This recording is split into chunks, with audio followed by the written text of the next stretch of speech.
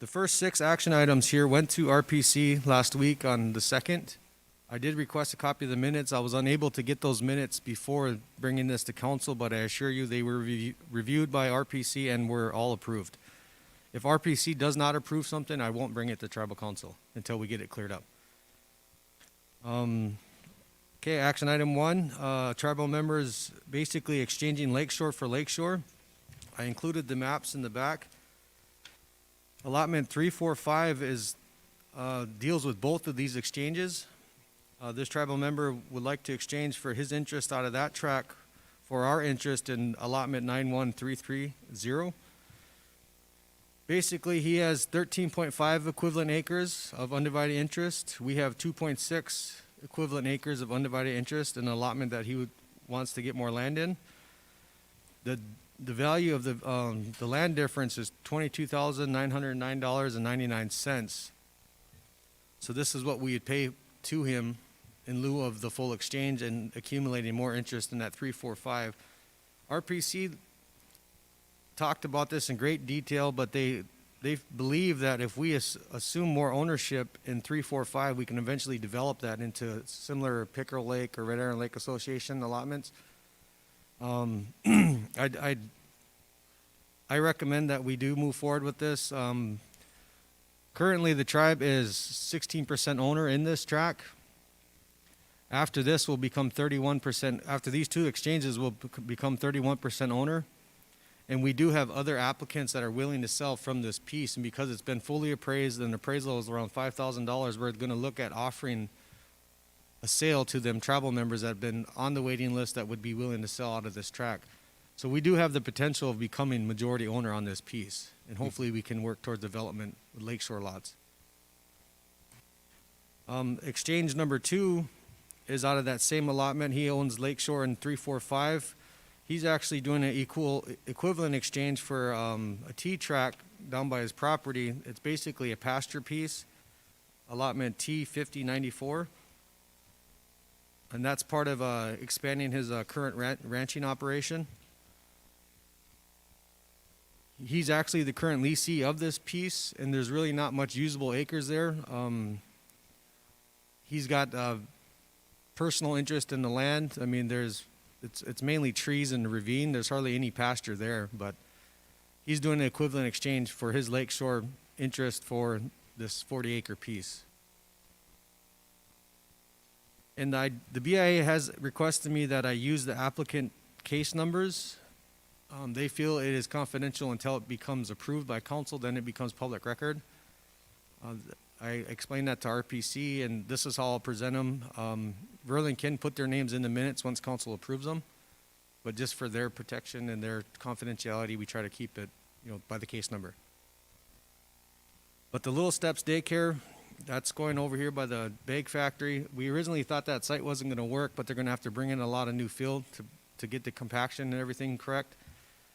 So that use permit's ready to go. The youth center one was under a previous use permit by MSPI. That's right up here west by the school here, by that right past the church there. There's 2 acres there that they're interested in putting the group homes, similar to Little Voices. It's that big grant that Derek got over the next few years, so that he needs that area to start developing. And then the use permit for the Owen Sundance is the one Vince Owen's been doing. It's mainly a sweat area. They just put Sundances in all these use permits. And then the Cook family use permit is also being requested for renewal. And I do have to say that everyone that has a cultural use permit does take really good care of the sites. They're always mowed. They're well maintained. I never have any issues or complaints from the ranchers or farmers around them. So just to let you guys know that they do take care of the land as their own. And that's pretty much my report. I kind of ran through it quick. If you guys have any questions, I'm ready for those. Any discussions or questions were coming from the council or execs on these 7 line items that are presented by by Jerry?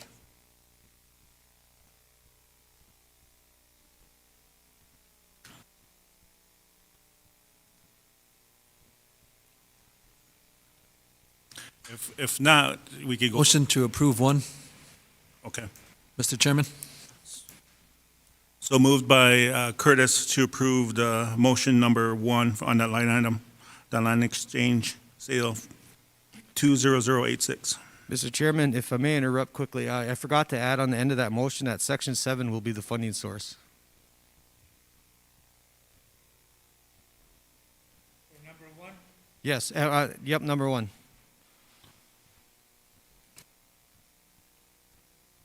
You're adding that, Curtis, to that, your motion? Yeah. Okay. Yes. So moved by Curtis. Second by Old Agency.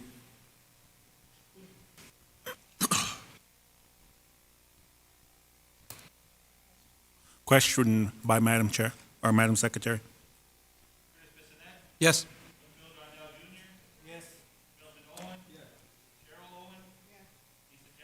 Yes. Yes. Louis Johnson.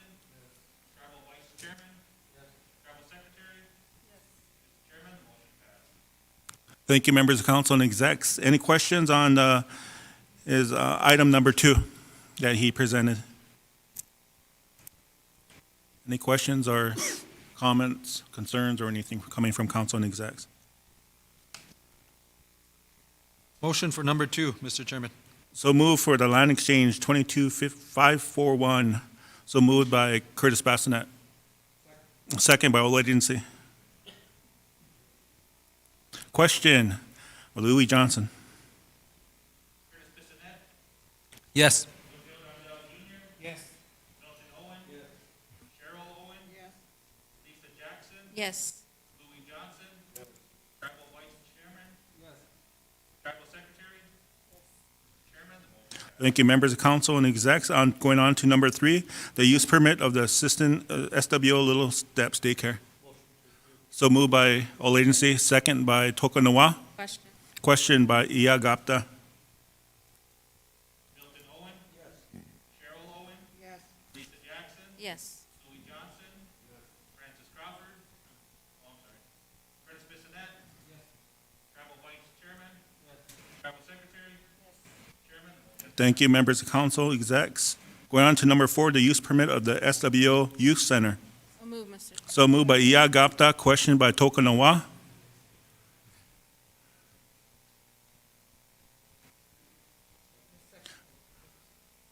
Is there a second? Okay, Tokanawa. Question, All Agency. Lisa Jackson. Yes. Louis Johnson. Curtis Bissonnette. Yes. Joe Rondell Jr. Yes. Milton Owen. Yes. Cheryl Owen. Yes. Tribal Vice Chairman.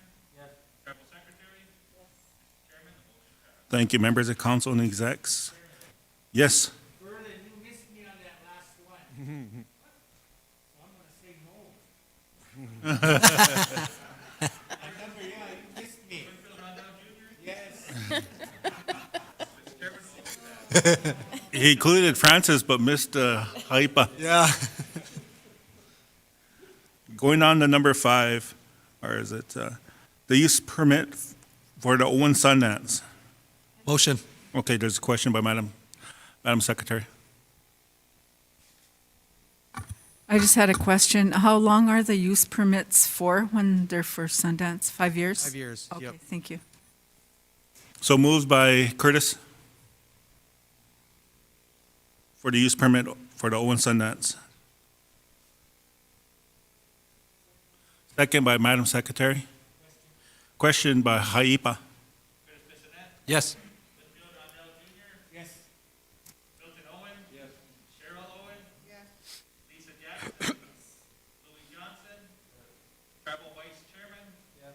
Tribal Secretary. Yes.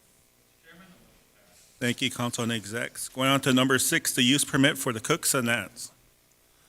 Motion. So moved by Curtis.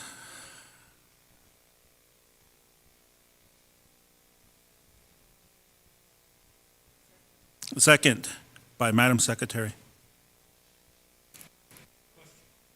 Question by Haipa.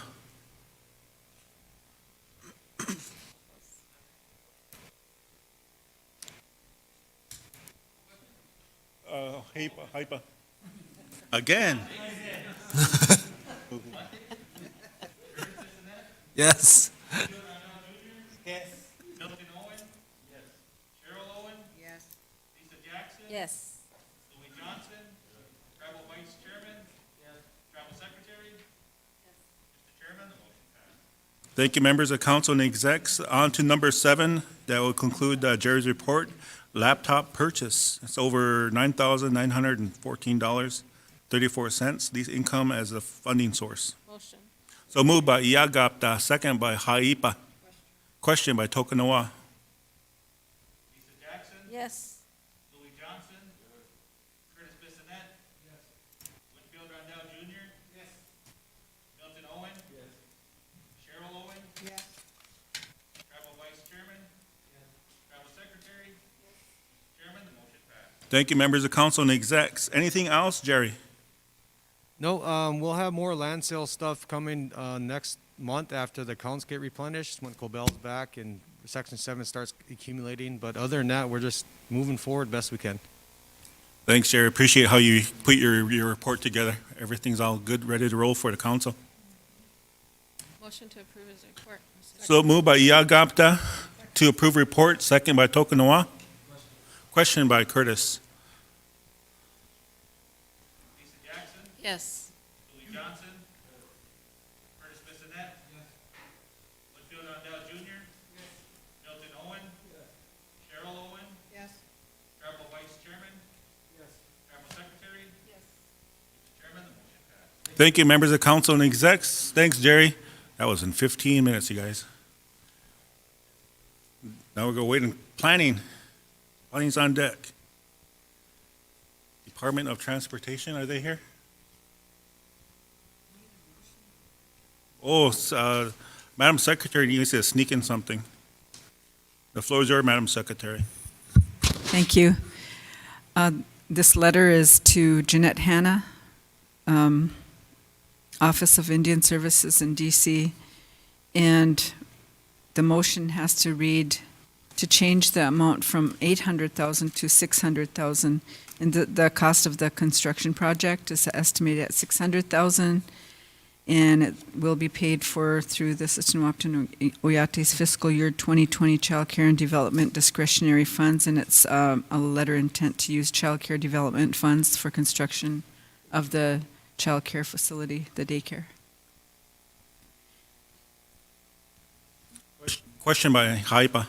Secretary, what's that amount gonna do? Is that gonna affect anything program from 6 to 8? No, it's actually from 8 to 6. 8 to 6? Yeah, before we made a motion for 800,000, but it just has to be lowered to 600,000. So it's just a motion to change that amount. So moved by Haipa, second by Iagapta. Question by Tokunoa. Thank you. I'm starting to tell the difference between your guys' voices over there. Whitfield Rondell Jr. Yes. Milton Owen. Yes. Cheryl Owen. Yes. Lisa Jackson. Yes. Louis Johnson. Curtis Bissonette. Yes. Travel Vice Chairman. Travel Secretary. Chairman, the motion passed. Thank you, members of council and execs.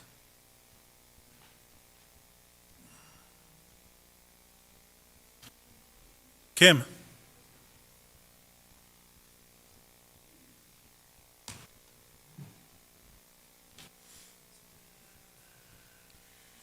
Morning. Yesterday, Francis asked about the AIA software, and that license has expired. I need approval and a funding source to purchase a new license for the software for my office, where we can do those construction contracts. The amount is $1,300.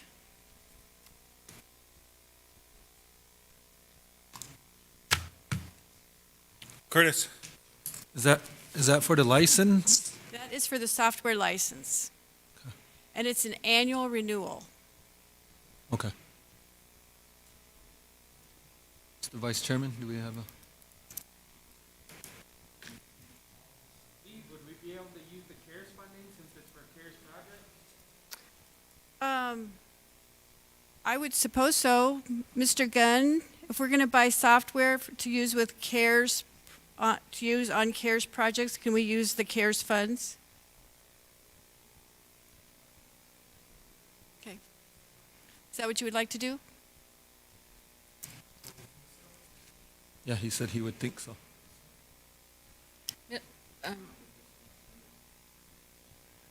There'll be a plan two or a plan B if you can't do, then you said you use what? Funny? Okay. Okay. Do you guys need to vote on it? Yep, I'll make that motion, Mr. Chairman, that we purchase that AIA licensing software to track our COVID projects with, the CARES funding being the funding source.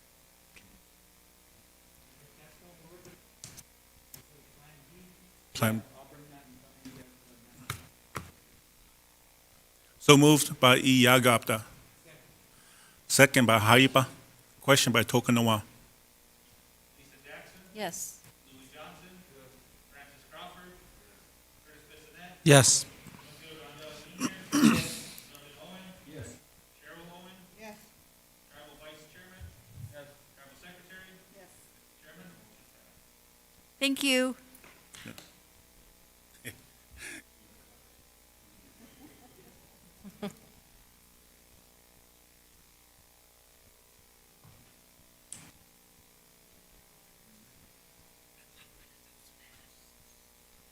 Where'd you get that?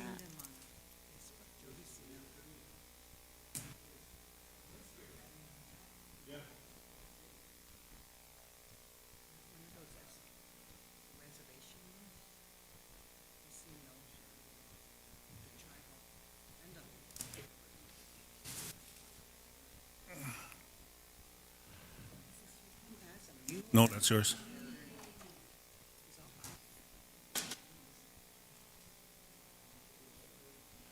Well, since we're waiting, council and execs, at 12:30, if it's okay with you guys, I'd like to be excused. Bill Owen, they asked the riders to lead that procession for his daughter from the Cahill funeral to Veblen. So that's, I'll try to get right back after that. The vice chair said he would chair the meeting and tell him till I get back. If I don't get our agenda done by then.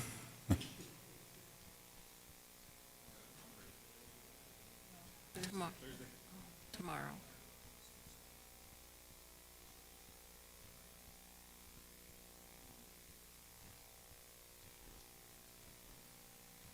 Thank you.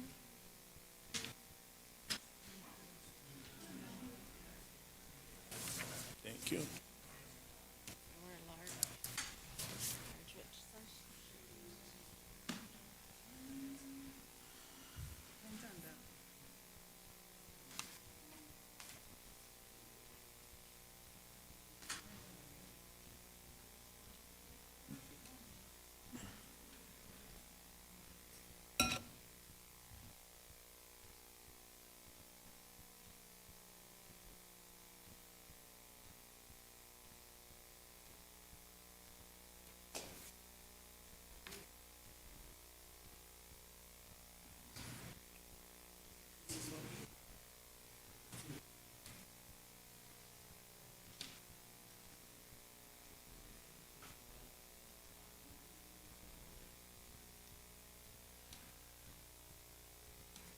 Well, we appreciate your handouts, Matt and the planning department. I'm going to turn the floor over to Matt for your planning report. Okay, good morning, council. My name is Matt Thompson. I'm the interim planning director. I started on August 17th, which is about 3 weeks ago. In those 3 weeks, I've been meeting with staff, tribal executives, program managers, outside partners and vendors in order to get caught up on current projects and funding needs. As far as projects go, all planning projects have been at a standstill due to the public health emergency, and most of the department's efforts have been dedicated to facilitating conversations and resolving matters related to the tribe's 3 public health emergency construction projects, which leads to a staffing issue, which I think is probably a larger tribal administrative issue, is the lack of a construction management office. As the tribe prepares to break ground in the daycare project, current staffing needs require construction expertise.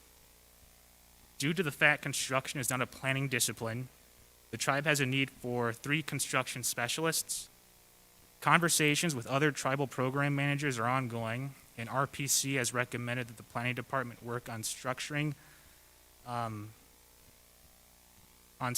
what could be a future construction management office that the tribe had in the past. Matt, is your mic on? Is it on? Can you hear? Okay, Yeah. sorry. Kind of hard to hear. Right, sorry.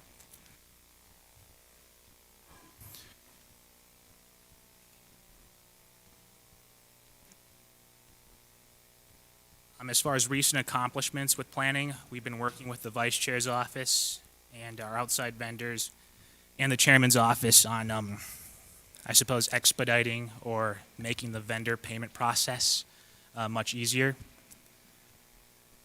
On grants, I have two grants that are coming in, one from the EDA and the other from the BIA, which require council action. I've also brought Crystal Owen, who will be discussing the census as well.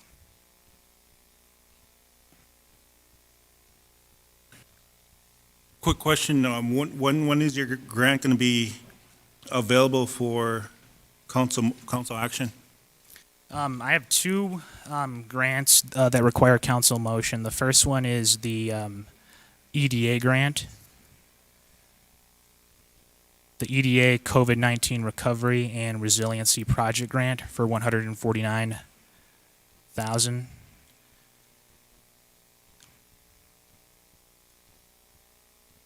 And I believe it requires council action in order to accept it prior to accepting it. Was it accepted? It was already accepted already? I think it's just waiting for an acceptance resolution Okay. or something, some language they require. So moved by Haipa, second by Curtis, question by Iagapta. Winfield Rondell Jr. Yes. Milton Owen. Yes. Cheryl Owen. Lisa Jackson. Louis Johnson. Francis Crawford. Curtis Bissonette. Yes. Tribal Vice Chairman. Yes. Tribal Secretary.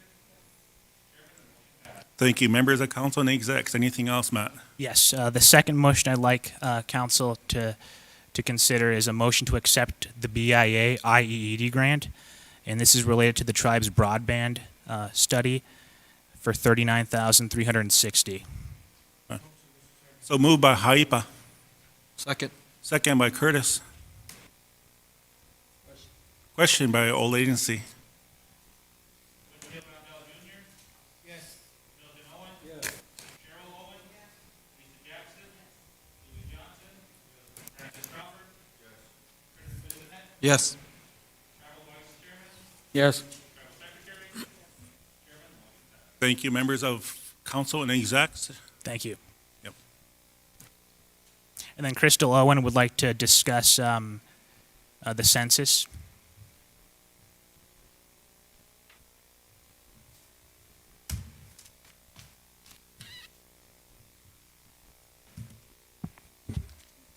Good morning, council and executives. Just very briefly, I'd like to talk about or give a little update on the 2020 census. I passed around a proclamation that I'm requesting council to consider and approve just as a means of creating awareness for the month of September, since this will be the last month. September 30th is the last day for the census activities to be happening. I did get a word from Gay Kingman yesterday, an email that said they are proposing that Congress extend that date to October, the end of October. So we might be hearing something about that update. If that happens, they'll let the census, hopefully they'll let the census employees work another 30 days. Right now, although we are not like, well, I am a federal census employee. I went through the training for part-time work. But because when you work for the census, you have to do the addresses that they send you to. And a lot of times those are all non-Indian homes. They're not, the majority are not tribal members. So I haven't accepted, or I'm not going to continue in that position. I'm just going to continue on my own through the job here. And I've been helping people get through the census through the federal website. And it just takes about 5 or 10 minutes. We've had about 4 or 5 employees come through my office, and they just sit down and I take them through the computer process, and then they fill out their census. So I'm going to continue to do that. We set up a couple sites over the weekend. Set up a table at the Enemy Swim Powwow, and then at the district center we set up more information, and I registered a few people there. And then I set up for next week. I'll be at Dakota Magic, I'll be at Dakota Connection, and I'll be at Dakota Sioux Monday, Wednesday, and Friday from 2 to 6. And I'm asking the managers to send all of their employees to whatever room I'll be in with a couple other volunteers, and then we'll help the employees who haven't completed the census. We'll help them to fill that out. So we're trying to reach as many as we can. We just have a few weeks. But I just want to remind council that, due to COVID, this whole census was, stalled out for about 3 months. We can't forget that back in April, May, and June, pretty much we were all at a standstill. And a lot of these, even the census shut down. They didn't allow anybody to go to any homes. And if you remember how afraid that we were, and that fear still continues with the COVID, the increasing numbers. So it's a little bit of a, it's scary to be going out there and meeting with people that we don't really know or where they've been, and vice versa. So we are increasing our numbers. We've gotten to 40% at the last count. So we're going up, little by little. And if you look at the numbers, we are, I think we're the second highest past, I think Yankton is above us, or Yankton or Flandreau. But Flandreau is a smaller tribe, so of course their numbers would be higher. But we are trying to reach as high as we can go with that percentage by the end of the month here. We only have a few weeks. So we do have a few other events planned.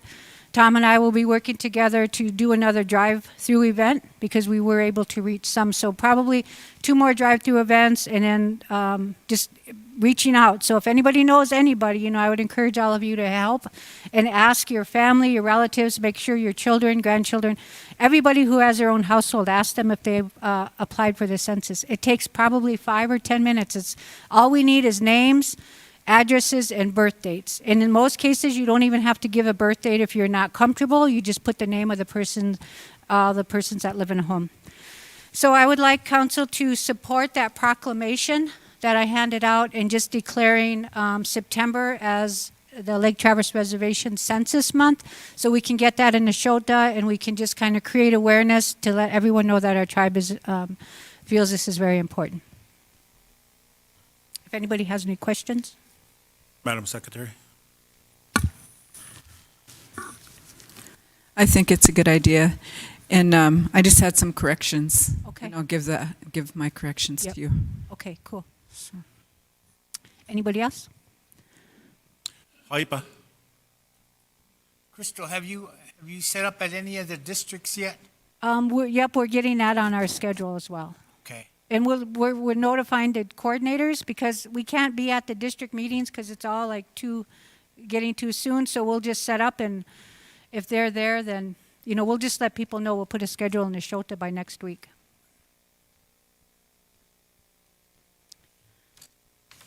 I almost want to go like house to house, but again, that's kind of iffy. But if we can get away, we've got a few $1,000s left. That I think those door prizes, really work well. At the Memorial Park, we had over 100 people go through, and we gave out the ones that wanted to sign up. There was 95 of them, and every one of them got a gift card because we had enough for everybody. So. Tokunoa.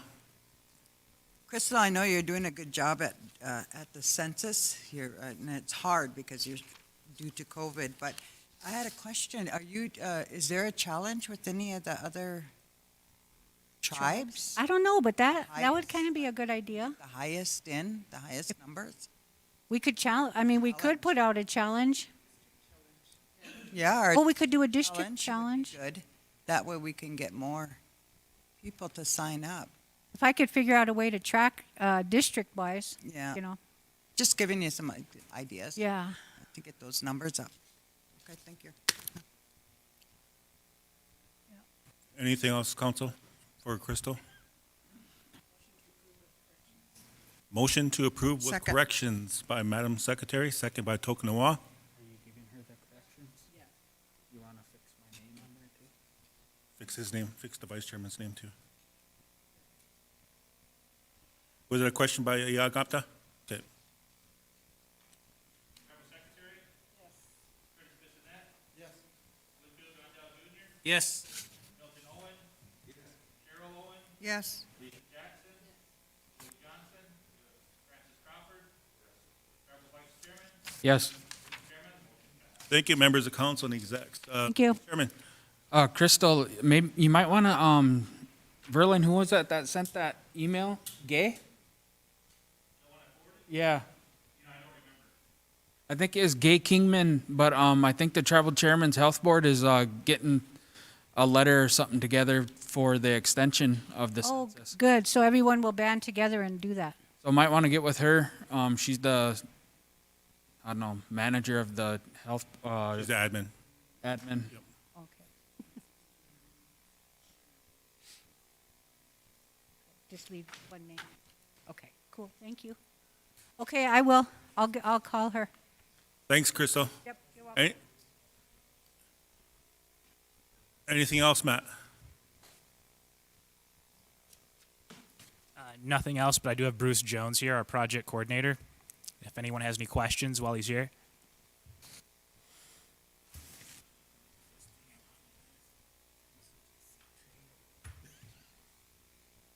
Okay. Good morning, Bruce. Thanks for Morning. coming. Thank you. Right away, we got Lake Traverse with a question for you. You bet. Mr. Chairman, not a question for Bruce, but to backing up to the census issues. I'd like to make a motion that your office write a letter to the state of South Dakota Governor Nome that the state of South Dakota recognize the tribal census numbers, because in the past, they've never recognized our census numbers. And that hurts our funding that we receive federally and from the state. That's why, like LEAP is turned back to them to handle LEAP, because our census numbers are down. And I think the last time they used, the last numbers they're recognizing was the 1990 census numbers, or 2010. So that's my motion, Mr. Chairman, is that, you write a letter and you, request assistance for recognition for this letter Yes. from the Great Plains Tribal Chairmen's Association, and maybe include the Great Plains Tribal Chairmen's Health Board. Sure. So moved by Lake Traverse, second by Iagapta. Question by Haipa. If I got that right. Yes. Yes. Yes. Yes. Lisa Jackson? Yes. Louis Johnson? Tribal Vice Chairman? Yes. Tribal Secretary? Chairman, motion passed. Thank you, members of council and execs, and hopefully get that letter out tomorrow, right away. Floor is all yours, Mr. Jones. Thank you. Start out with, the groundbreaking is scheduled for tomorrow at 10 o'clock, and that's being handled by the planning office staff. So everybody is certainly welcome. I don't know, Matt, if you had any details for that event, but did you want to talk about the groundbreaking at all, Crystal? Yeah, just very briefly, tomorrow at 10 o'clock, just east of the bag factory, we'll have the guys are setting up a tent. And then we'll have, we have an agenda of speakers. And Mr. Chairman, we'd like you to come and say a few words of welcome. And we'll have, I believe Arnold will be doing the prayer song. And Tom will be there set up. We'll be going live so everyone at home can watch as well. And we ordered enough food from Rosalie's, compliments of Consolidated Construction. And we'll have some to-go lunches that they're going to be making up for everybody. We'll have everything ready to go, and we'll try to be as quick and safe as possible through this COVID process. Thanks, Crystal.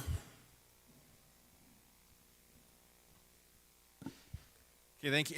And also, we started the process of sending out weekly updates yesterday.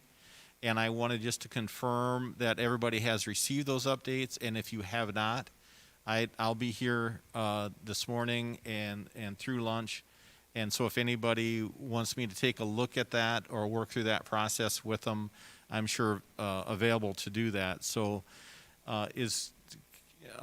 those that received the updates and the attachments, has anybody had a chance to look at those?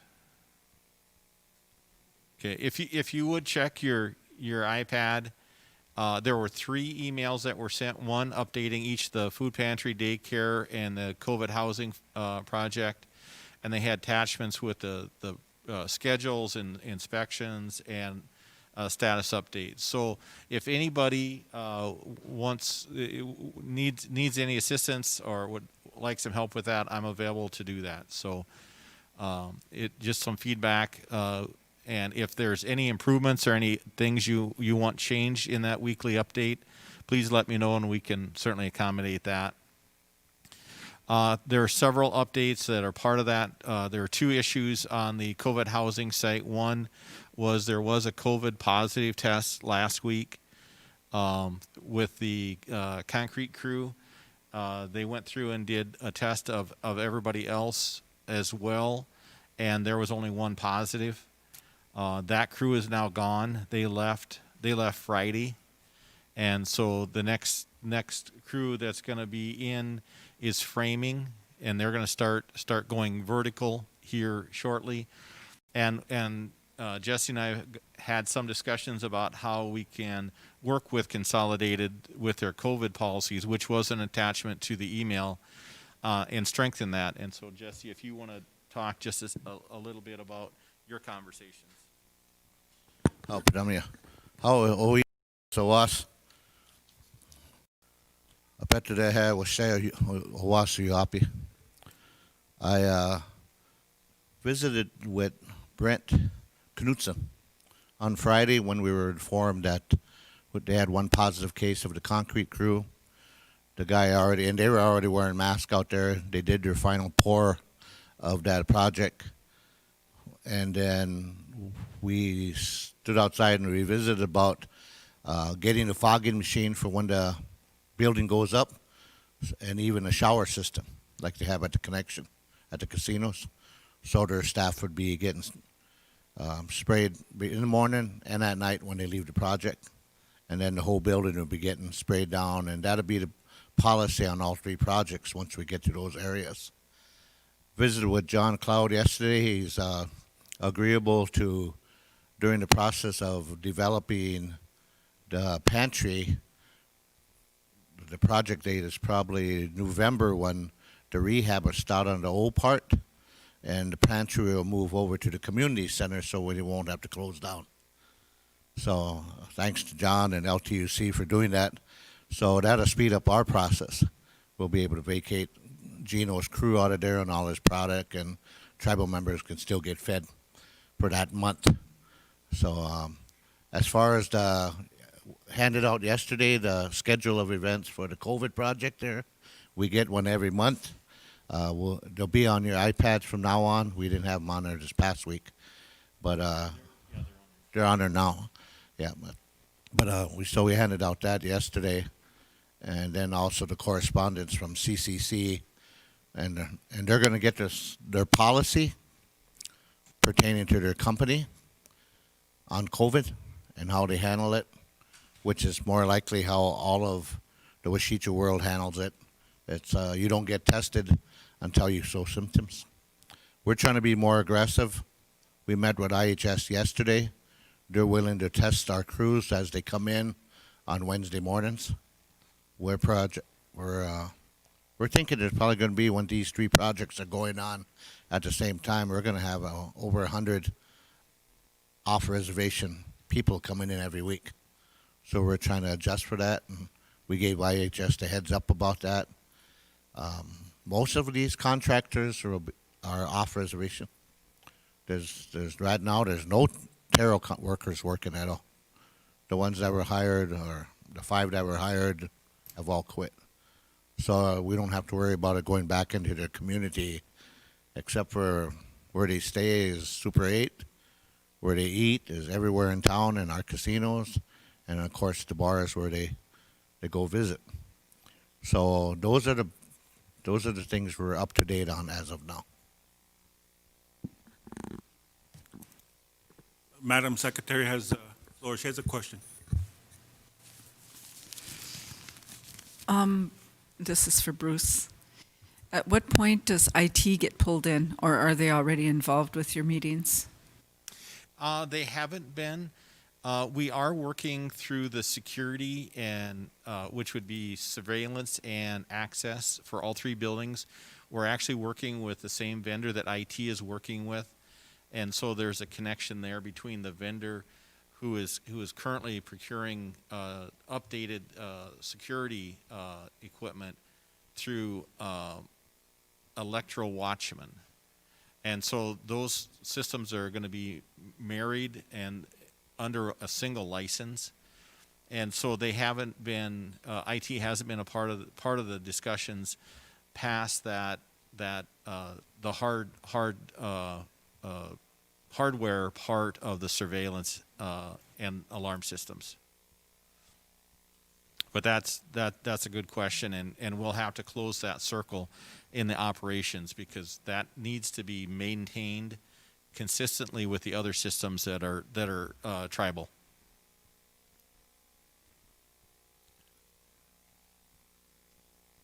Any questions from council? Yeah, Gapta. My question's directed to Matt. Matt, you said earlier that we're requiring 3 project specialists. Have those positions been filled? No, they haven't. We've just we're starting to break ground on the daycare. And then I believe that we'll have 3 projects, which may need a tribal member to kind of liaise between the site and the tribe. In the future, we'd like to turn this into maybe a construction management office, which would have been I believe in the past,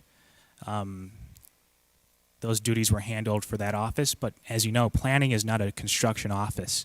Yet planning is tasked with kind of liaison with the construction projects and the tribe.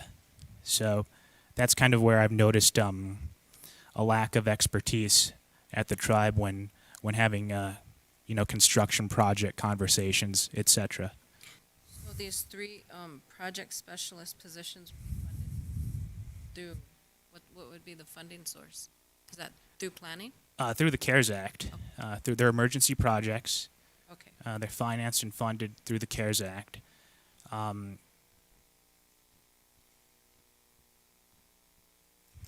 Or in the future, maybe a construction management office would be funded with the contract admin fees in the future. I believe that there's already a model for that the tribe has pursued and sought out.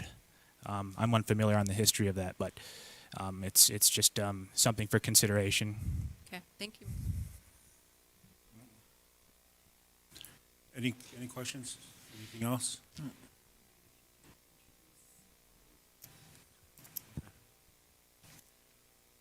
Matt, do you want to introduce your Willfish?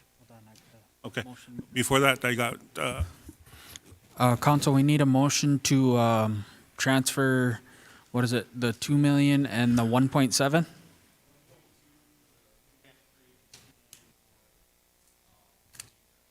Into the, and it's okay if it's all in one account, right? Yeah, Okay. it's okay if it's all in one account. Just to show that we're obligating that money into the escrow account for the COVID projects. So total of 3.2? Yep. That would be going into the one that we already have set aside for the housing, COVID housing. so moved by Haipa, second by Tokonoma. Question by all agency.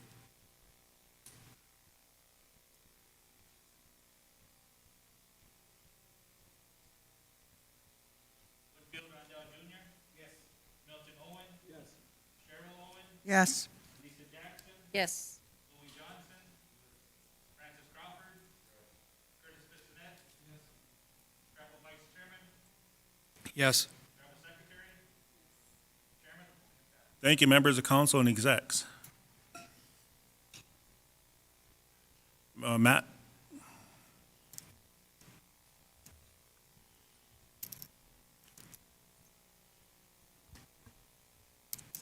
Anything else? That's all I have. You're just gonna leave Will hanging, huh? Oh, what was that? Oh, yeah, we have a new temporary sub, the EDA planner, is Will Fish. Welcome aboard, Will. How about Jesse? What, are you new to the team or you didn't? Yeah, introduce- Jesse's the construction specialist. Construction is a discipline that my staff currently does not have expertise in.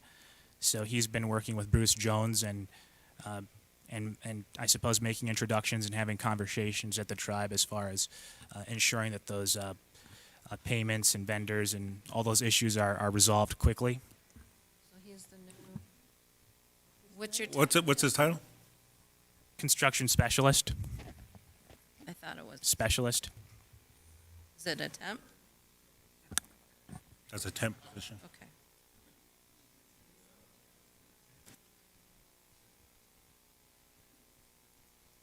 Welcome aboard. Mr. Jones? And again, if there is anybody that would like me to take a look at your iPad, have any issues with that, please let me know and I'll be of any assistance I can on that. Thank you. Motion to approve the planning department report.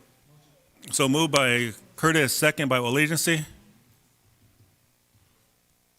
Question by Louis Johnson, Buffalo Lake. Winfield Rondell Jr. Yes. Milton Owen. Yes. Carol Owen. Yes. Lisa Jackson. Yes. Louis Johnson. Francis Crawford. Yes. Travel Vice Chairman, Yes. Travel Secretary. Mr. Chairman, the motion passed. Question over here by Lake Traverse before you guys take off.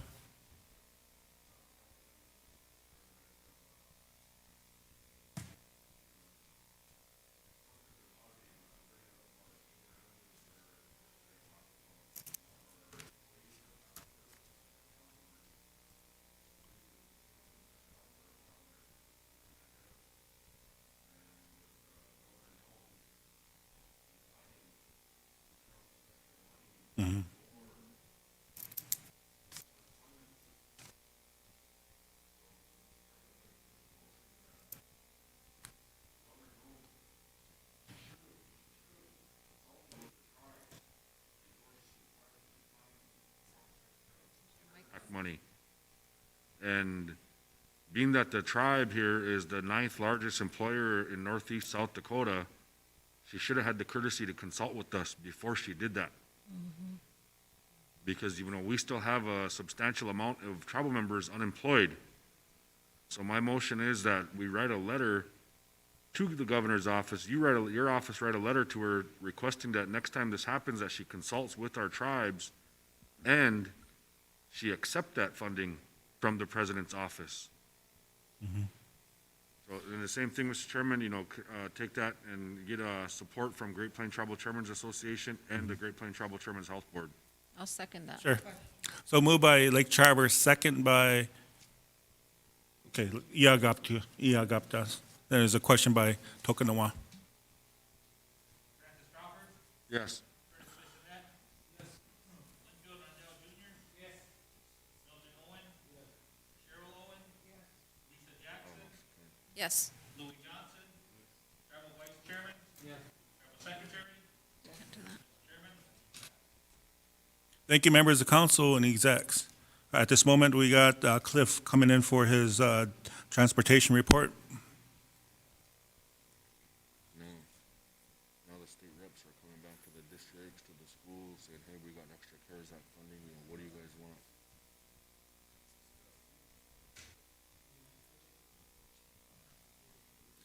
All right, Cliff, whenever you're ready, the floor is yours for your report.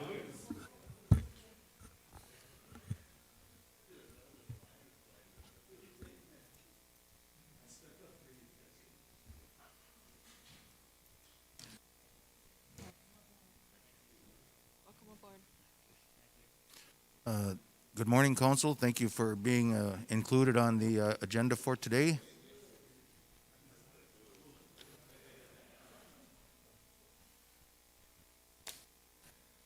We'll start out with the first packet, SWO DOT design projects.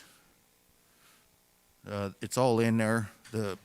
We'll start with number one, the BIA 711 reconstruction. That's task order to approve the design services for the plans, specs, and estimates, PS&E, to begin construction. Once completed, to begin construction in 2021. There will be meetings to follow while we design the project.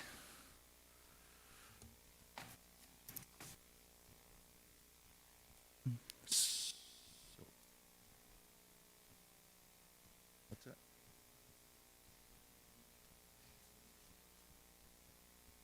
I'd like to get them all in each one a motion, because they're designated, and then the BIA can read them as such.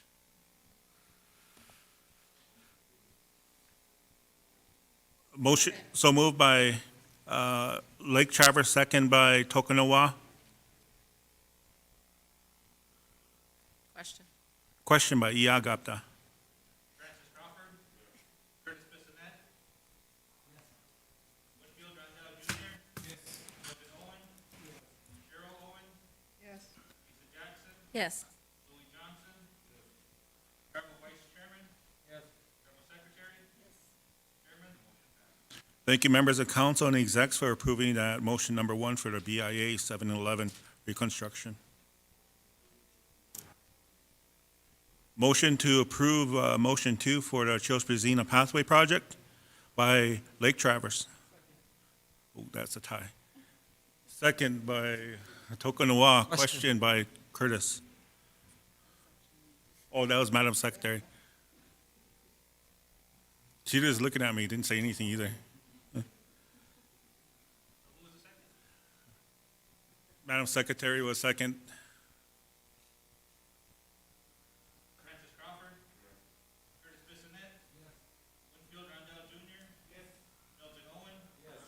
Cheryl Owen. Lisa Jackson. Yes. Louis Johnson. Tribal Vice Chairman. Tribal Secretary. Chairman, the motion passes.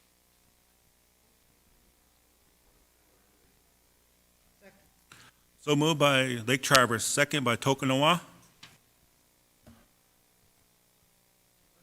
Question by Curtis.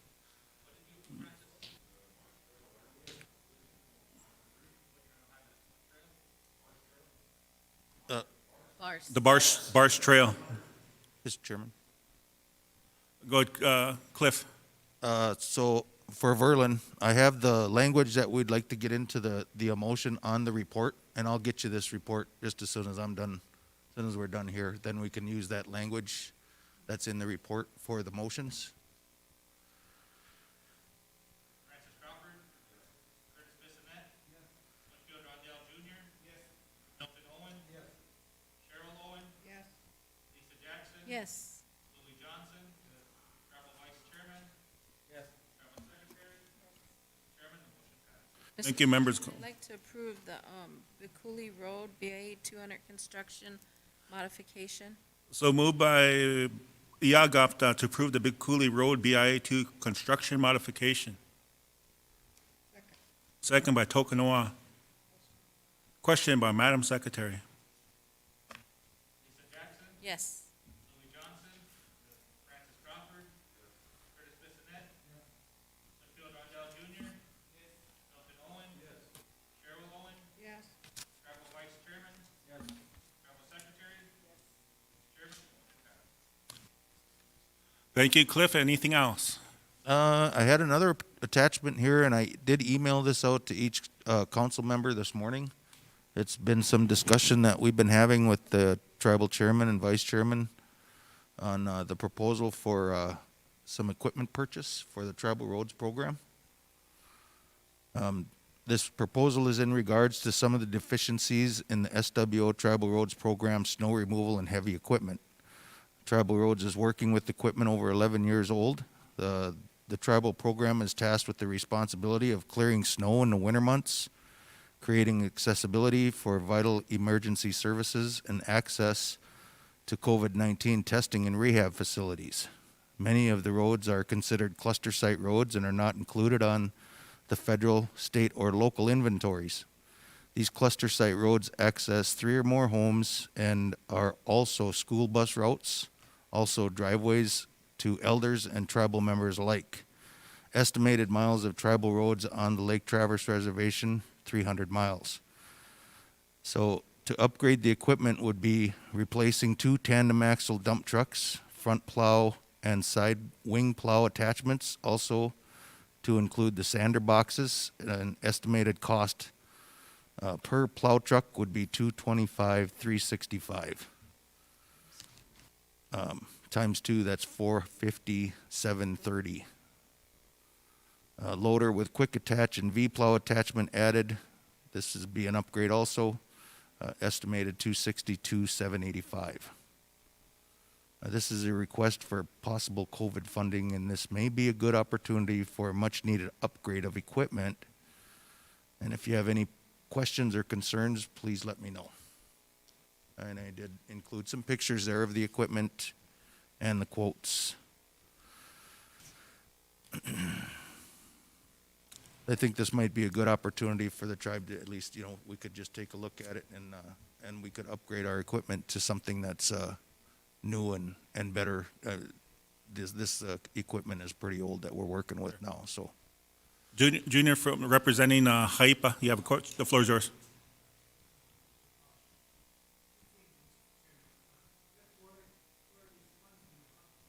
Well, we were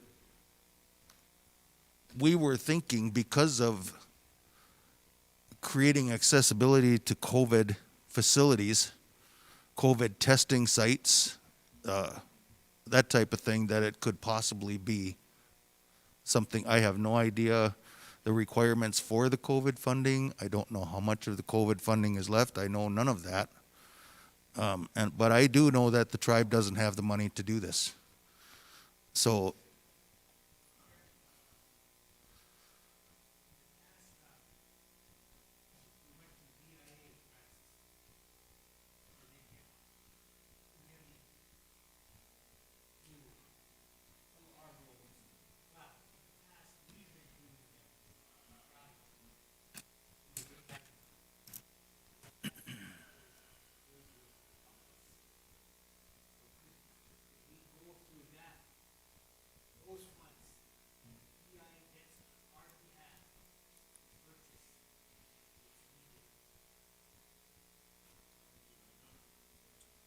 So there are possibilities, and we are working that out with BIA right now to use our construction funds to purchase this equipment. However, that does take away from our construction projects, right? So this is something that we could have ready in the next month or two. And if it was COVID requirement or COVID related, sure, would it be an opportunity to use the COVID funding for an upgrade of our equipment to access COVID-19 facilities and testing sites for our tribal members on the Lake Traverse Reservation? Madam Secretary? Vice Chair, because we spent 1.2 million on the COVID assistance funding. Would it be possible to use some of that money? Because we need the equipment, and for them to break down in the middle of a blizzard or somewhere out on a road, it's really dangerous. So I would like to see it researched and possibly find funding for it out of the CARES Act if we could do that. How would it have to work is it'd sort of be like he'd have to be on the waiting list. Sure. To see if they're going to extend the payments or not extend it. If they extend it, we can't do it. But if they don't, we can, because we'll have to cut that COVID housing budget. that's pretty much where we're at with the CARES funding.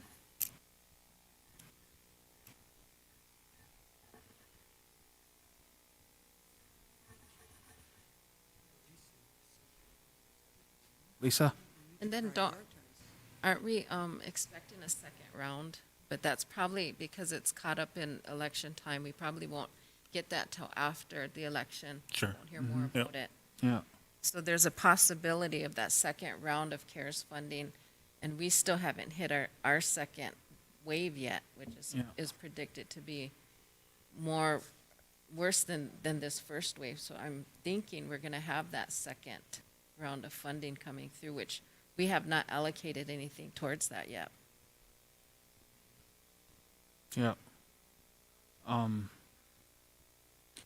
Yeah, it's pretty much just a waiting game, Cliff, if we want to designate that. Because, what is it, I think 7 we have set aside in the budget for For the that. housing. Yep. And if we don't do it, then that frees up, what is it? Almost 3 million. So, Yeah, like I say, you know, and there has been times, like Madam Secretary had brought up, when we've gotten snowstorms, blizzards, and very extreme colds that the equipment has broke down.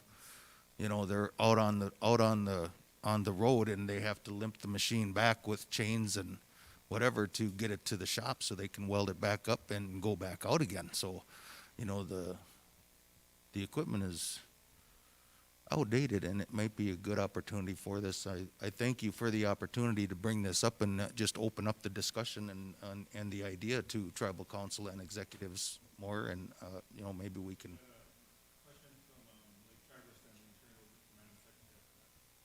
Thank you, Mr. Chairman. You know, well, Cliff's bringing up a good point, you know, when he's talking about outdated equipment, because those two trucks, the 2 new trucks were purchased used. Yeah. From Texas. 11 years ago.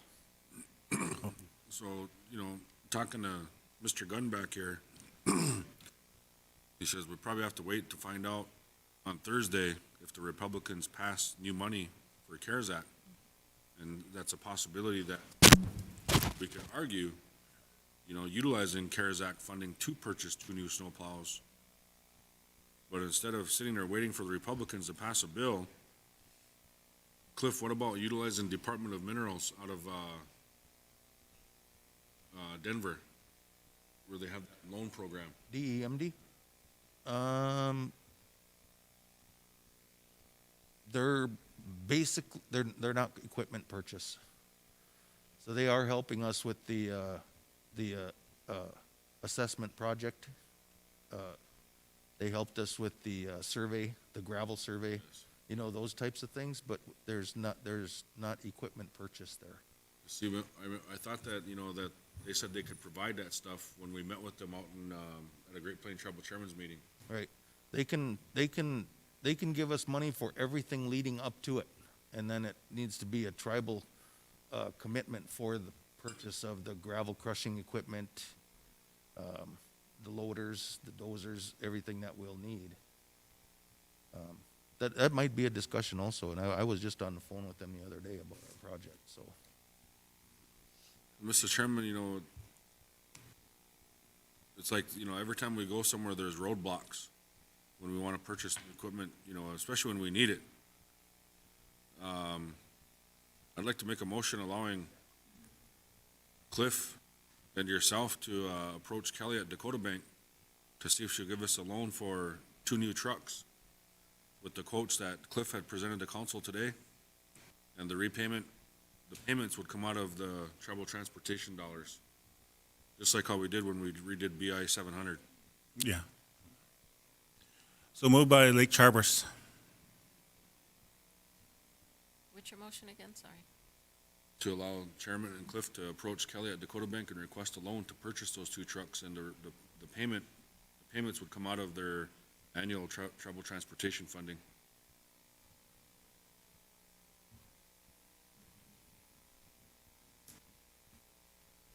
Or whatever other financial institution out there that give us the best interest rates.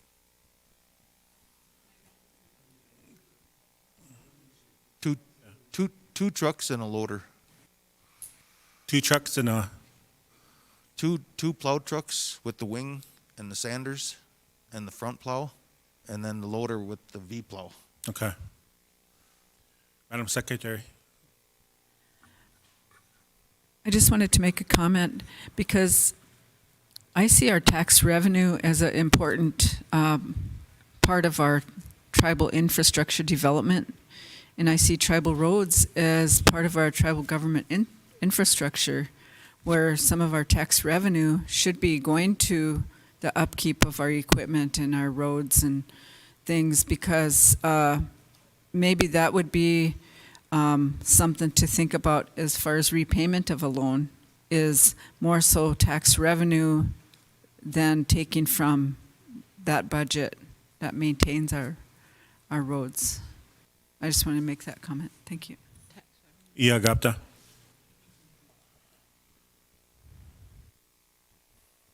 Ia Gapta.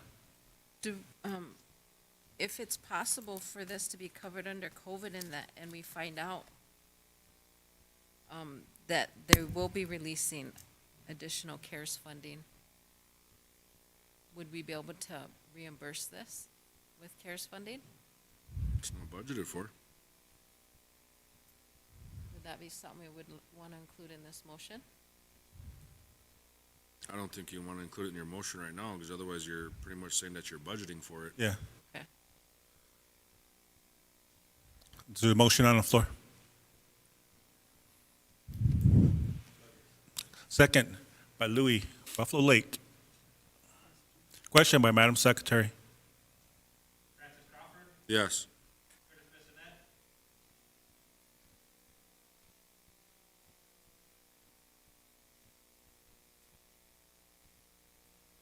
Mr. Chairman, I got a question. What is the repayment again, Francis? Would it be his transportation dollars? Same way when we made the loan to cover the whole BI 700. They used their funding that they get annually, and portions of that funding went back to pay that loan to redo 700. And it is an allowable cost to our TTP construction dollars. So why can't that be reversed, and why can't we just use that money to get the trucks instead of making a loan to do that? Because he doesn't get that much money every year. You don't want to take that Okay. big of a hit. If we can budget for it, that's the way we'll go. But it's hard saying, we'd have to go through all our budgets and figure out where we're at right now with Big Coulee Road, 7-Eleven, and, all these other projects coming up. We'll take a look at that also. And the other reason, okay, so if you remember the motion I made earlier with the census, he's in the same situation with those census numbers. For every mile of reconstruction of our roads, he gets $1 million. The State Department of Transportation gets $3 million for that same mile. Yeah. Because of our census numbers. So, I mean, that's, he's severely underfunded. Tribal Roads is underfunded. They do get tax revenue according to our long sheet, but it's not enough. The big picture that needs to happen here is, and hopefully, Mr. Chairman, that's something that you can look at because it's your program, is that we need to decide, is it a tribal program or is it a for-profit business? And if possible, you split it down the middle, and you do have a tribal program and you do have a for-profit business, so then that way they can, that funding will be there for any projects, with, like Matt talked about earlier with planning. There's administrative fees that come out of every project. So, I mean, that's something that can utilize, to fund that office and that new program. Yes. Winfield Rondell Jr., Yes. Milton Owen, Cheryl Owen, Lisa Jackson, Yes. Louis Johnson, Tribal Vice Chairman, Tribal Secretary, Mr. Chairman. Thank you, members of council and execs. Is that it, Cliff? Thank you. That we're right on 10:12, so we're on schedule. 2 minutes over. That's good. If you're successful getting those trucks, be hesitant at going to the long hollow like how Curtis was helping you. Yeah. They don't go anyway, so Thippo, not any different. motion to approve the transportation report by Haipa, second by Tokanawa. No, second by Iagapta, then question by Tokunawa. Winfield Rondell Jr.? Yes. Milton Owen? Yes. Cheryl Owen? Yes. Lisa Jackson? Yes. Louis Johnson? Francis Crawford? Yes. Curtis Bissonnette? Travel Vice Chairman? Travel Secretary? Chairman? While Diana's passing out her information, everybody's wondering why Cliff still has his winter jacket on. He rode his bike all the way from Wabe in the cold weather this morning. Still got the chills.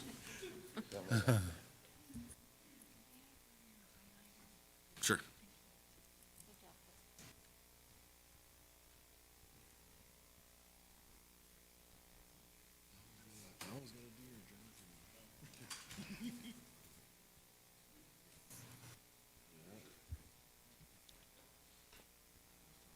Okay, the floor is all yours. Good morning, council and executives. So I had a couple of action items I was bringing, although, and I'll just tell you, I have a couple of contracts that I need approval. They've been with the legal, Kim Lowe and Associates, or whoever that is, for a while. She just got them back to me this morning. And I haven't had time to fully review, and neither has the company. The company's legal would like to review them before I bring them to you. So I don't have those, but I provided your report, a report for you. Our monthly report. We are still busy working on projects, a couple of them that we're working on. So my field crews will be out in the field until probably the snow flies, which might be soon. Anyway, other than that, I just wanted to remind all of you that, once again, the THPO office does not receive any tribal funding. The money that we are making, I know that you're all in a very difficult situation with having to manage everything that you're managing. My field crews are out, and we work hard to bring in the money that we can to fund our offices. If I'm able to take on another contract, I will be bringing that back for approval, which will mean we'll be able to keep our offices open and funded as long as we are able to sustain ourselves. We're all right. According to our budget, I know that the tribe used several $100,000 of our money recently. We weren't contacted when it was taken, but we do need that for these contracts. If I'm unable to fulfill any contracts that I take, and I don't have the money to fulfill them, then the tribe, not me, but the tribe is at fault and in trouble of messing up our contracts. I didn't know, I sent an email out to all of you. Eddie responded with a very brief response, which did not really give me any answers to any of the questions that I asked. You know, our office has struggled in the past. We've been doing well. I'm not against helping the tribe, because we are all members here and we all have that commitment here. We all have an inherent interest here, every one of us that are sitting in here. Not just for ourselves, but for our future generations. And I just want to remind you of that. If we are able to continue to work, we will. And as far as today, we continue doing the work here that needs to be done for our tribal members, the home site surveys. That is the one thing that the tribe funds. It's a pass-through. You give us $25,000 a year to do these home site surveys, and that's almost expended. And I'm sure that every homeowner and tribal member that gets that assistance is very appreciative, because the tribe incurs that takes that cost on so that they can have gainful home ownership. As for us, as for our office, our funding funds us in 100% operations. All of my staff, we don't get anything from anyone else, so we work hard. We also fund the archives, which the tribe used to fund, and you know that funding was taken. And we wanted to keep our commitment to our culture and heritage and history. We wanted to keep that archives open. And when the tribe said they couldn't fund it, well, with what money that we bring in, we have been able to sustain the archives, as well as pay, a huge amount in indirect cost. Our contribution to this tribe is, I would consider, a valuable contribution. And we do it with our heart in it, because we believe in our tribe, we believe in our culture, we believe in the work that we do. And that's important to us, because we are able to protect sites that may not be within our original boundaries, but they're outside of our boundaries. But through the federal regulations, we are able to do these projects. And that's what's important, that I keep pushing at them, keep pushing at the federal agencies to let us do the work. And we have been fortunate, and I'm grateful for that. And I appreciate the tribe's support of our office, because it's very important that we have all the support. And I just wanted to say those few things. I've shared my report for August. If you have any questions, Tamara's going to talk about the archives. I know and understand that the tribe is in dire straits. People were messaging me. We were in the field yesterday, and I seen messages, and I seen part of the video from the council. And all of you are in a very serious situation, because you are charged with doing all of this. And I heard 7.7 million is what I heard. And I just want to offer and let you know that I pray for you, because you all have to make some decisions that are very difficult. And that's about all I'm going to say. We do what we can do. I try to keep my offices open. During the pandemic, we were open. We didn't shut down, because we operate at a different level. I need to be here. I need to be on those phone calls with those federal agencies. I need to be trying to negotiate for the Sistenwaptenoyate, for our interests in any cultural resources. Thank you. We got Madam Secretary. She has a question or comment. I just was wondering, Diane, if you had a map of the turbine arrays that are going to be going up. Well, none of the projects are actually within our boundaries. Are they on top of Summit Hill, though, or? There are some going up over there. That one probably is, but it doesn't impact. It's all on fee and state land. I can get a map. Okay. I can get a map of it. Is there still one by Finley Heights, or no? No. That one, they pulled their application. Oh, good. Yes, Thank you. they pulled their application because of the tribe, because it would have impacted Big Coulee, Enemy Swim, those tribal communities that would have been, directly impacted by the turbines. So that was the Northern Winds project. We negotiated, consulted. The tribe stood its ground, and they pulled their application and let their wind project go. But there is one coming down. It's down by Summit. It's Dakota Range Wind. We were allowed to do some of the work for cultural resources. They avoided sites. They also agreed, we didn't want any of our communities impacted. They agreed that they would keep their turbines south of Highway 12, which you know, they don't have to, but we asked that they would do that so they would avoid our communities and having the impact of the turbines right near their homes. So we were able to do that.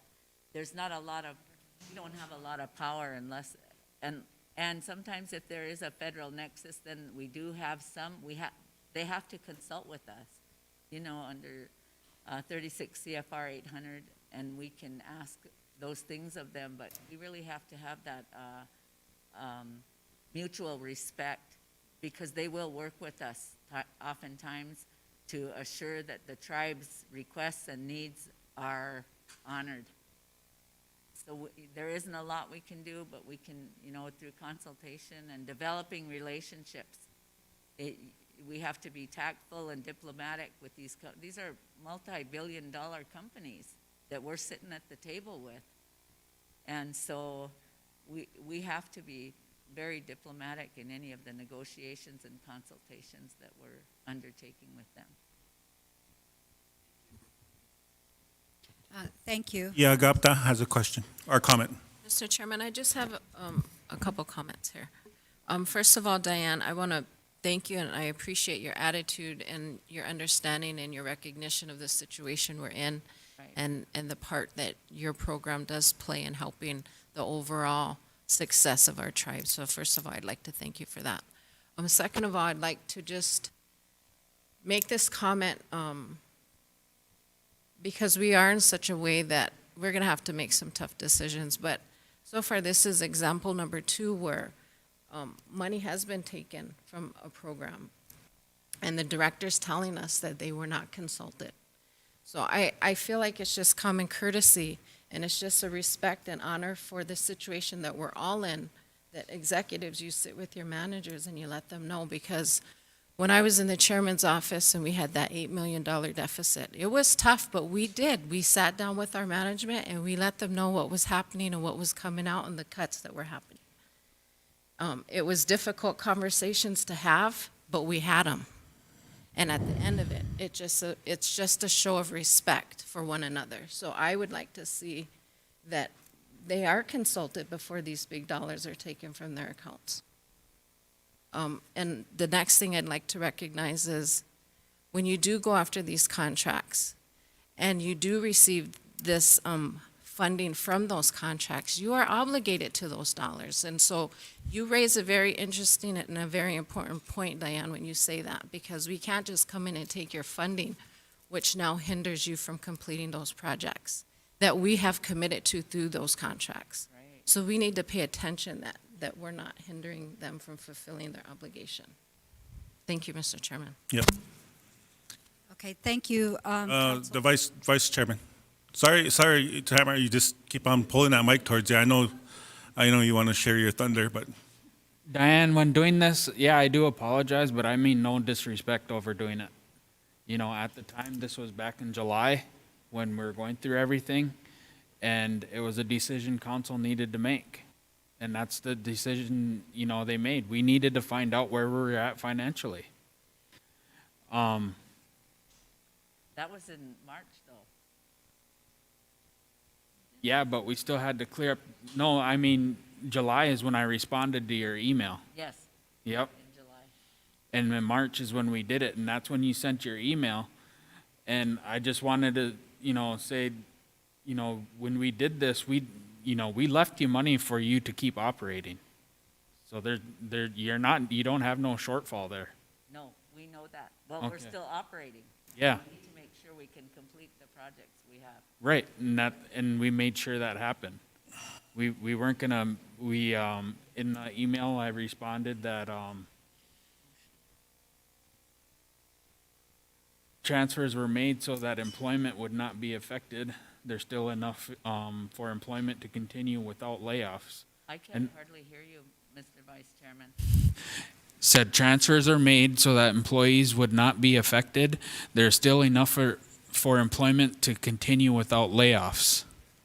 And that was one of the biggest things I expressed to finance, that, you know, all the deficits or where we have to take from or what we have to do. I want to make sure that, you know, the employment and, you know, the people can keep going. And I did mention to you that discussion on repayment would have to be made in the future depending on revenue recovered and generated.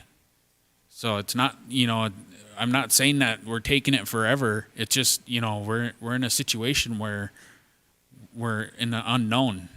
It's not that we wanted to take it from you. It's just something that needed to happen. And I agree with you. Consultation would have been, it would have been nice to at least have had that conversation, but to find out on our FRX that there were new line items made in our budget and just taken, that's a little upsetting. It's a little unnerving, and according to your motion, I seen the motion, you sent me that, where it said that you would leave it up to the determination of the finance people to make a determination where you could take money from. But it would have still been nice if you would have contacted us. I mean, isn't that you guys this is a multi-million-dollar business, whether we want to admit it or not. We are a tribal government. But to take a look at some of those things that, that would have been helpful for me than to just sit there and say, wow, they just took it, and then, never said a word, we never heard. So that happened in March, and when we realized it in our May FRX, I'm just saying that, open communication is everything. You're our leadership. That's not asking too much. No, it's not.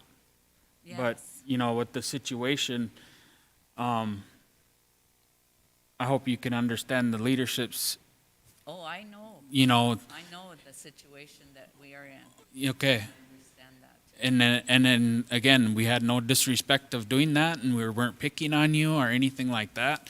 And it wasn't finance picking and choosing. It's where we could, like I said in my response, you weren't the only one that was affected.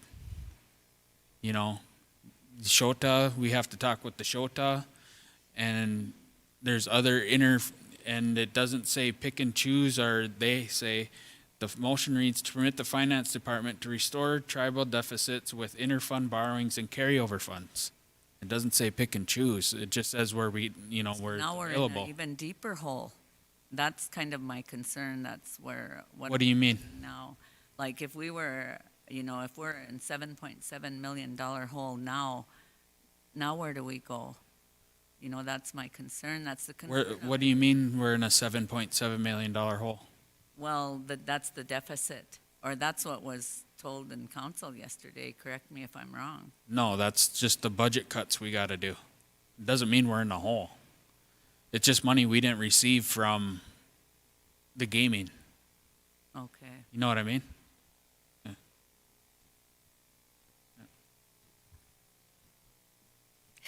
Yeah. Vice Chair? All right, then, Tam. All right. I appreciate your patience there. Now you got the mic. Thunder is all yours. What I wanted to do was put some context to this. In the course of the past 10 years, 12 years of working for the Tribal Historic Preservation Office, when I originally began, the Tribal Historic Preservation Office, like others nationally, we're very unique. What Sisseton Wahpeton has is very unusual. Most THPO offices are not bringing in revenue to support themselves.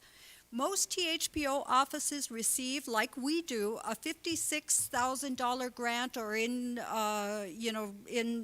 relation to their land and that formula, very minimal. And it usually supplies only one person a salary, very, very little. That's what we had. That's what we had when Diane DeRosier took over the THPO office. And what our vision was to preserve and protect and build for Sisseton Wahpeton. And you all know, I know each of you individually, and each of you have a unique commitment to this tribe, to our history, to our culture, to our spirituality. And I know how important it is to our people in each of your communities. And what we set out to do was to be able to preserve that. You all know historically we live in America where these things were taken from us. We live in a society that doesn't support museums. America doesn't support their own history, their own museums or culture. We have to do for ourselves. The fact that they give us $56,000 a year means nothing. We found a way to do for ourselves.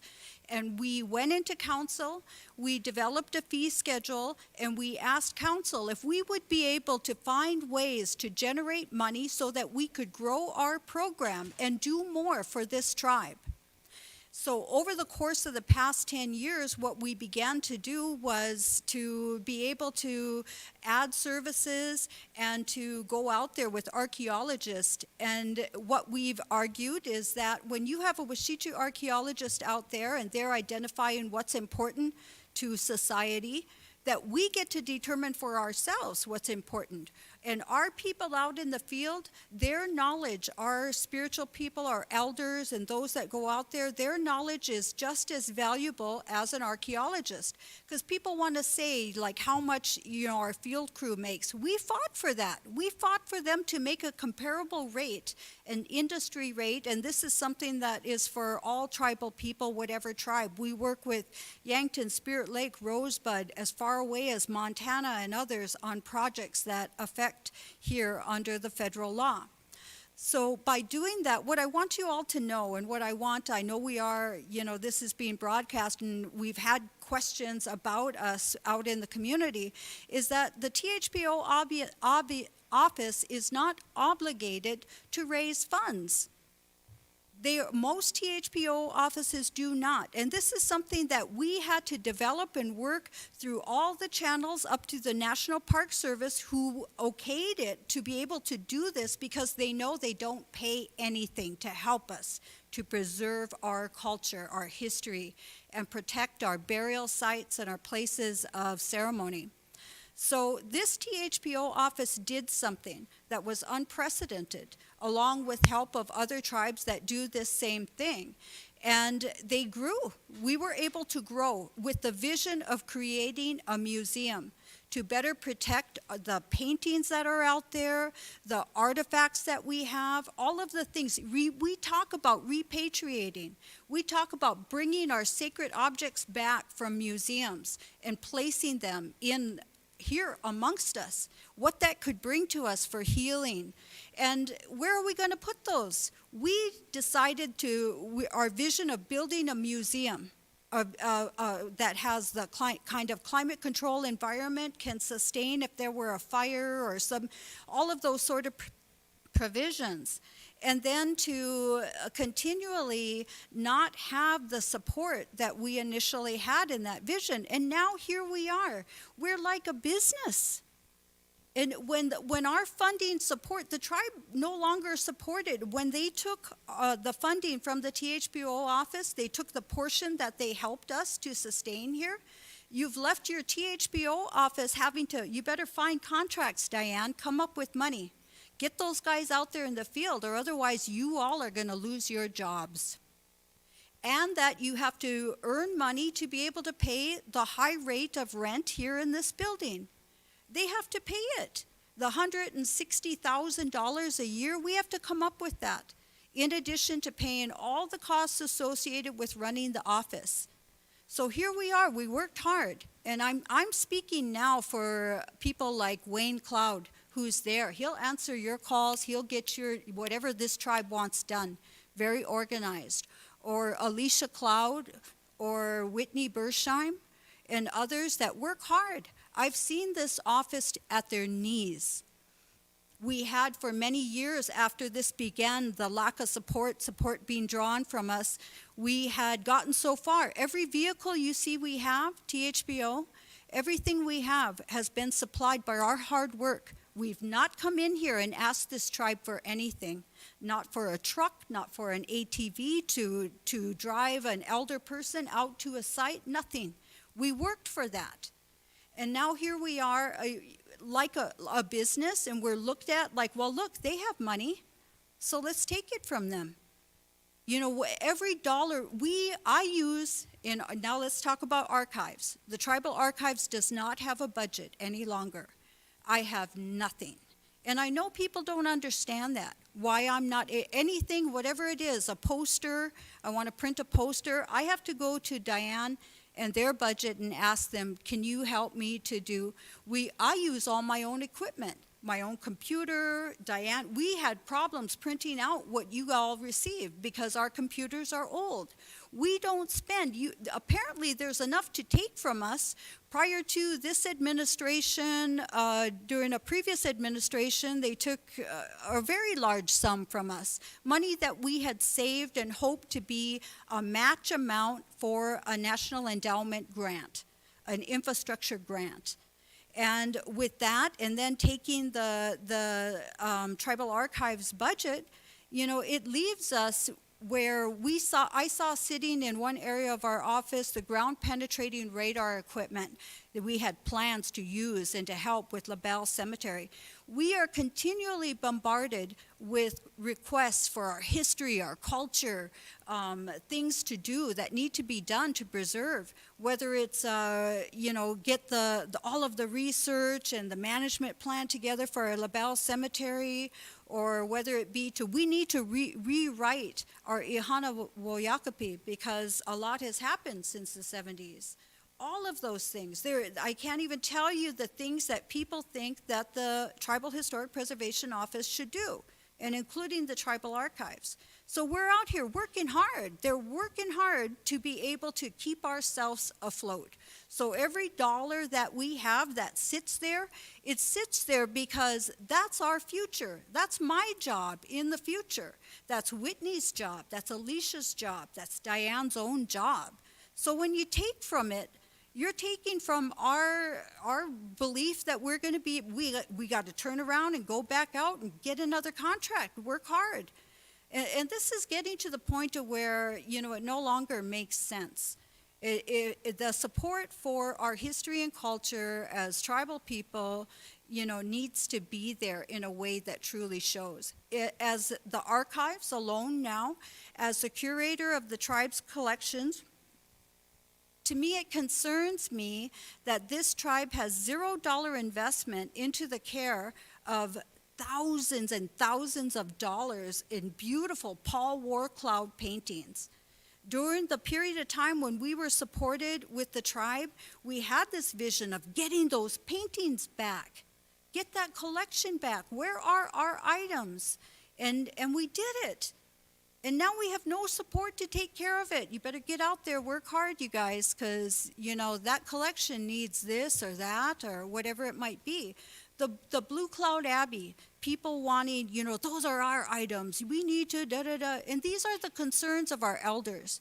And you know how it is. If your grandma has a concern on something, boy, you try your best to make sure that that's taken care of. And so we did. We are the only tribe that got items from Blue Cloud Abbey, and they're in our collections.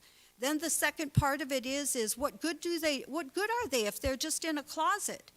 You got to have it where it can educate. We try, and I single-handedly try.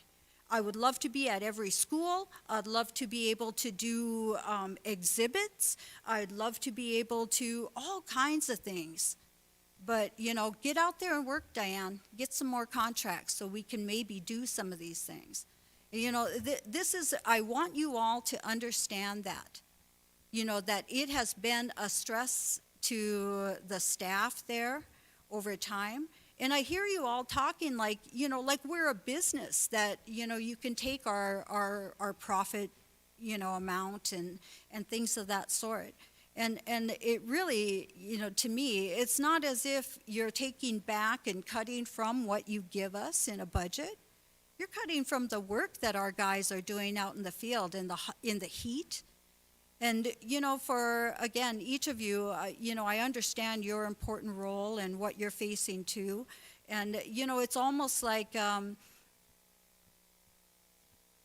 if you can't help us, okay. But don't hurt us. Don't take from us. Let us sustain ourselves. And that's really all we're asking anymore. So with that, a little bit as far as the archives, things I'm working on, I think I've sort of said it in a bigger, broader way. Each of those things come at us every single day. The requests to the archives are numerous. I tend to try to focus on the things that are internal. If another program wants something or somebody within the tribe, and you know the outside things, we are working on the big goal of telling our own story. Things like Shichahalo, where they use bad words to describe women and things of that sort in the past, you know, to be able to do for ourselves on behalf of the tribe, define our own narrative, and to, you know, make a difference out there. We definitely do our best. And I want to say that, you know, in the words that I'm saying, that I've just said, you know, it's not really directed at all of you. I'm talking administrations before you. And, you know, again, I want to respectfully say, I know each one of you, your commitment to this tribe, in, you know, your culture, your people, your spirituality, all of these, each one of you have contributed greatly. So I want to say that I know where you are in this community and why you're at this table to do these things, and that I appreciate all of you and what you have in front of you. Thank you. Was that thunder enough, Mr. Yes, and all that time I was just looking at your fingernails. I was thinking, is that real gold? Thanks. Anything else, Dan? That's it. All right, appreciate it. Any motion to approve by Madam Secretary? Second by Old Agency. Question by Curtis. Yes.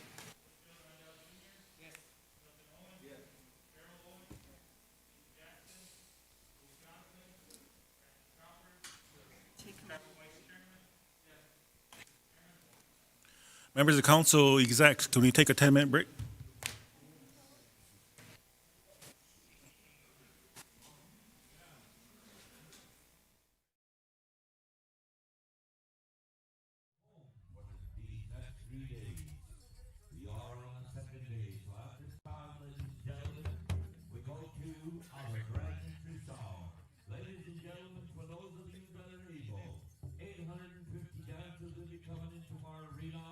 We welcome you.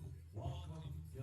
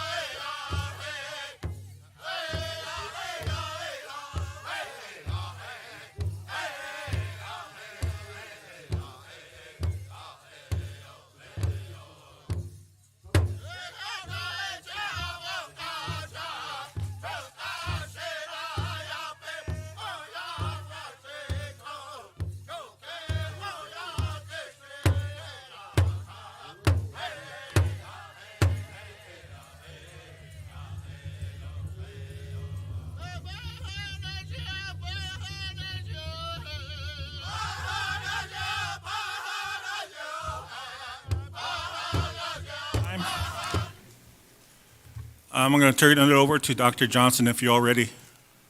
Thank you, Council. I'd like to ask for approval for supplies for Flatwater All Native Solutions. You have it in your packet there, and it's the Tribal Voc Rehab Program is a funding source. So moved by Hiepa. Second by Oladense. Question. Question by Long Hollow.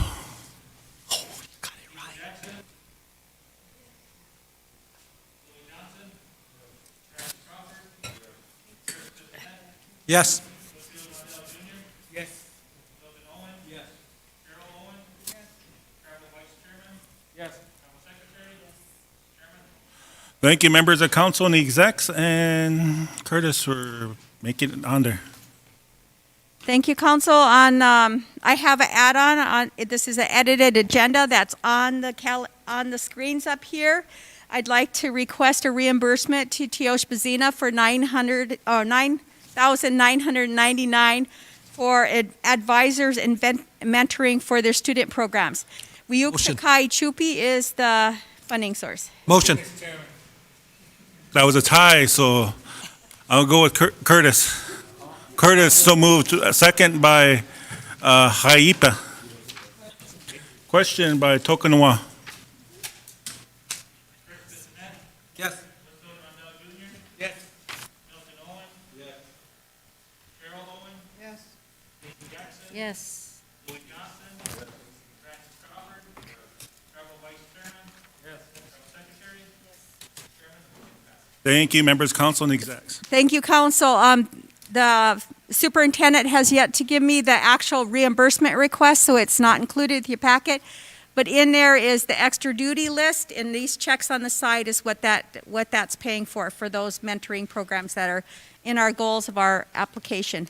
Update on the internet, we do have, our database has 430 tribal members that have been paid for their online internet, and then 205 are still pending. So we need some kind of piece of information, either a application or a copy of their bill or something from them. So they're pending. We put out, she doesn't have it on here, but it's 142,000 so far right now. And that was as of 2 days ago, and yesterday isn't on here, and it changes every day. So that's just a little FYI on the schools.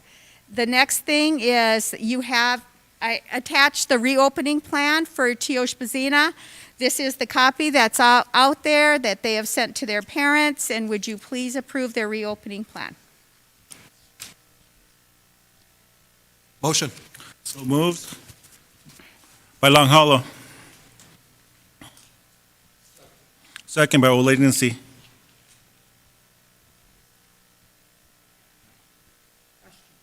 Question by Tokanawa to approve the reopening plan. Yes. Yes. Milton Owen? Yes.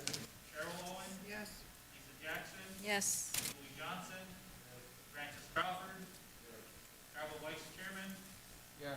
Travel Secretary? Yes. Chairman?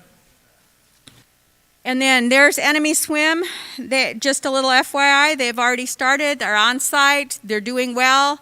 They do have about, I think it's 17% of their population is virtual. So they're doing a blended learning. The Circle of Nations, they start on September 14th, and they were all virtual. The Flandreau Indian School starts on September 17th, and they are all virtual. Their counselors are reaching out this week to their students. I'm not sure how they're getting computers or anything. I'll just monitor what that is. Our Peer Indian Learning Center has started on site, so they received kids that actually had COVID, dealt with them in a good way, and they are now back in their classrooms. And so they are handling things well up there. They do have a virtual option, but for Peer Indian Learning Center, there's a lot of students there that is their placement. And so they're doing well. The public schools are all started. They're on site, and they have allowed all their families, if they choose, to do a virtual option. So parents are experiencing different varieties of education this year. And I don't have anything else on the updates of school unless you have questions.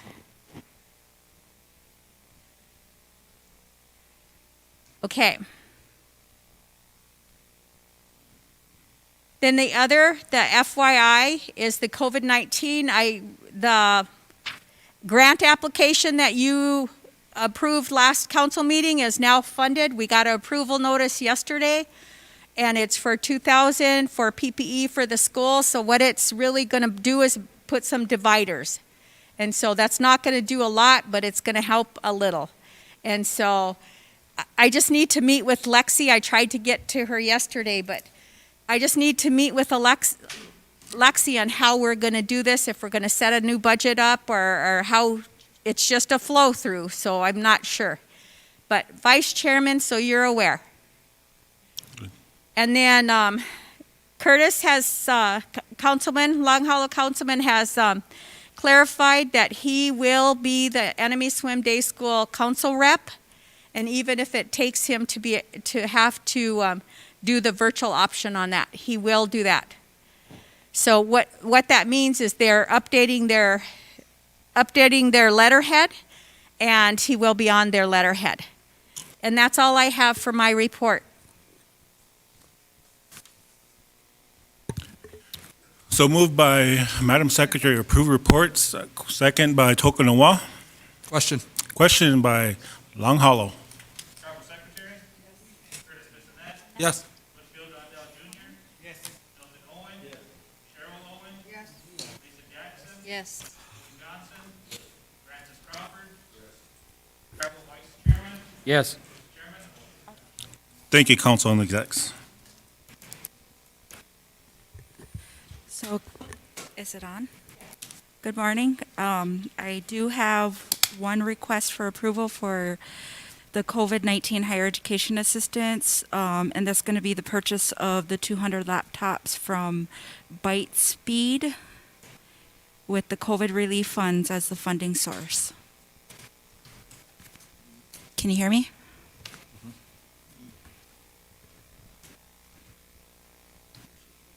So moved by Madam Secretary, second by Haipa. Question by Tokunawa. Travel Secretary? Curtis Bissonette? Yes. Whitfield Rondell Jr.? Yes. Milton Owen? Yes. Cheryl Owen? Yes. Lisa Jackson? Yes. Lee Johnson? Francis Crawford? Yes. Travel Vice Chairman? Yes. Chairman? Thank you, members, Council and Execs. Thank you. Thank you.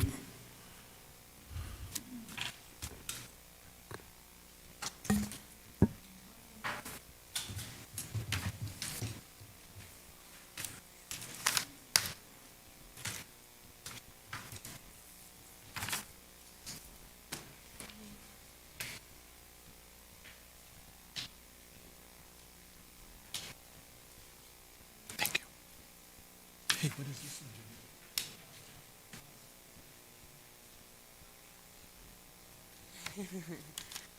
Good morning, council and executives. So I passed out our report for the Head Start programs, Head Start Early Head Start, and Enemy Swim Head Start. I have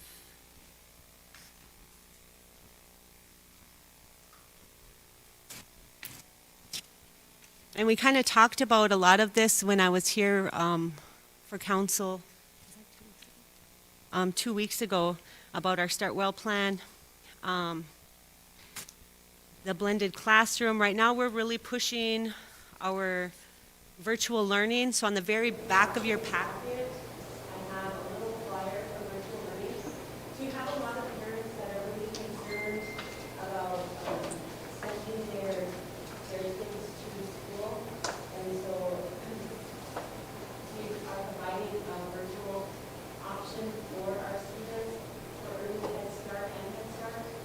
So there is 4 examples of the programs that they're going to be using.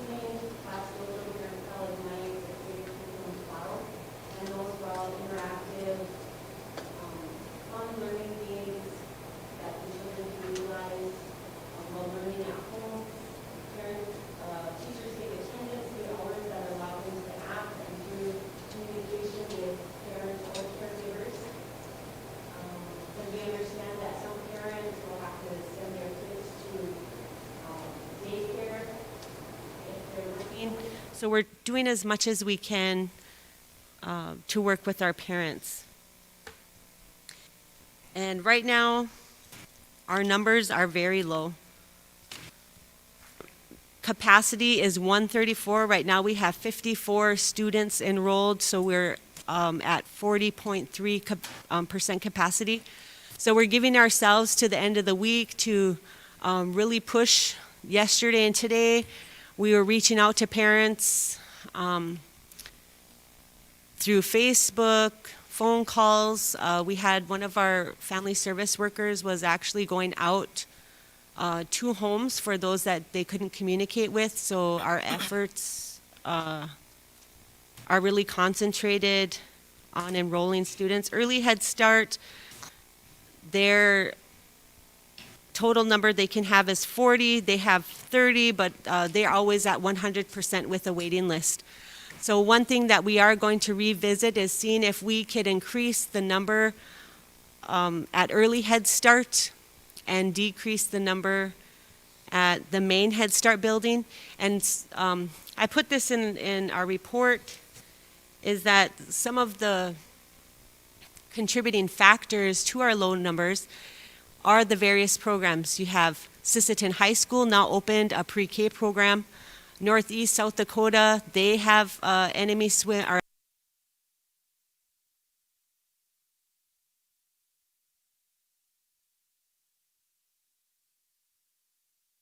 their own Head Start program. So that's competing with 5 other entities for the same population here on the reservation. So it makes recruiting really hard, and the same goes for employment. Trying to compete with the schools for the same pool of teachers that have the required education that our grant calls for. So just identifying those and how do we solve that problem long term.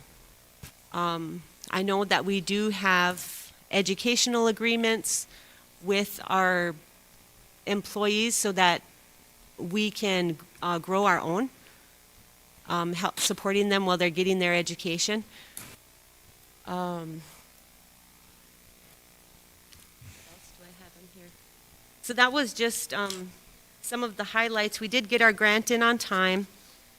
And Sherry said, the secretary likes statistics, so I threw a little unemployment, our employment chart in there to show where our greatest need is, and that's our bus monitors. But actually, we only have 2 buses running right now.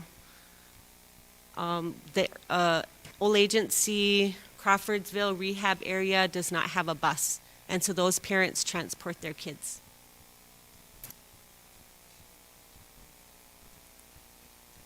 Does anybody, oh, and then also attached is our budget. Those are our expenditures. And so one concern that we have was for our contractual. And so when I came on board, it was figuring out where we're at, what things were in limbo. One of them was a contract with Lakeside for a fence and gutters. And so that was around $30-some thousand, and so that was carried over from the previous year. And so I followed up now with Kimberly Craven, and she's been really excellent to work with. The turnaround time for us submitting a contract and getting it completed is fast. So I'm really appreciative of her being on board. And so now she's looking into our Lakeside one. That's been since last October. You know, and things like that I think are unacceptable to wait that long when it affects and jeopardizes your funding. Mm-hmm. When the funding agency sees that you have this money left over, you know, then it's like, well, they don't need it because they didn't spend it. And so, which there is a need.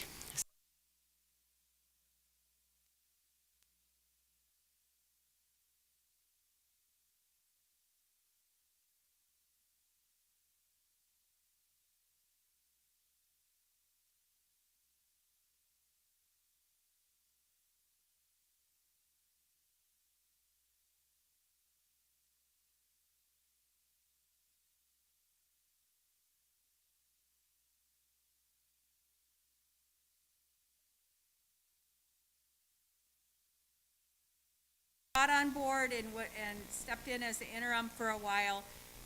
It changed from the first lawyers that were working on it to the second set of lawyers, and now we're finally with Kim, sorry. And so it's just been one thing after another, and then every time the dates changed. So it's like a floating date, and how fast can they get their supplies? And then how back ordered are the supplies. So, some of it is internally, but it all deals with COVID for this year. I can't speak with the turning of last year, but I can speak to what's going on now. But you are getting it done. Okay. So we did express that to Kimberly Craven, is that if we don't get this in place now, it's not going to be covered in this year's funding. And, so that's where we're at, is trying to get that approved now this week. Let me just remind you, the last time this happened, we ended up forking out the money for a roof for a Head Start. So we need to push this contract through. Okay. Thank you. Just a little FYI on get it through and get this done.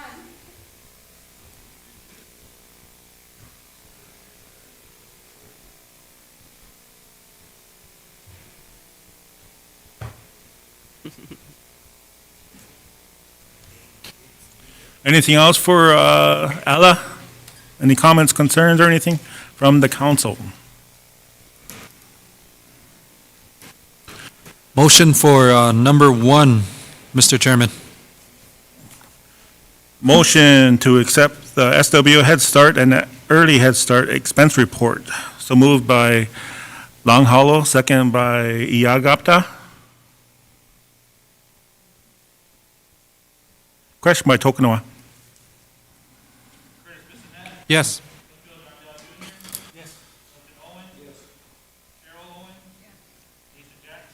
Yes. Louis Johnson. Francis Crawford. Tribal Vice Chairman. Tribal Secretary. Chairman, the motion passed. Thank you, members of council and execs. So moved by Madam Secretary to make a motion to accept the SWO Head Start and Early Head Start report, and second by Tokunoa. Question by Iagapta.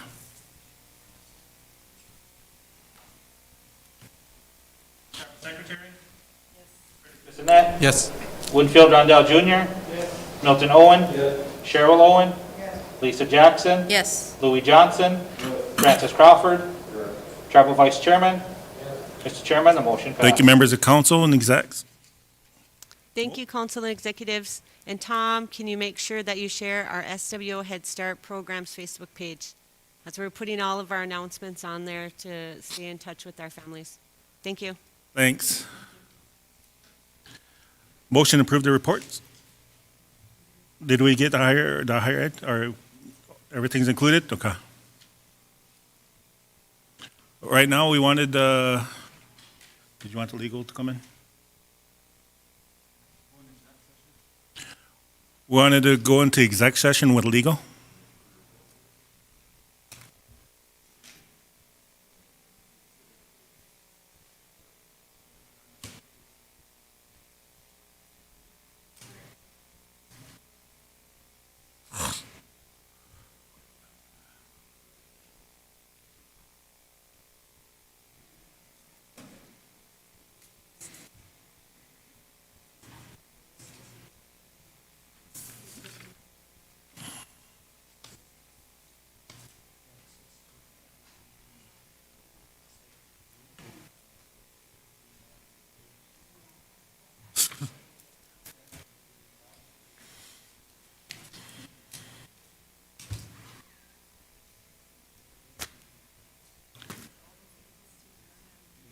No, it's Steve Gunn, right? The vice chairman wants to go into exec with Mr. Gunn because he has to leave early. So the reason why he wanted to address his issue real quick for council. So moved by Haipa. Second. Second by Long Hollow. Question, Lake Traverse. Yes.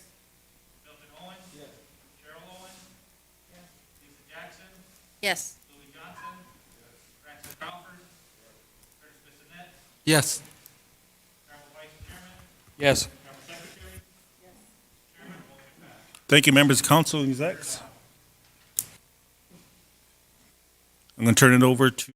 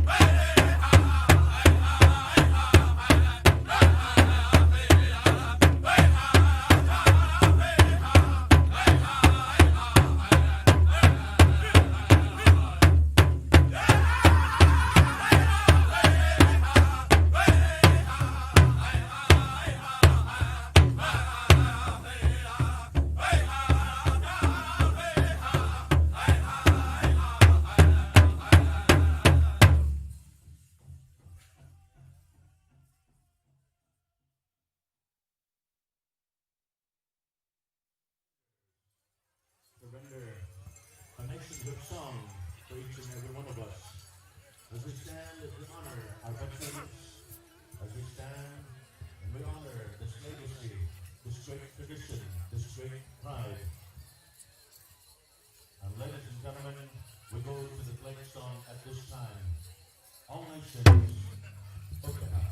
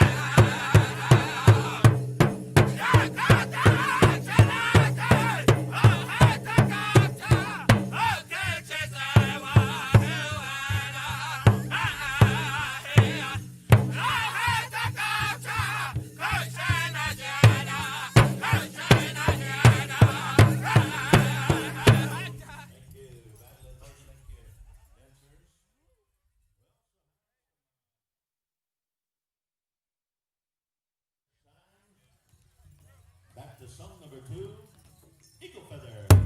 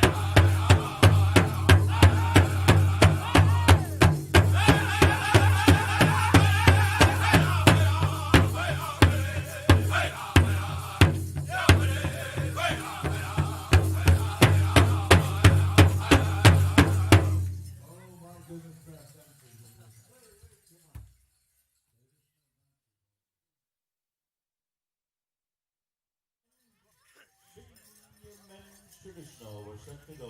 Dakota Hook time, we're turning over to you. Tell your story, gentlemen. This is your time. Semifinal go around. Good luck.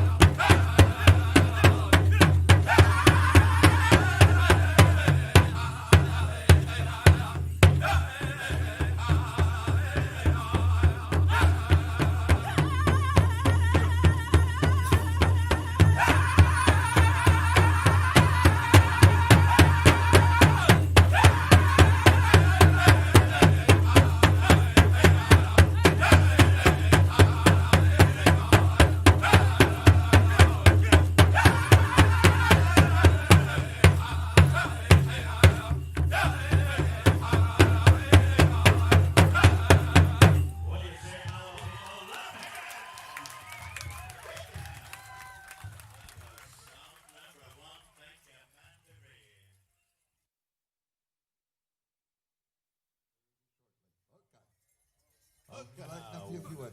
One more intertribal coming your way, dancers. Whitetail boys, we turn it over to you. Let's get them dancing. Good afternoon, good afternoon. Here we go.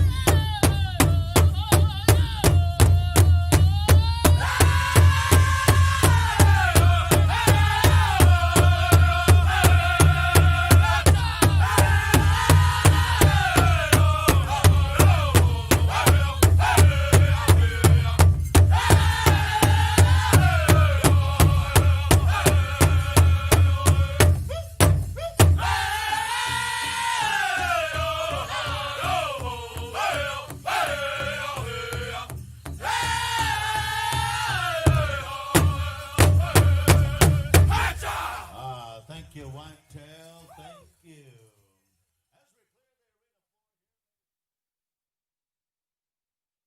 And our head singing judge is going to come and see you. In the meantime, we're back to song number 2, Northern Wind. We're ready to go. Up this time.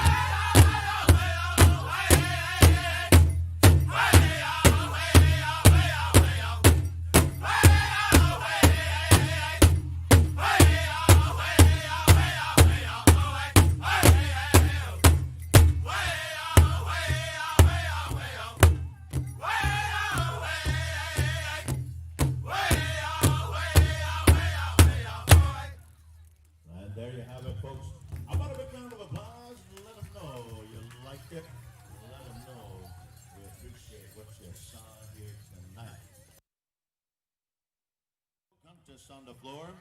Bat Nation, let's get them dancing. Semi-final contest go around. Good luck, ladies. Cook-a-ha.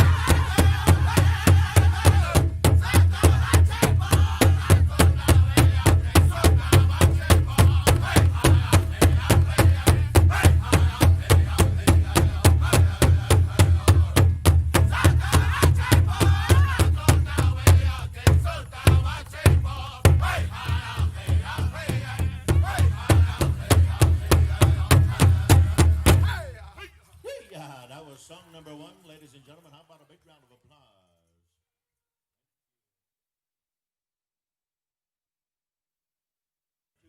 We're set to go. Little Thunder, take it away. Contest time.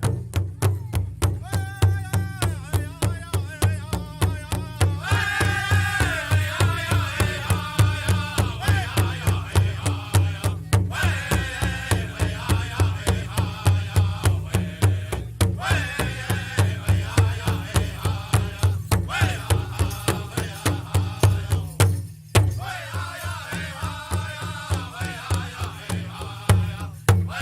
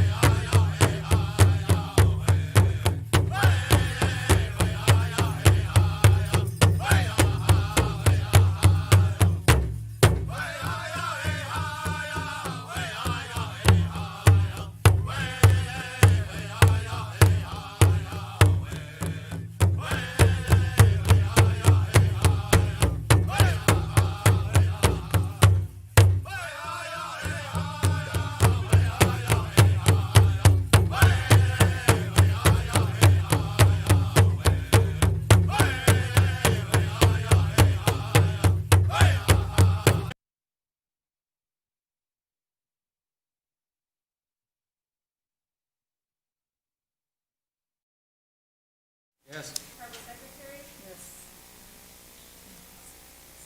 Thank you, members of the council and execs. We're back in session now. Mr. Gunn. Thank you, members of the council, tribal executives. I think there were 3 issues that we wanted to take up. And the first, I'll defer to the tribal vice chairman on the BIA CARES Act HEG funding. So moved by Question. Haripa, question by Yagapta. Question. Oh, you second? Okay, second, Lake Travis, question by Yagapta.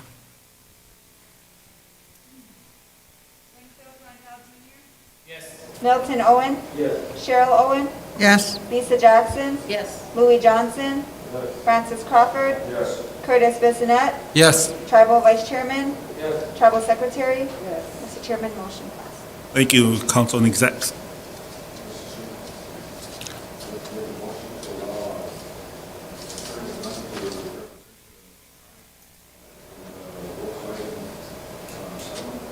Sure. Fourth round. Right. The fourth cycle will open up in 2021. So it would be to participate in the fourth cycle in 2021. So moved by Lake Travis. There was a second over here by, I thought it was, That was me, but second after her. that was a second, then a question over here. Haipa questioned it. Sorry, what was that for?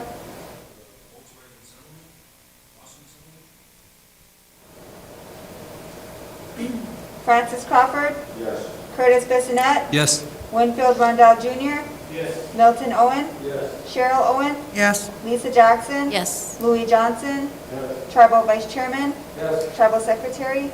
Mr. Chairman, motion passed. Mr. Chairman, I'd also like to make a motion on, Mr. Gunn to either file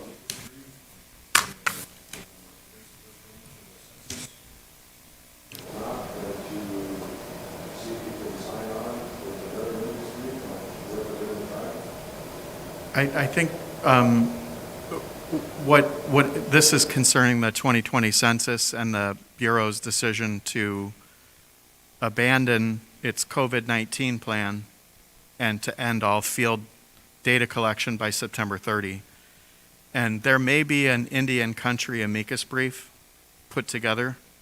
And I think if there is, this would authorize the tribe to sign on to that. So I think the motion would be that if there is an Indian country brief, that you would authorize the chairman and your lawyers to sign on to an Indian country amicus brief. Second. Question. So moved by Lake Travis, second by Iagapta, question by Tokanoa. Yes. Yes. Yes. Yes. Thank you, members of council and execs. Anything else, Mr. Gunn? Mr. Chairman, on the amicus, the clock is just moving very, very fast, and we will let you know if there is an Indian country amicus brief prepared, for example, by NCAI, or if there is not. And I did advise you that the actual window to file the amicus brief has closed, but the court may open it up for a filing. So I just want to let you know, and everyone who's listening, the tribe is incredibly concerned about the Census Bureau's plans to shorten the time period. And we're not sure if there will be an opportunity to file an amicus, but if there is, you've now authorized us to go ahead and join that. All right, Mr. Gunn. Thank you very much. Appreciate your time and safe travels. Thank you.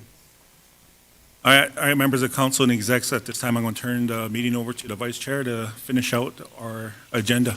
Thank you. Thank you, Chairman. Higher education. We got done with that one. Youth Department.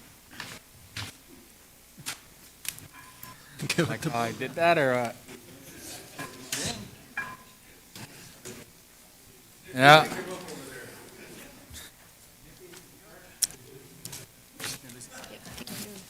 We didn't approve this, though, did we?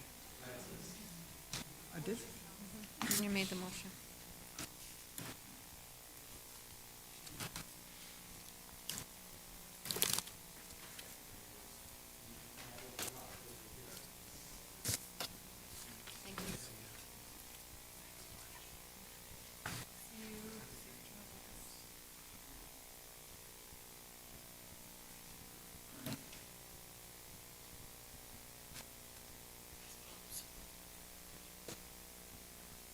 Like that, ready?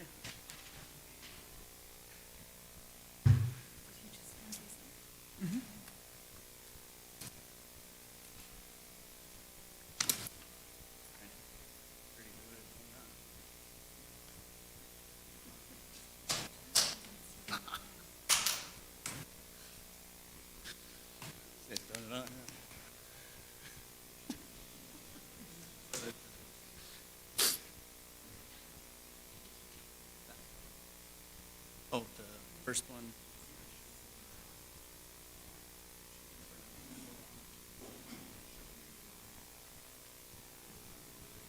Oh, is it? Oh, what everybody said? Oh, all right then. Good lunchtime, everybody. First thing I brought to you guys was it's a My Journey contract. It's us guys working with SDSU. They're actually gonna give us $8,400, $8,600. I can't remember what the contract amount was, but we've been trying to do this since June, and I know how everything's going with the whole pandemic and stuff. We never really got a chance to bring it to council.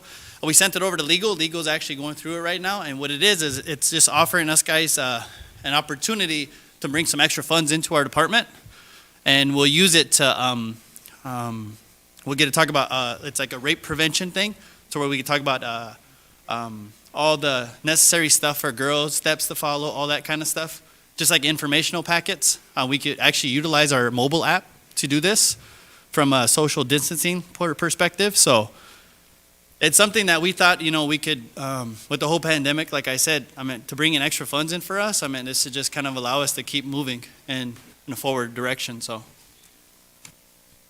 doesn't cost us anything, but just time. So time and effort. Yes, Secretary.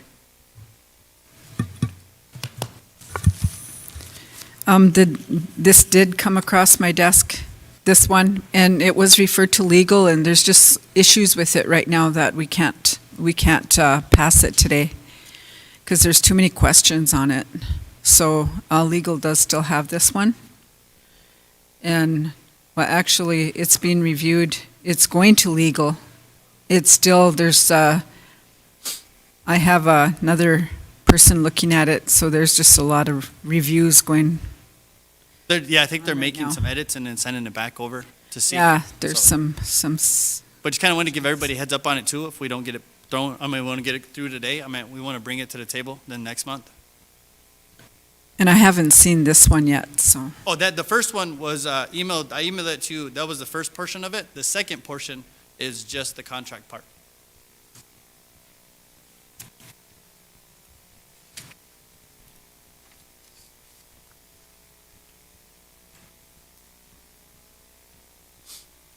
So with that being said, let's move on to the next one. The second one is, we haven't been open. We haven't been open since March, and was wondering, since we got the new grant, we got awarded the new grant, and when we came in and presented, a majority of our portion was in kind. And that's how us guys went forward and then got the grant, was us guys we used the building, we used our staff, we used everything that we had on hand to push for the grant.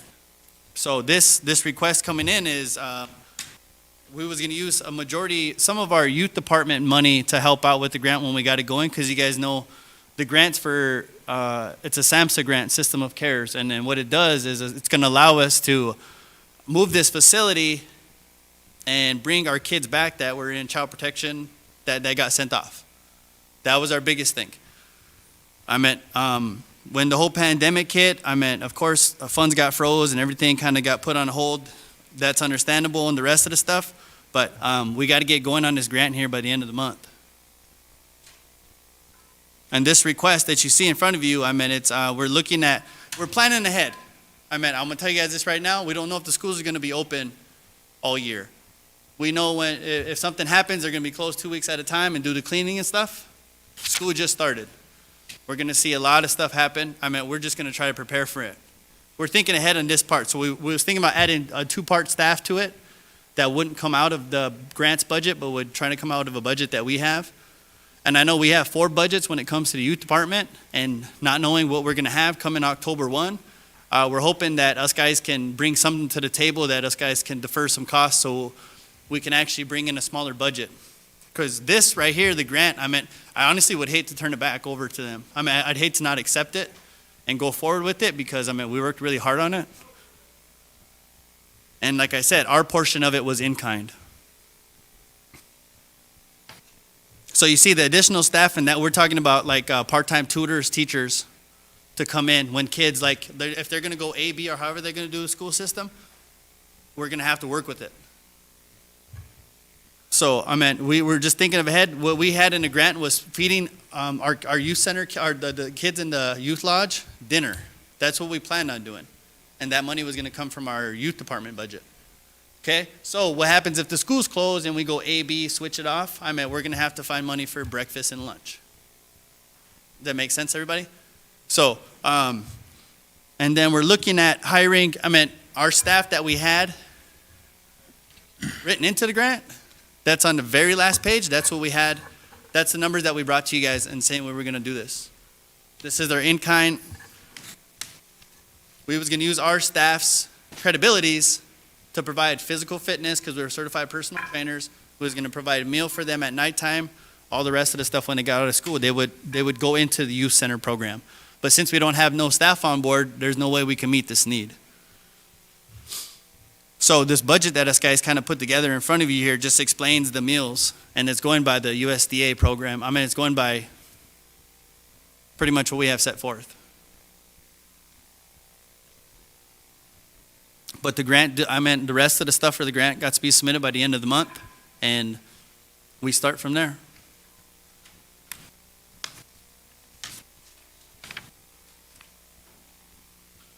And then it shows you our COVID action plan in case something does happen with COVID. That's on the 3rd page. Goes on to the daily routine to the 4th page. It goes on to our questionnaires, like pretty much everything COVID related going into this. As our staffing cycle.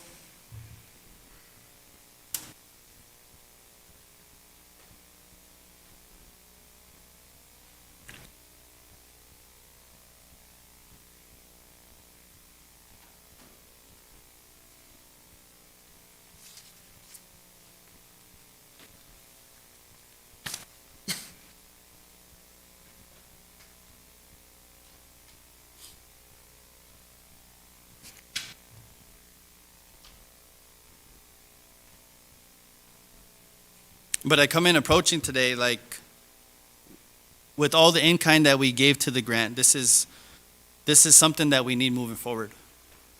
Because we need to provide we need to fulfill our end of the deal when it comes to the grant part of it. So I think it was 10% that we had for the first 3 years, and then it was 100% for the 4th year. But still, that's bringing in $4 million, so it's a good thing on our end.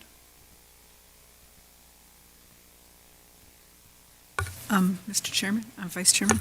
Yes, Secretary. Derek, have you actually initiated anything on the grant right now? Because I know there are some deliverables, but is in regards to the relocating of the units and getting that infrastructure. And I asked Leah to step in because Leah's familiar with the SAMHSA grants, and what he got was a SAMHSA grant.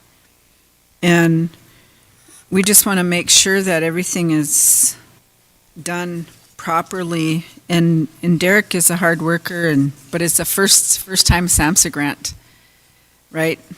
This is your first SAMHSA grant, and SAMHSA grants are a little bit technical.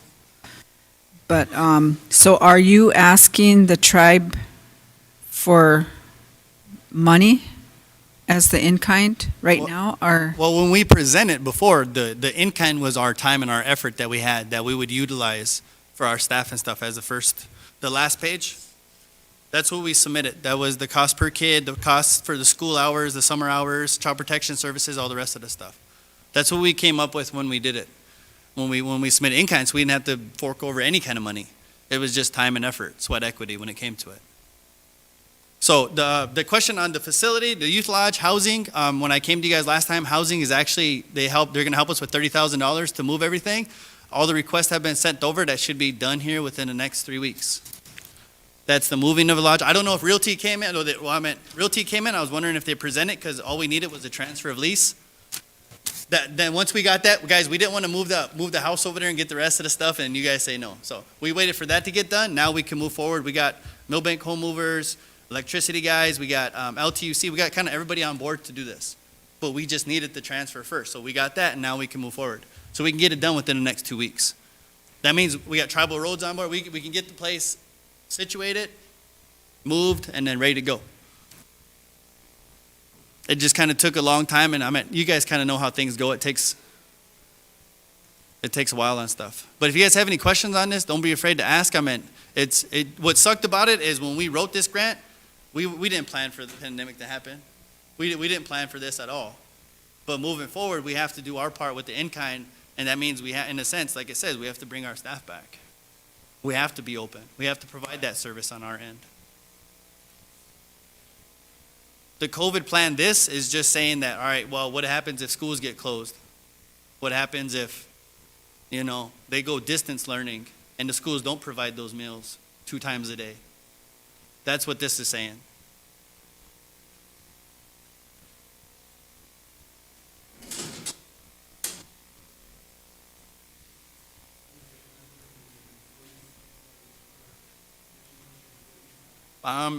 And that would be my next question. I don't know if it's an executive session kind of question or if it's a discussion that we have to have on that end. But honestly, we haven't had really no insight on what our budgets are looking like when it comes October 1. It's a different story. If us guys knew, if we knew we're getting all our budgets back, and then different story, we wouldn't really have to present this. You know what I mean?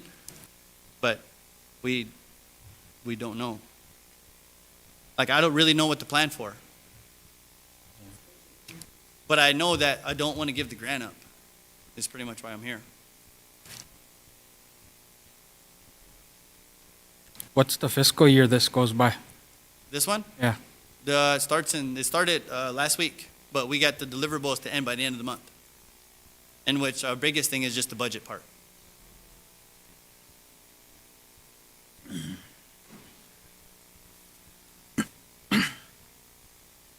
Vice Chair. Secretary? I'm still not clear, Derek. What exactly are you asking for? Are you asking for the 64,000 or the 276? Well, see, when we came in and presented, what we would do is our in-kind was our staff. So our facility was up and running. The youth center was. We used the building, we used the staff, we used them as in-kind. So if us guys are not up and running, then we can't do that. So you're asking to bring back the staff and Yeah. open the building? Well, I'm asking to bring back the staff, and the other part is the additional staff, as you see. So what's going to happen when the schools close? We're going to need extra tutors. We're going to have people we're going to need people in our facility that can help our kids. And then we're asking for extra meals, because what we planned for the grant wise was the schools. Our kids would be in school from 8 to 5 or 8 to 3:30. And they would get breakfast and lunch. Then we would provide dinner. But we're planning like the schools ain't going to be open.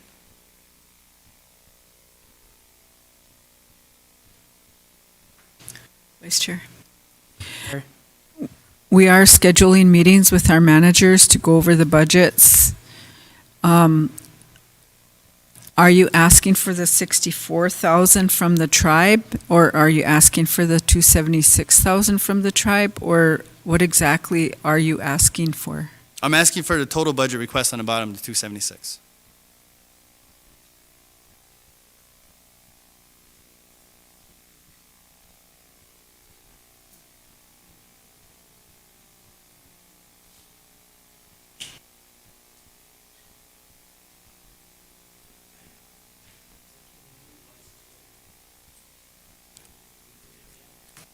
Well, it sort of sounds like we have two options, either do the money or bring back your staff, right?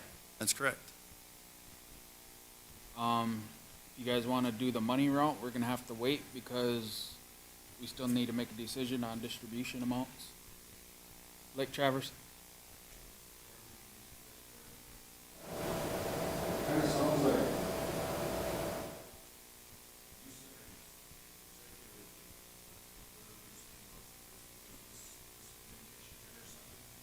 Because I wasn't brought this beforehand. I didn't know this. So, I mean, I think that, this, and I know we got a deadline at the end of the month for the deliverables. But if you can, Madam Secretary and Derek, if you guys can visit together, because there was a motion made there for a while back that anything that comes in front of council for approval has to go through your consent first. Oh, yeah. So, and then that way, it'll give you guys time to figure out, the vice chair for a funding source for this. And I said we couldn't do anything without we get the lease permit first. I mean, we can't plan a building, we can't do the rest of this stuff with it, you know what I mean? And it's hit and miss on the rest. And this is, apologies on the end of not sending it beforehand when it comes to this. It's just, we don't know what our budgets look like. We don't know moving forward. We just haven't been informed. And I'm not gonna put it on secretary, I'm just gonna put it on everybody to where it's like, as managers, we don't know what we're gonna work with. You know what I mean? We're used to working with 4 budgets when it comes to the youth department, but October 1's coming fast, and we've been sitting here idle since March. So I honestly don't know what to plan for, but I hate to turn back the grant. But this council meeting was my only opportunity that I could bring it when it came to it, because everything else has been hit and miss for the last 3 months. Everybody knows that. We've been closed almost a total of 28 days in the past 3 months. I guess what I'm saying is I'm just trying to be urgent about it and say, hey, we have a plan. And not come with you after the fact. Because, we only get three chances at this in the past 3 months, you know what I mean? And our first thing was try to get the lease transferred over.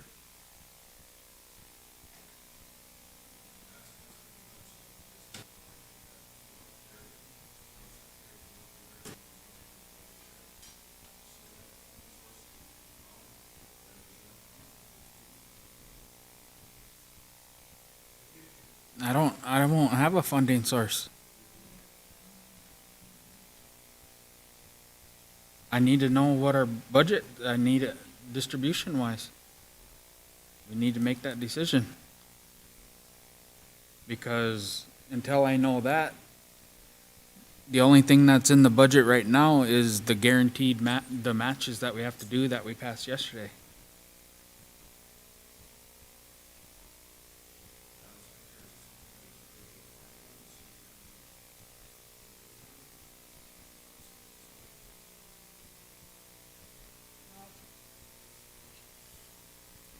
I can visit with Derek about it, and I think, with Leah, they're familiar with the SAMHSA grants. And I have Dr. Johnson looking at some things too in the grant deliverables.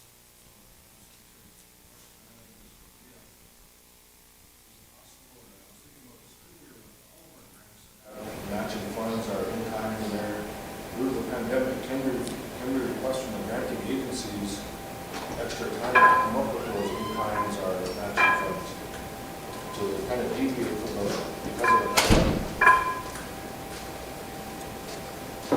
Well, the grants that I work with, the SAMHSA grants don't have any in-kind match. So I guess it would be up to Derek's project officer to ask for time for the in-kind. Was that like a requirement to get this grant to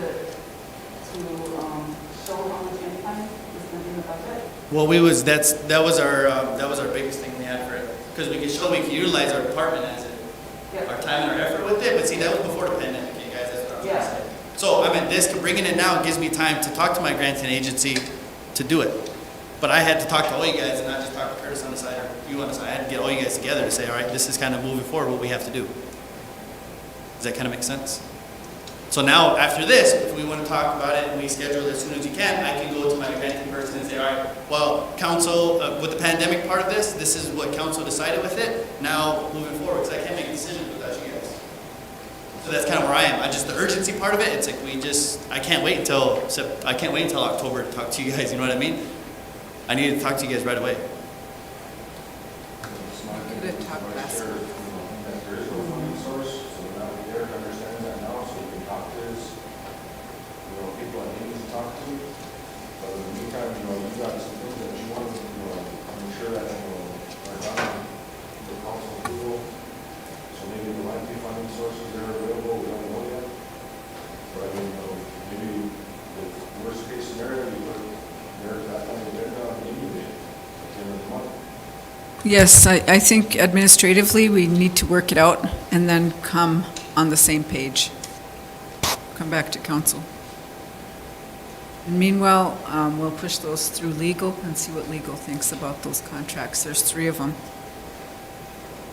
And I suppose we could have got started on this in July or August. But I would suggest just tabling this until we can do that.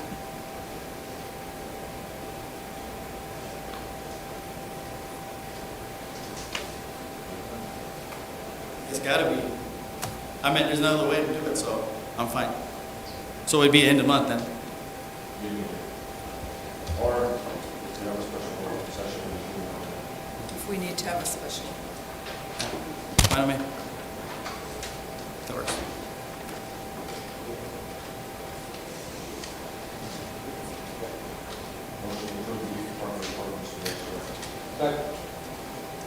Motion by Lake Traverse, second by all agency. Question by Long Hollow. Francis Crawford. Yes. Curtis Bissonnette. Yes. Winfield Rondell Jr. Milton Owen. Yeah. Cheryl Owen. Lisa Jackson. Louis Johnson. Yes. Tribal Secretary. Yes. Mr. Vice Chairman Moore. All right, thanks, guys and gals. Enrollment.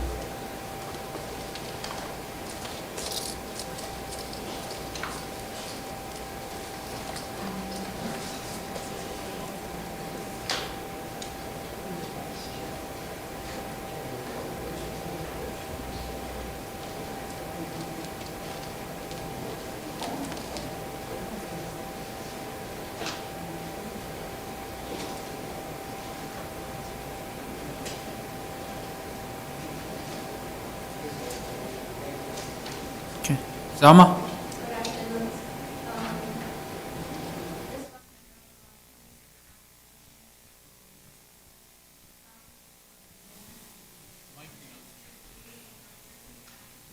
Is your mic on?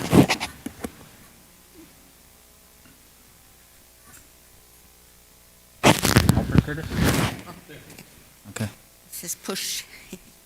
Okay, good afternoon. I've got 13 applicants under Article 2, Section 1E on Exhibit A. And these are Aeson, Shakpa, Bravehawk, Elicity, Glow, Bravehawk, Neon, Shakoi, Bravehawk, Leighton Lee, German, Maley, Sage, Good Teacher, Knox, Francis Hawkins, Thomas P. Kapeska, Monty, Kene, LaCroix, Caden, Rory, LaFramboise, I misspelled LaFramboise, Leanna, Jean Leith, Rayshana, Samuel Purnell, Layla, Francis, Martina Hoyt, Tallulah, Grace Hoyt. And under Exhibit B, there are 4 applicants under Article 2, Section 1G, and these are it's supposed to be Grayson Jonas Bravebull instead of Frayson. It's corrected with a G. Kamaya Lin Kanji, I can't pronounce his name, Josu Emmanuel Maya, Jerry Dean Storovich.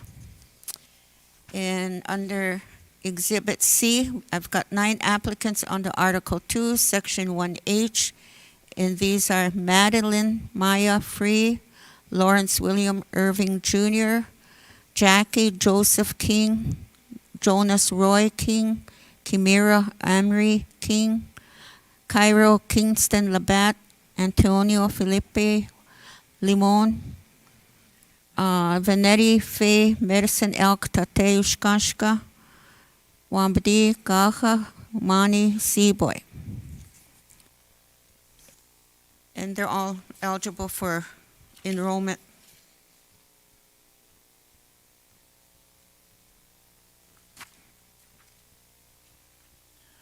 Okay, council, any questions? If not, floor is open for motions. Second. Motion by Lake Travers, second by Big Coulee. Question by Tokunawa. Winfield Rondell Jr. Yes. Milton Owen. Yes. Cheryl Owen. Yes. Lisa Jackson. Yes. Louis Johnson. Yes. Tribal Secretary. Yes. Mr. Vice Chairman Moore. Thank you. Exhibit B. Motion. Motion by Long Hollow, second by Big Coulee. Question by Tokunawa. Curtis Bissonette. Yes. Winfield Rondell Jr. Yes. Milton Owen. Yes. Cheryl Owen. Yes. Lisa Jackson. Yes. Louis Johnson. Yes. Francis Crawford. Yes. Tribal Secretary. Yes. Mr. Vice Chairman Moore. All right, Exhibit C. Motion by Haipa, Second. second by Long Hollow.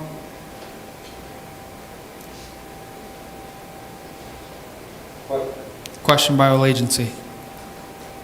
Winfield Rondell Jr. Yes. Milton Owen. Yes.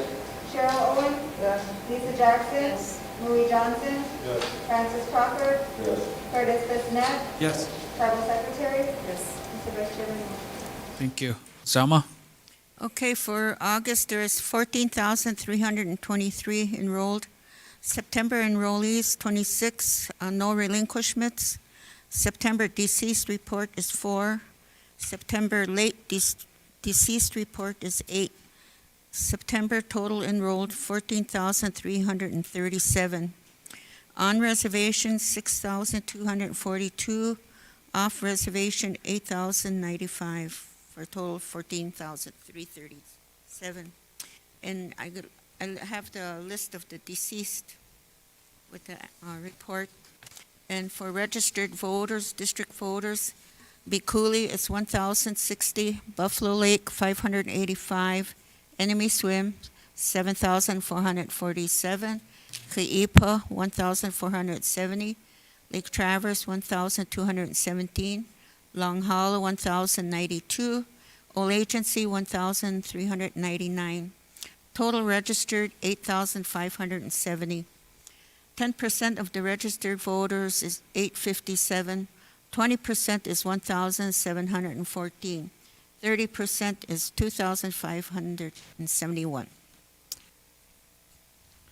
Thank you. Any questions? Not, floor is open for a motion to approve the report.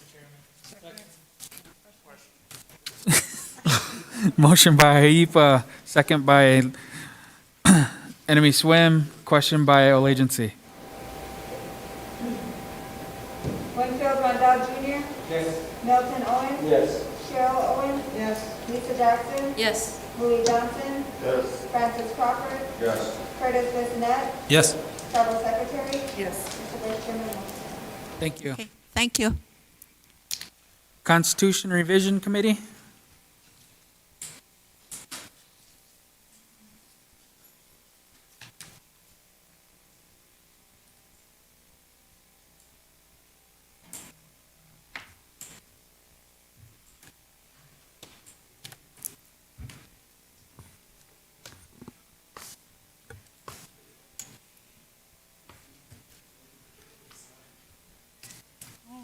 You say about me?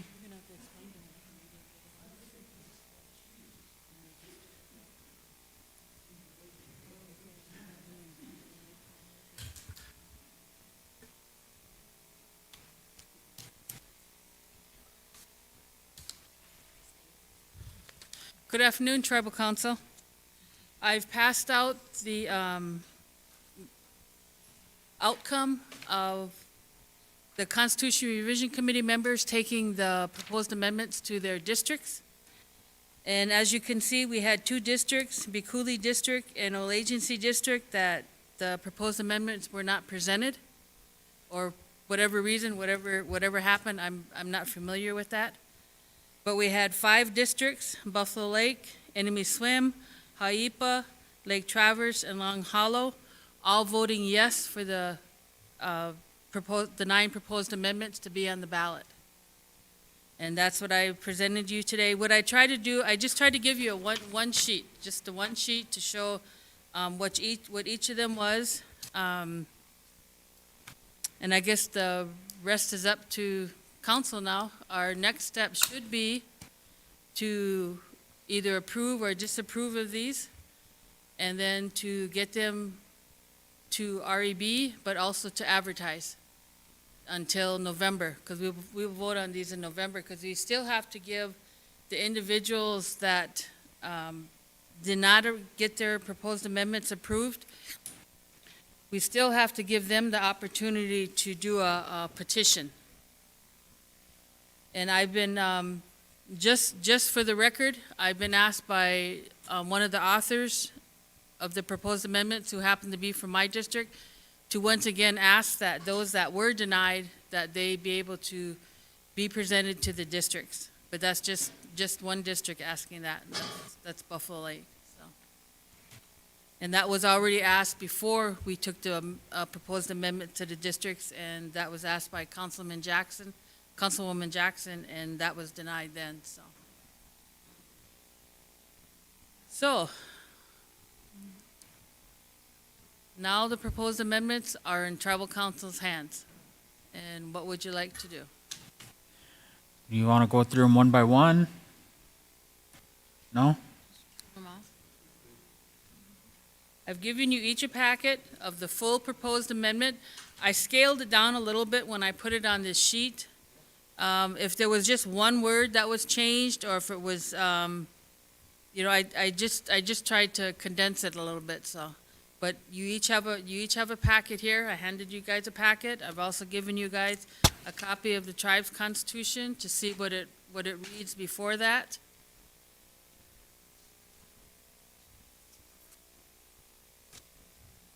To approve them. That's up to you guys. That's up to you guys. Yep. Haipa?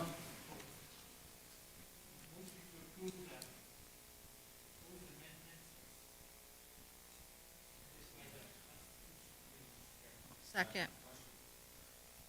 Haipa, Biculi, Lake Traverse.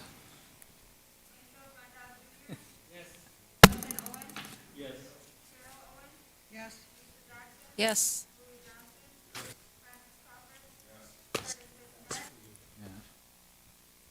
Yes. Yes. Thank you. Anything else, Lisa? One thing we talked about for the proposed amendments on the ballot, because we're going to do that electronic ballot again this year. And we didn't see the proposed amendments in 2019 until the day we voted. And we seen how small the print was. And we weren't too happy with that because, we had gotten word from some people that it was too small to read. And I was visiting with one of the REB members, and it sounds like, that same thing may happen. And now we have 9 of them. Now we have 9 proposed amendments that are going to be on the ballot. And that same small print is going to be there. So, how can that be changed? How can we get the bigger print?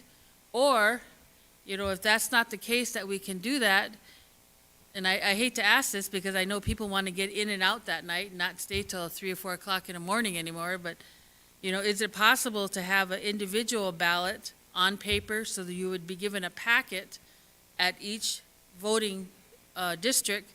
So you'd have 9 papers, you'd look through, and they'd be on this size, to read the ballot a lot better.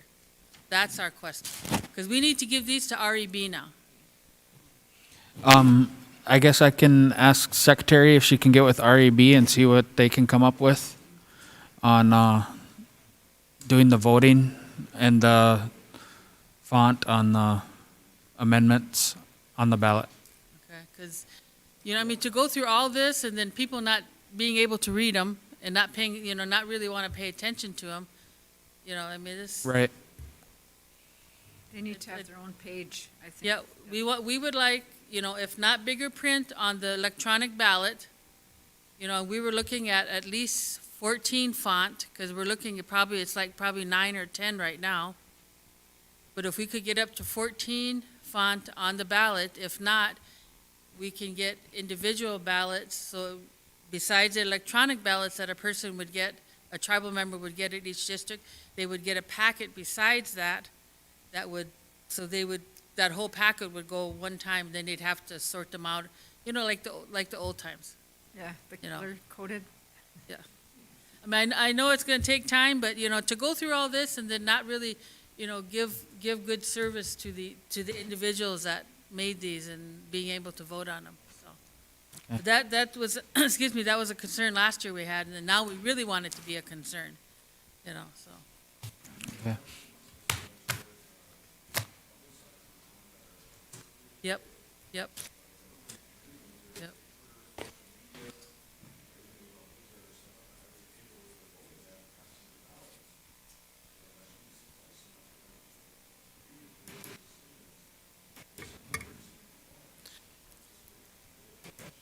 Yeah. Okay, that's a good point you made, because, other than, we can't be there. We can't be there but having those ballots on the table in this size, if you would allow that, I mean, we would like to see that even. Yep. Yep. Yep. Yep. Yep. I mean, if that's allowed, I could work on that, and that with REB too.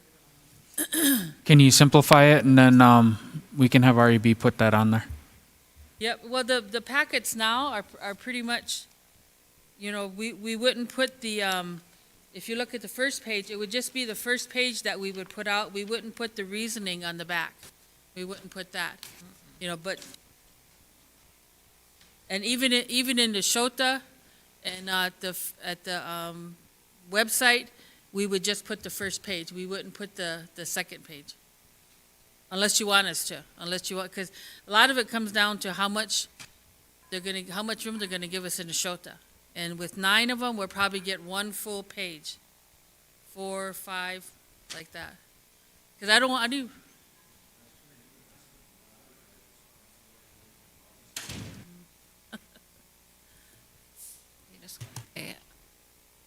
But if that's possible to put the packets, I can make packets and give them to each district too.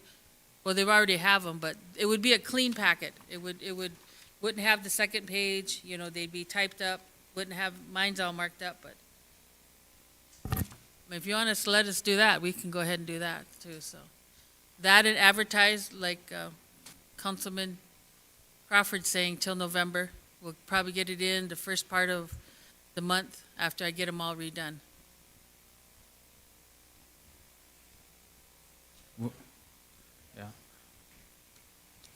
Okay, anything else, Lisa? No, that's all we have. Okay, floor's open to motion by Haipa. Second by all agency. Question. Question by Long Hollow to approve Constitution Revision Committee report. Yes. Yes. Yes. Yes. Yes. Thank you. Thank you very much. All right. Kimberly.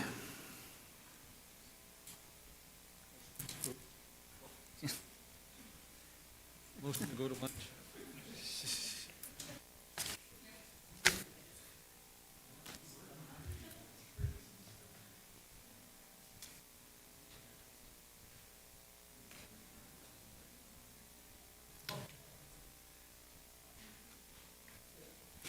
Okay, hi, Kim. Hi there. So I was hoping I would be coming today with 3 resumes for you all to consider and approve for some open judge positions that we have.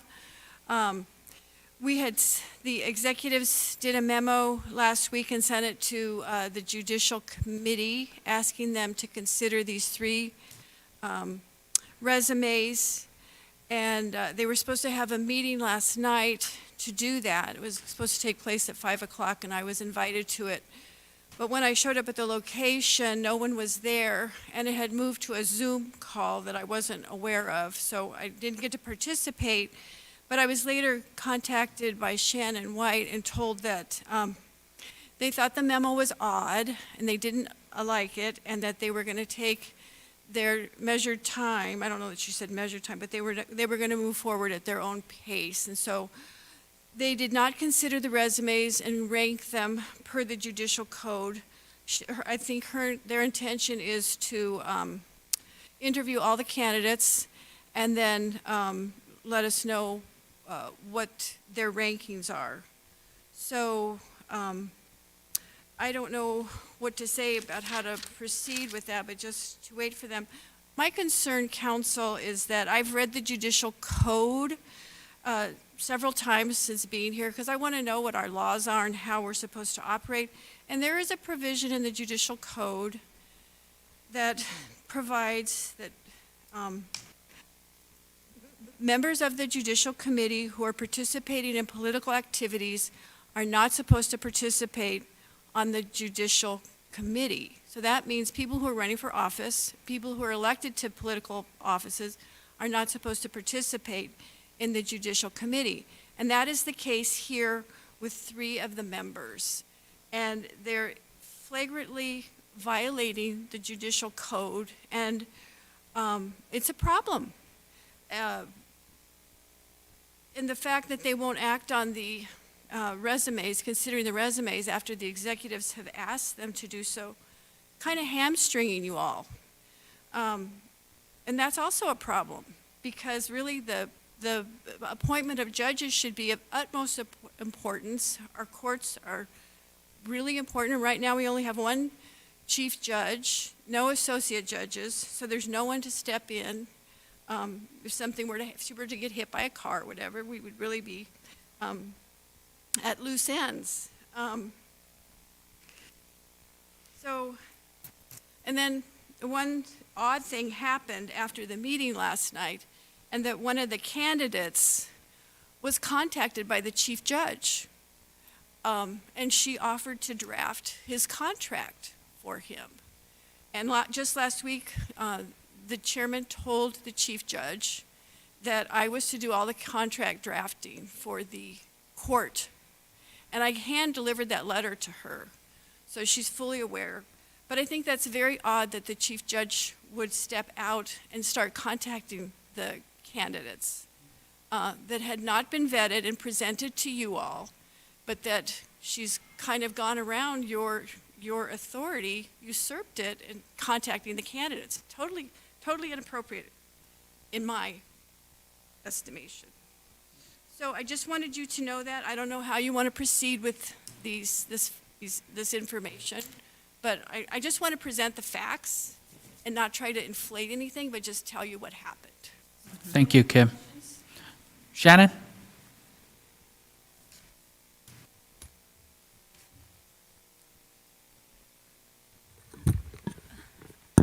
I would like to strenuously object to her version of things. I don't know what kind of call she was on with me last night.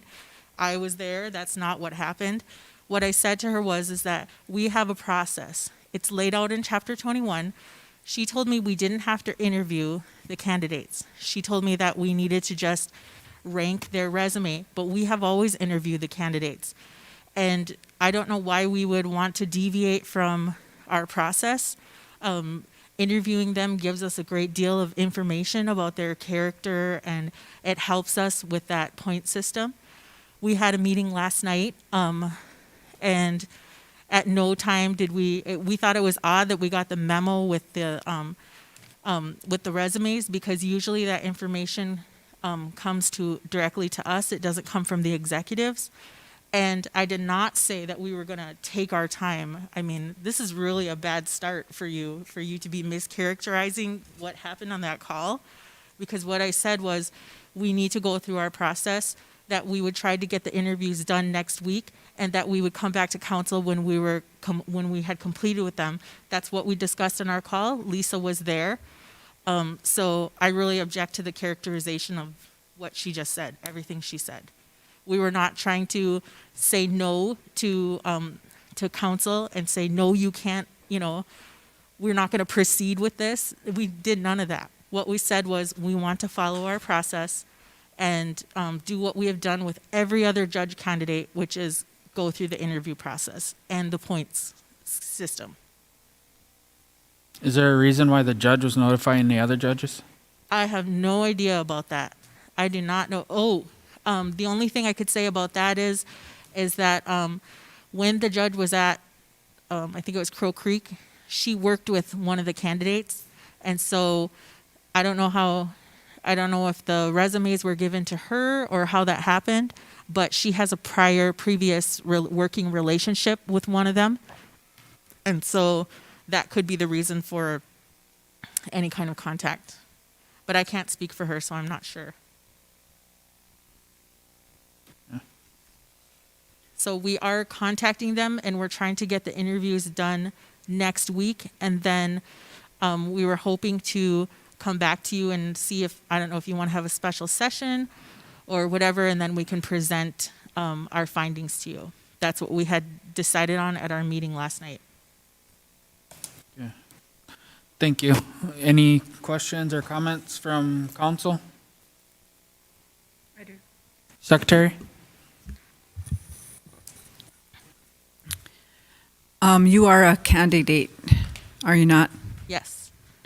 Okay, so in the judicial code, if you are a candidate for running for office, shouldn't you resign from your position? No, because it doesn't say in the code that if you're a candidate, you have to resign. Did you resign when you were running? You didn't. Yes. You resigned when you were elected. And so that would be my same plan. I'd have to think about it, but I thought I resigned before. You didn't. I know you didn't, because we were on at the same time. I was elected or I came on to the first meeting in August. You were still present at the meetings through August and September. And as soon as you got elected, you came to the next meeting and said, I've been elected. We all said congratulations. And you said that it was appropriate for you at that time to resign. And that's what you did. Okay. I'll look back at that, but there's three people on judicial now that are in violation of the code. And okay, we just discussed that. I'd Where just does it like say to in know the who code? they Do are. you have the code with you? Yes, I do. Okay.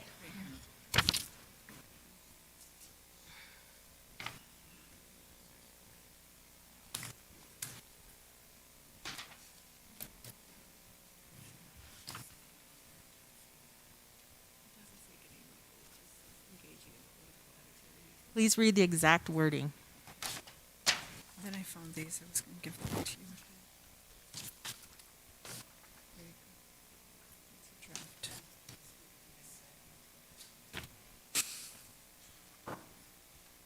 Okay, it's 21-05-07. The Judicial Committee shall not engage in partisan politics. Members who engage in political activities are strictly prohibited from representing themselves as Judicial Committee members while so engaged. Yes.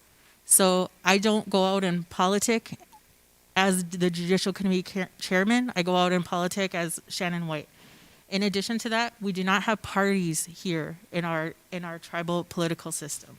So we don't have partisan politics because we don't have a party system. We can't hear you, Shannon. Oh, should I take it off? Yeah. Okay. Say it again.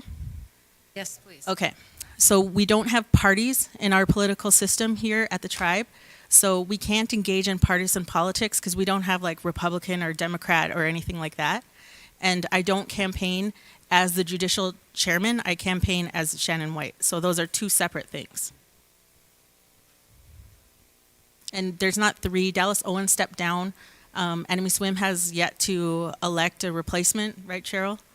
And the other candidate is Gypsy Wana, and it's the same thing.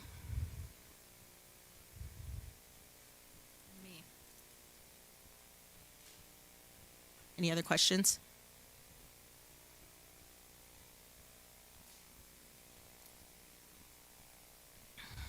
Any other questions, council?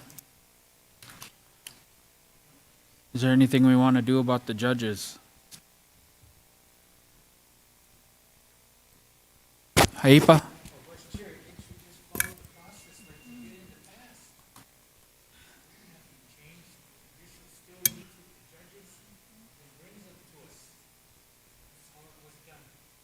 Okay. Well, it's just brought to our attention, and we figured, because we haven't been in compliance with our courts.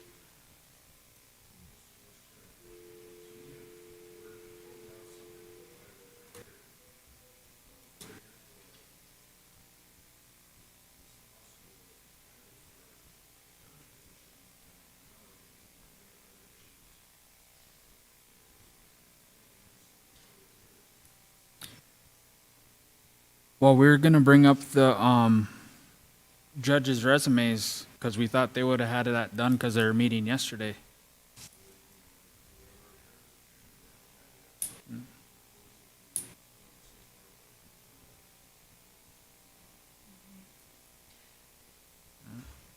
Mr. Vice Chairman, I'll make this comment, then we can move on, but just to reiterate here, I was at that meeting last night, and we all understand that we need a judge.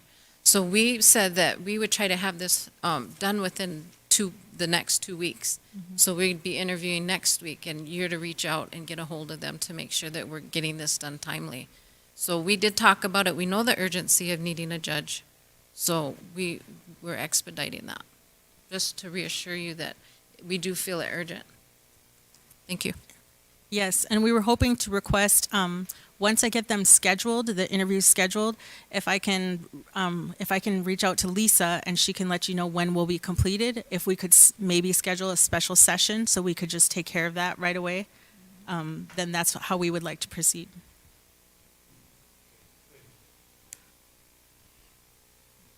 Okay. Is there anything else, Kim?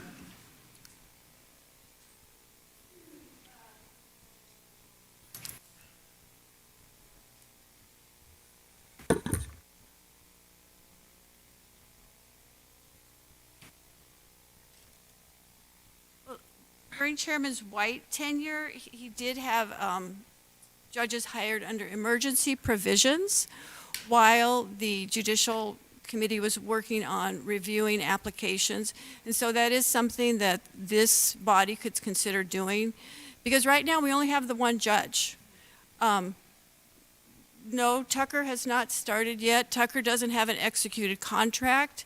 There's no, he signed the contract, but Chairman White did not sign the contract, so I have to redo that contract.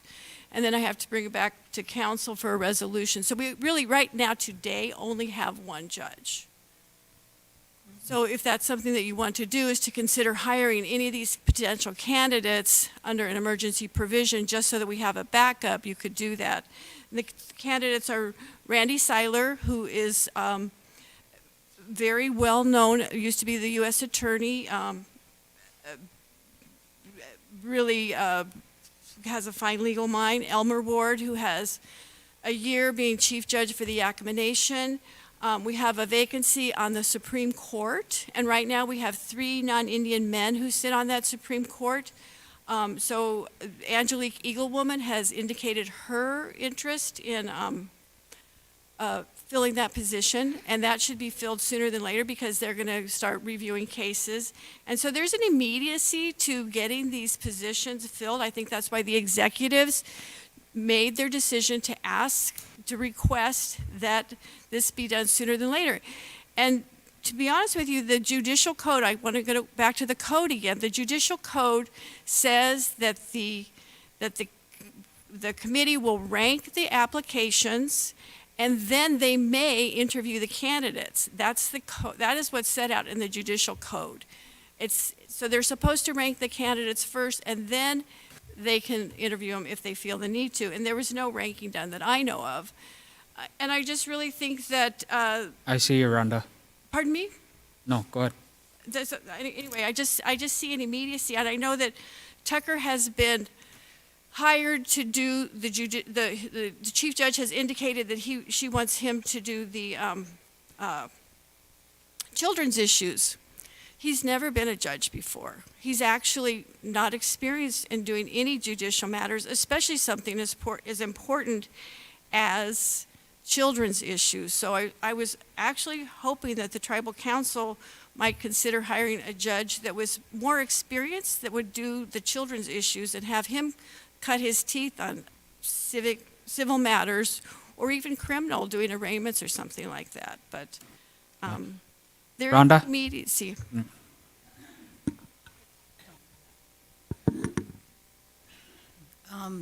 I was visiting with her Friday, okay, Kimberly. She explained a memo to me and stuff.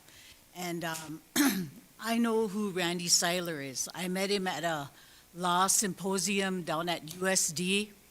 I met him in Pierre at the South Dakota Crime Victims Association meeting. And I know what he's done in Indian country. And his resume speaks for itself. And I told her that he was the only candidate that wants to be the associate judge. So there shouldn't be really no big problem getting him on board. We just have to follow the protocol.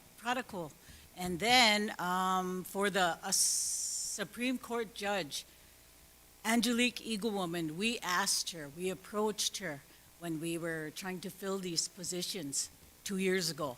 She wasn't interested then. So now that she's interested, okay, now we have 2 applicants. That's where the interview process has to come in, because there's 2 of them now that want to be on the Supreme Court justice. So Angelique is the tribal member. She's got a little bit more experience underneath her belt now when we were first approaching her. And I think that when I talked to the girls and told the girls what was relayed to me Friday, I said, we need to schedule the interviews. And that's what we're trying to do. But Randy Seiler, no, I think he's probably a good choice for us. Shannon? So before when we went through this process where we were hiring the judges, had we just ranked them based on resumes, we would have Gary Montana on here, I mean, because he would fit all the criteria, everything. But when we did the interview, we found out that he only wanted to help us out for like 2 months, but he applied for the job. So that's why we feel that it's important to go through that interview process, because it helps us see what their intentions are, kind of what they think about the court system, or ideas that they have, or anything like that. So that's why we feel that it's important to interview. And also, it's not appropriate for council to tell the judge where to put these judges because of separation of powers. So, you guys do have to approve all of the candidates. However, once they get into the tribal court system, to say, well, this one has to do this or has to do that, it's inappropriate and it's a violation of the Constitution. So I'm gonna ask that you guys uphold the Constitution and not try to interfere in what the judge does with her court. Anybody else? Long Hollow? One more comment before Curtis gets on. In the past, I've been on here a long time, okay, and we've interviewed. And the chief judge was always asked, what kind of judge do you want? What are you looking for? And Jones was always asked. And here, Judge Gina, she probably should be asked, because she's the one that's going to assign that judge which cases to work on. And for Tucker, yeah, he just graduated from law school, but you know what? When we were trying to find individuals to apply, nobody wanted to. because it was out there that you could only work here for a couple months. If they don't like you, they're gonna get rid of you. So we had a lot of lawyers that backed out, and we were just left with just like 3 of them. We had no choice but to hire Tucker. Okay. That's it. Long Hollow? I agree with Kimberly here. I mean, we didn't follow the process when we did hire our chief judge. So why all of a sudden are we going to do it now? Because this has been an urgency for a long time, almost a year. And then for us guys to sit here and talk about the process now, it wasn't followed in the beginning. So why are we trying to do this now with the chief judge? You know, it was an emergency basis, like she was saying. You know? Okay, hold on. Lake Traverse?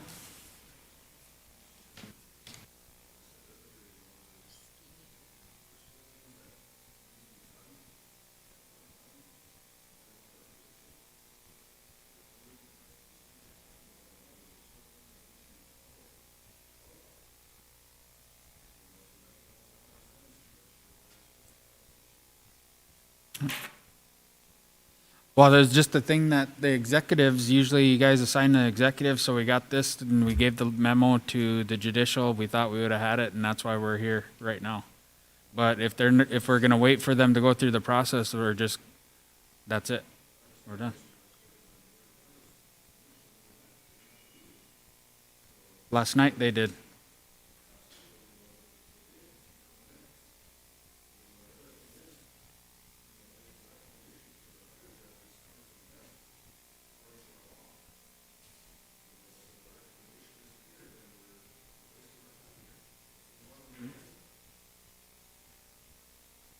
Agree. Any other questions, Council? Kimberly? Somehow this maybe got misconstrued, but Elmer Ward is not a candidate for the Supreme Court. It's only Angelique who's a candidate for the Supreme Court. Okay. Thank you. Hold on. Secretary? I had a comment. I hadn't up before him.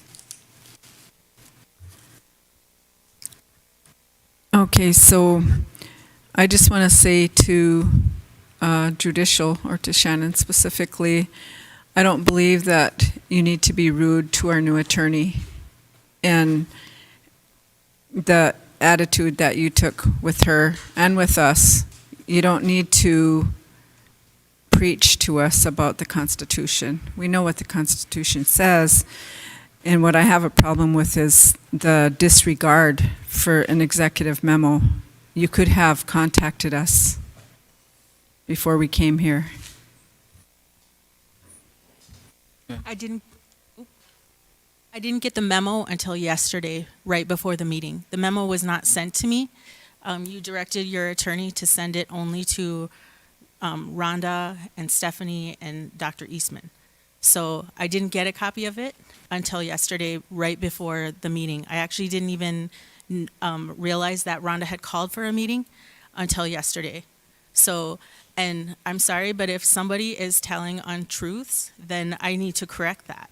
So, and she really did misrepresent the tone of that call last night, and especially about, we were already working on it. And we had started the process of emailing the attorneys and scheduling those interviews, and we just wanted to follow our process. So, you know, I'm sorry if you think it was disrespectful, but I do feel that it was disrespectful for her to misrepresent what happened. And I don't think this is a good start. I mean, really, I mean, after all of this, are we gonna have a good working relationship if this is the first interaction that we have? So I'm kind of concerned about that. The only email I had for Shannon was the one that came up in the directory, which has her working here for the tribe. So I emailed her and said, is this a good email for you? And really, I do believe that the code says that people that are participating in political activities, which she and Gypsy and Rhonda are not supposed to be active in the judicial committee while they're running. That's what it says. It's very clear that people who are participating in political activities are not supposed to be participating on the judicial committee. Well, we're just going through he said, she said now. We got a motion on the floor. Second by Ole Agency. The motion was made by Haipa. Question by Enemy Swim.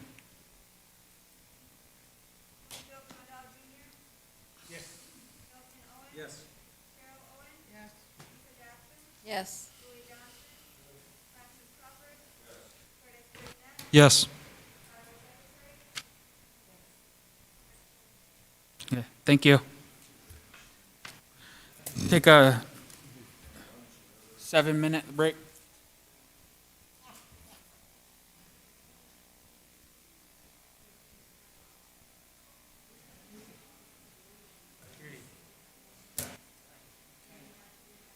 One 1:30.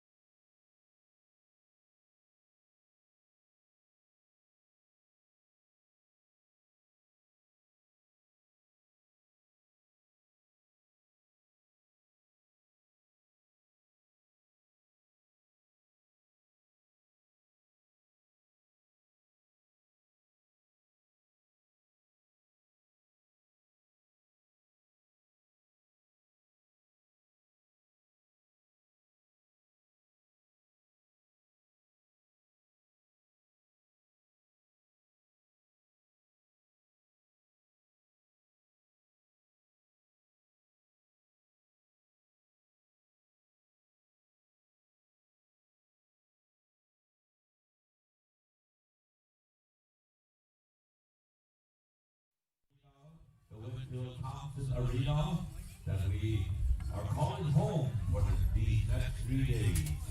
We are on the second day, so at this time, ladies and gentlemen, we go to our grand entry song.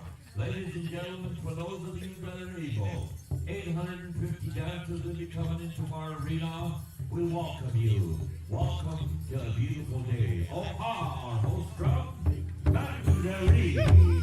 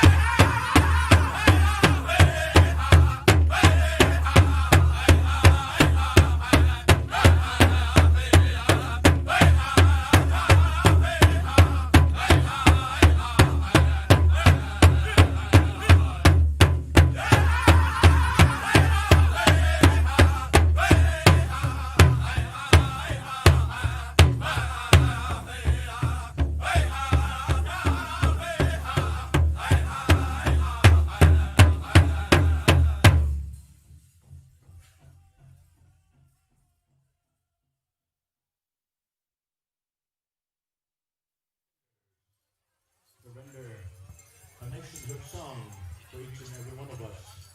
As we stand, as we honor our veterans, as we stand and we honor this legacy, this great tradition, this great pride. And ladies and gentlemen, we go to the flag song at this time. All nations, open up.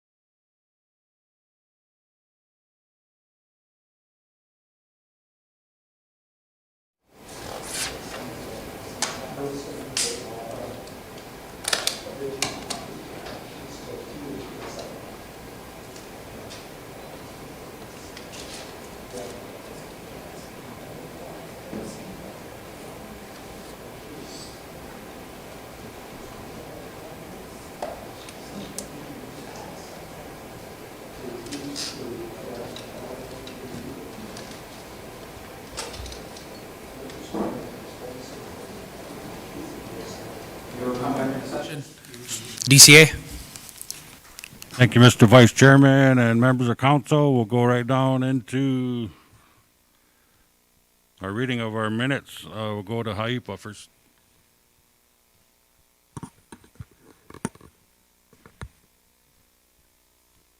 Good afternoon, council, executives. HIPAA had our regular meeting August 16th, 2020. Motion number 3, to have the SWO Vice Chairman check on the status of district audits for the 2014 through the 2016. Motion number 5, that we support all casino employees, DMC, DCC, DSC, and if they have to quarantine due to COVID-19, to pay them admin leave. Also reimburse leave back to employees if they had to use personal leave in the past for COVID-19. Motion number 7 is to accept SWO Powell election results. So Angel Wana will be on the SWO Powell. Motion number 8 is to go with the Falkton design for our detention center upon approval by the BIA. Motion number 9 is to have the feds investigate Assistant Wapton Housing Authority for the past 5 years. Motion number 10 is to activate the SWO Police Commission. Motion 11, find out how much money was spent on Dakota crossings and the council motions that support those expenditures. Motion number 12 is to terminate Todd O'Reilly, Christy Johnson, Christy Lee, Jensen from Dakota Crossings and bring back Doris Lewis. Also to reinstate the cashier till closing paperwork at the end of each shift. Motion number 14, that elderly receiving the $1,000 COVID-19 assistance funds from the tribe should receive a Dakota Crossing elderly card because they are claiming to be on the reservation. Motion number 16 is to approve the youth to adult membership. Motion 21 is to accept the SWO proposed amendments. And that's all for HIPAA. I just wanted to mention that we'll be getting for the audits that we will be scheduling for this month. It's just going to be a virtual with Red W. So with all your treasury, yeah. Well, they're supposed to come here and then COVID hit, and so, yeah. Okay, floor is open for a motion. Motion by Haipa, second by Long Hollow, question by Big Cooley.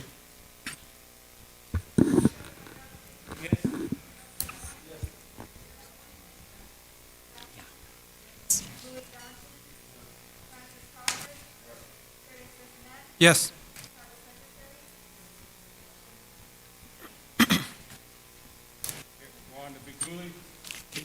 Good afternoon. Big Cooley had their regular district meeting on August 27th. Motion number 5, request from DCA the qualifications before Big Cooley District advertises for a gaming commissioner board member. Number 7, to hire McCain and Associates to write the policies for the SWO so that the districts getting the CARES Act funding comply with the federal law. Number 12, to approve adult membership as follows.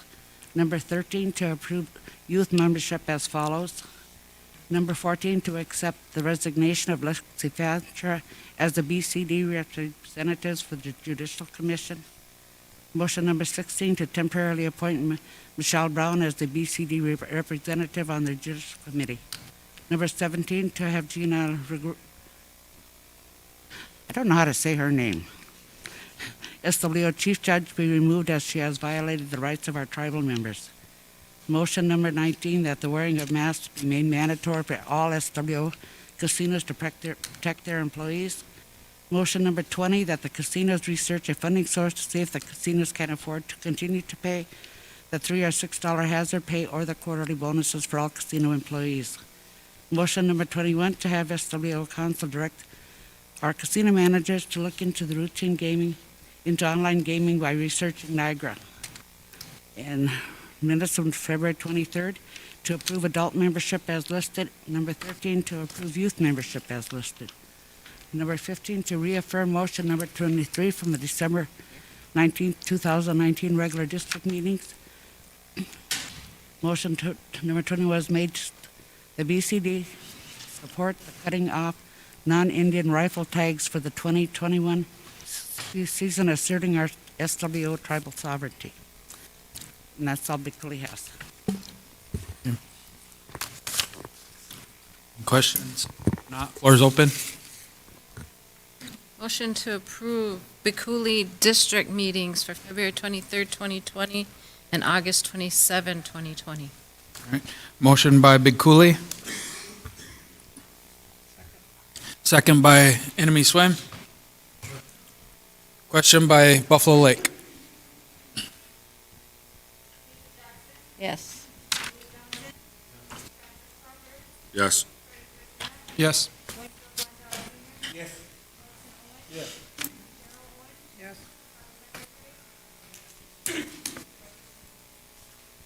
Thank you. Okay, we'll move on to Buffalo Lake. Buffalo Lake had the regular meeting on August 20th, 2020. Motion number 2 to approve youth memberships as listed. Motion number 3 to approve adult membership as listed. Motion number 4 to approve proposed amendment number 1. Motion number 5 to approve proposed amendment number 3.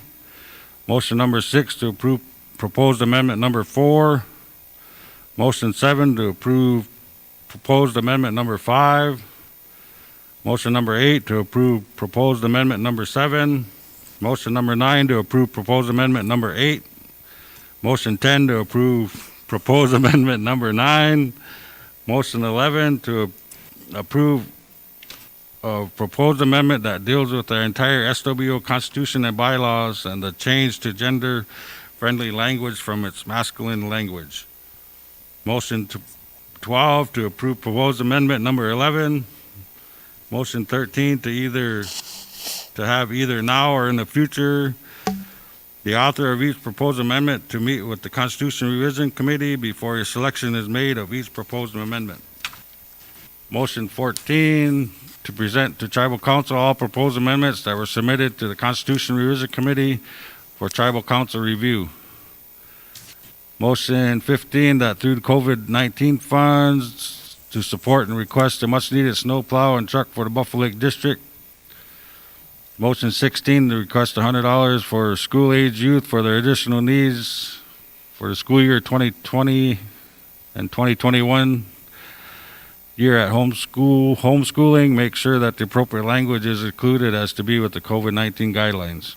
Motion 17 that all 3 casinos be mandate employees already doing and customers entering the casino to wear a mask at all times while on the casino property.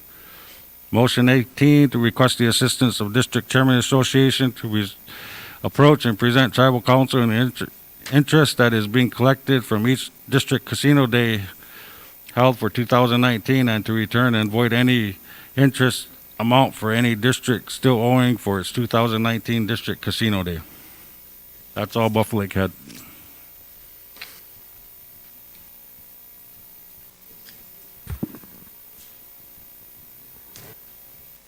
Second. Motion by Buffalo Lake, question, or second by Big Coulee, question by Lake Traverse.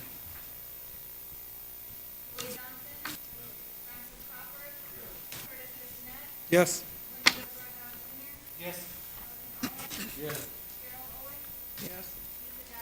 Yes. Thank you.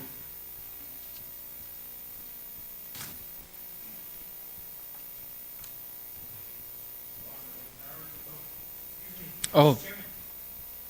How about February 19th? Oh, yeah. We have the 19th, that's the one we got. When you read off, we didn't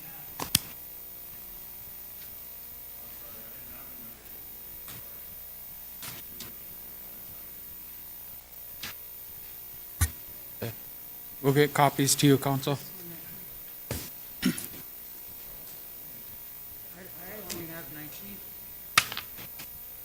February 19th is what I got.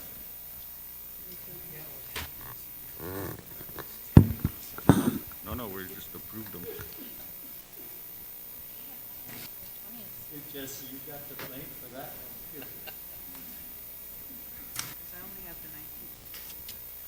From our February 19th minutes. Motion number 2, that tribal council not accept any agreements, plans, grants, reports, contracts of any type, documents for approval by SW Planning Director Michael Roberts until a presentation and approval by a Reservation Planning Commission are made first.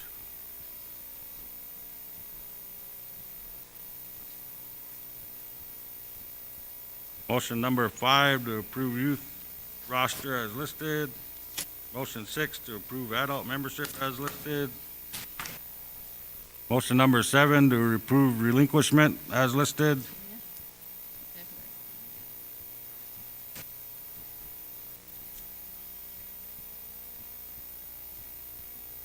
Motion number 10, that our tribal councilman request at the upcoming tribal council meeting, a paper copy of our 95 Chevy pickup, 2003 Ford EcoVan, 2017 Chevrolet Express van vehicle titles on behalf of the Buffalo Lake District.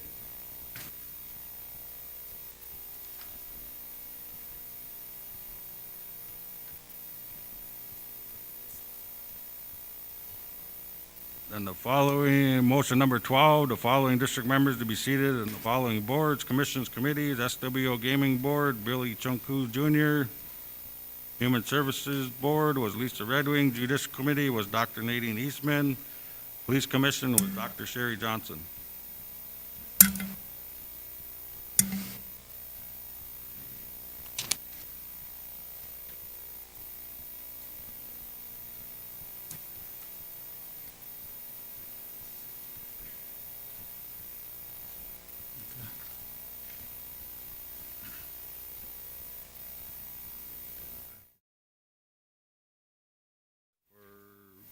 February 19th.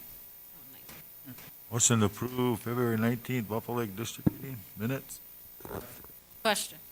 Motion by Buffalo Lake, second by Lake Travers, question by Cooley.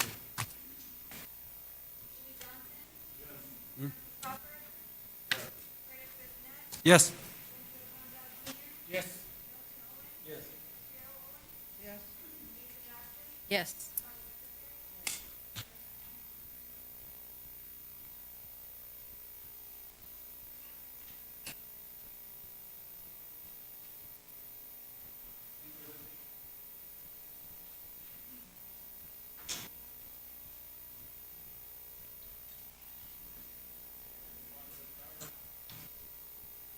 Good afternoon, execs on the council. Lake Travers District Meeting with August 27, 2020. And motion 8 to approve all proposed amendments. Motion 11 to approve all district membership as followed. That's all we have for Lake Travers. Motion to approve, Mr. Vice Chair. Motion by Lake Travers, second by Big Cooley, question by Tokunawa. Yes. Curtis Bissonnette? Yes. Winfield Rondell Jr.? Yes. Milton Owen? Cheryl Owen? Yes. Lisa Jackson? Yes. Louis Johnson? Yes. Tribal Secretary? Yes. Mr. Vice Chairman, motion. Thank you.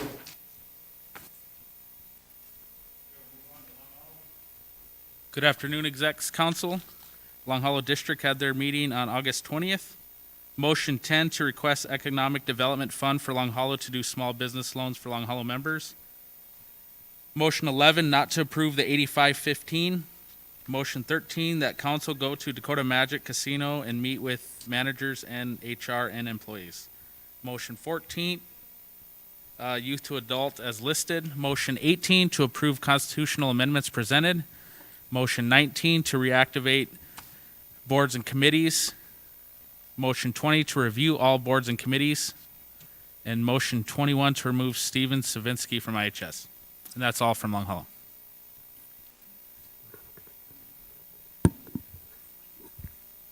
Motion to approve. Motion by Long Hollow, second by Haipa, question by Tokunawa.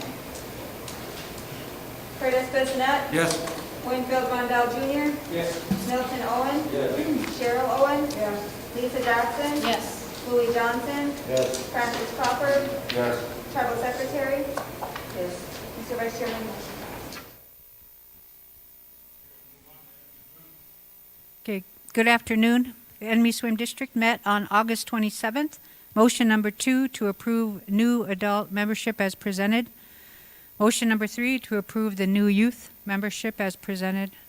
Motion number 4 to accept the amendments to the SWO Constitution and will be on the November election ballots.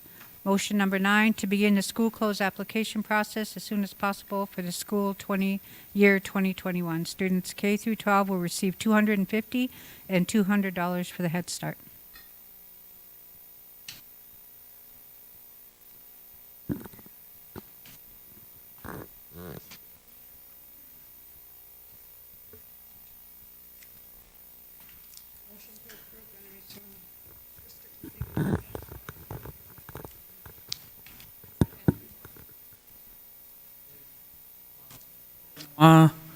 Big Coulee, Lake Traverse.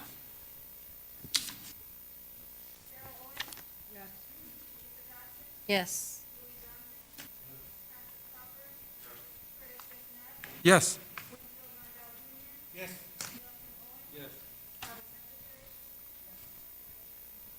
Thank you. Okay, we'll move on to Old Agency. Padami Atancha. Oi Tancha Zawas, Old Agency had their meeting on August 24th. Motion number 1 to approve adult membership as listed. Motion number 2 to approve the youth membership as listed. Motion number 3 to accept adult relinquishment as listed. Motion number 4 to accept youth relinquishments as listed. Motion number 14 that I request that Verlin Budrow to receive all minutes from council in a timely manner.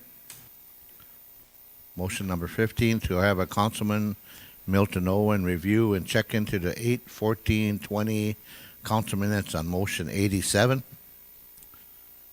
That the funds, motion number 16, that the funds are provided to COVID-19 funds to pay individuals for the Elderly Protection Board.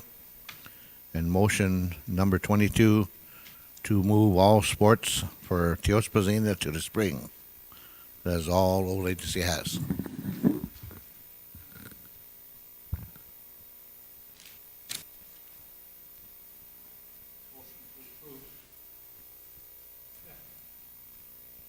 Motion by Old Agency, second by Haipa, question by Long Hollow.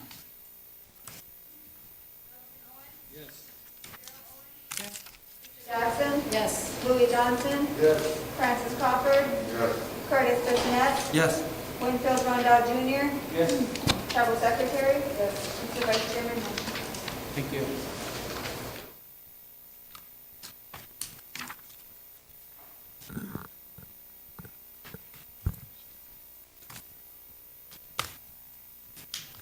That was all DCA had.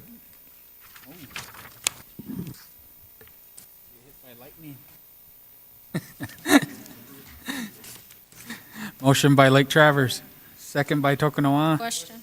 question by Big Coulee. Barely beat you. Francis Crawford. Yes. Curtis Bissonnette. Yes. Winfield Rondell Jr. Yes. Milton Owen. Yes. Cheryl Owen. Yes. Lisa Jackson. Yes. Louis Johnson. Yes. Tribal Secretary. Yes. Mr. Vice Chairman, motion passes. Thank you. I know. Council, I just have one, amendment I need to do. Remember the guns that we were supposed to get for the spraying? We're not gonna get the one with the electrostatic because it's taking too long. But just to, so we can close out the invoice, it's, actually gonna decrease by 450, and it's to Hilliard. It was gonna be $7,760.32, but it's now gonna be $7,310.32.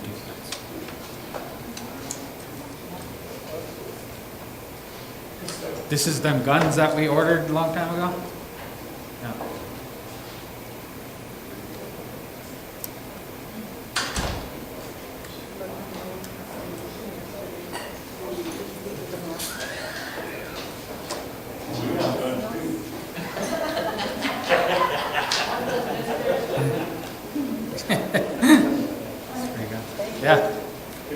Vice Chair, you know, I know we ordered those quite a few months, you know, maybe 2 months back.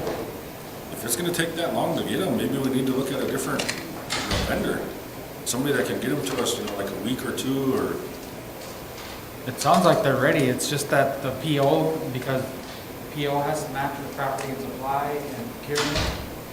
And so all the number, the final number isn't changed. They've been waiting for me to present this. okay, because I know that, you know, it was reported to us that they were in quarantine on a ship off the Texas coast about 2 months ago. Right. Yep, I agree. If we don't get them, then they'll just go somewhere else. Is that something that you can check into, Mr. Chairman, if we're gonna approve the decrease in it, that we find out what the tentative date is that we're gonna receive them? Chairman? Vice Chair, you're in charge today, so that's your job. Yeah, I will. So move, Mr. Chair. Motion by Lake Travers. Second by Allegiance. Question by Coconut. Did you guys want a copy of it? Yeah? Yes. Francis Crawford. Yes. Curtis Bissonette. Yes. Winfield Mondale Jr. Yes. Milton Owen. Yes. Cheryl Owen. Yes. Lisa Jackson. Yes. Louis Johnson. Yes. Tribal Secretary. Yes. Mr. Vice Chairman. Anything else, council? Did you?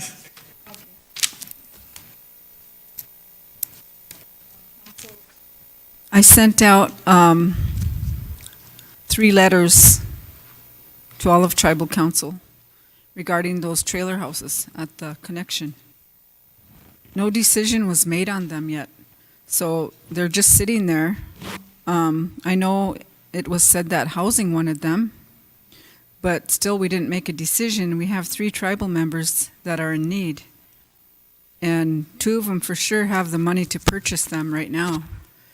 And they'll be responsible for moving them and relocating them. So, are we gonna make a decision on those, or are they just gonna continue to sit there?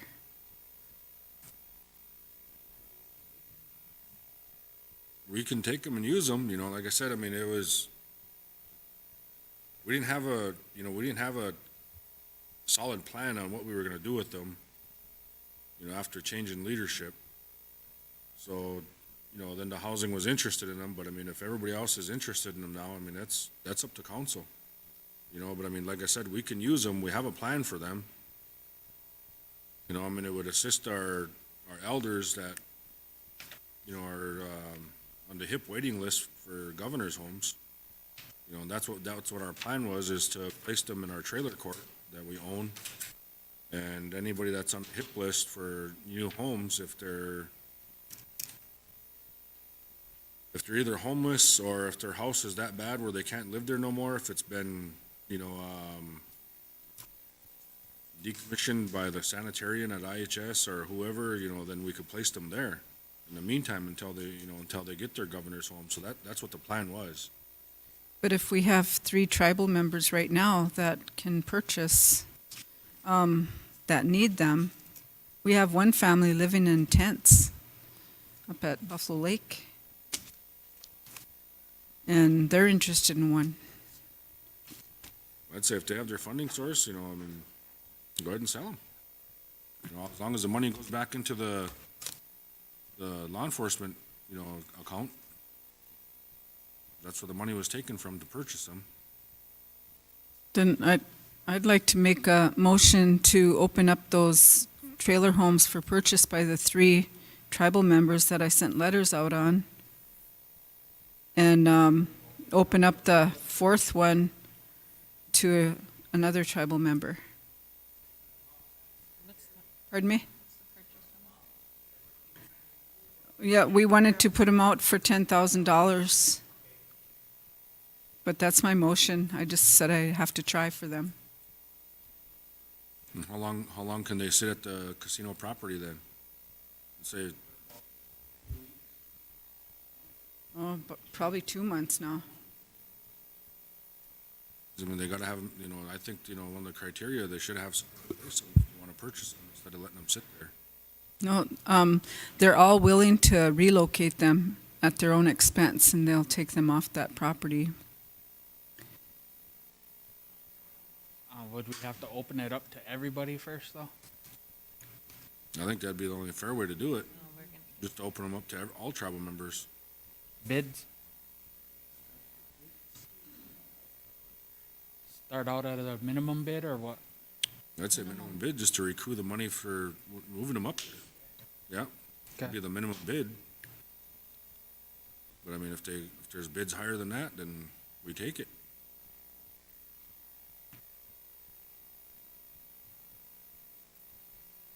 Must be paid right away and month to move? Yeah. Advertise it in, what's today? So my motion died for lack of second.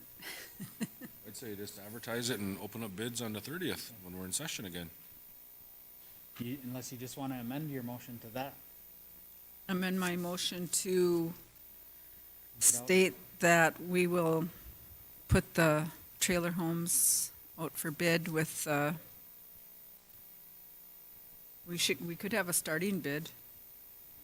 The minimum will be the starting bid? You'd have a minimum reserve bid. Yeah. Your minimum reserve bid would be 10,000. Yeah. Mm-hmm. Any other bids lower than that would be rejected. Yeah. Okay. Then give them 1 week after the transaction's made that, that they got 1 week to remove them from the property. Well, you gotta give them more time than 1 week. Well, they're gonna have 30 days to bid on them. So, I mean, if they're gonna bid on them, they should have all their stuff in order. In order, okay. Have a deadline of September 30th? For the bid opening. Yeah. So if we do Kimberly. noon on the 30th, then that way, we're in session that day, so that'll be the closing date for the bids at noon on the 30th, then we can open them up that afternoon and record Okay. them. Kimberly has. Kim?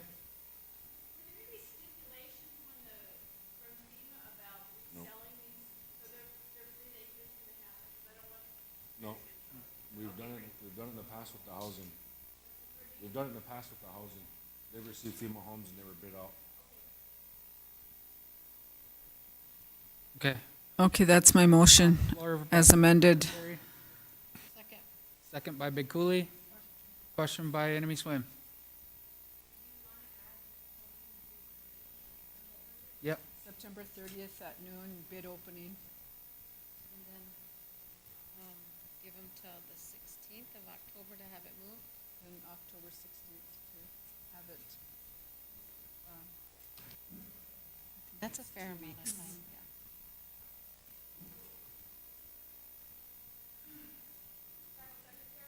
Yes. Yes.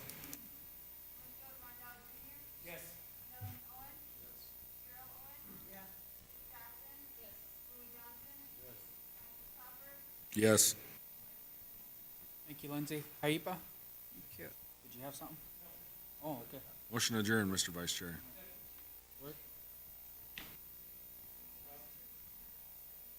Oh, yeah, the distribution.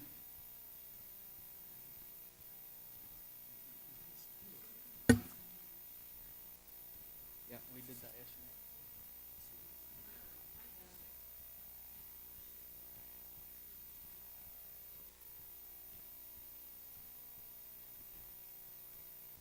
Okay, motion on the floor by Big Cooley.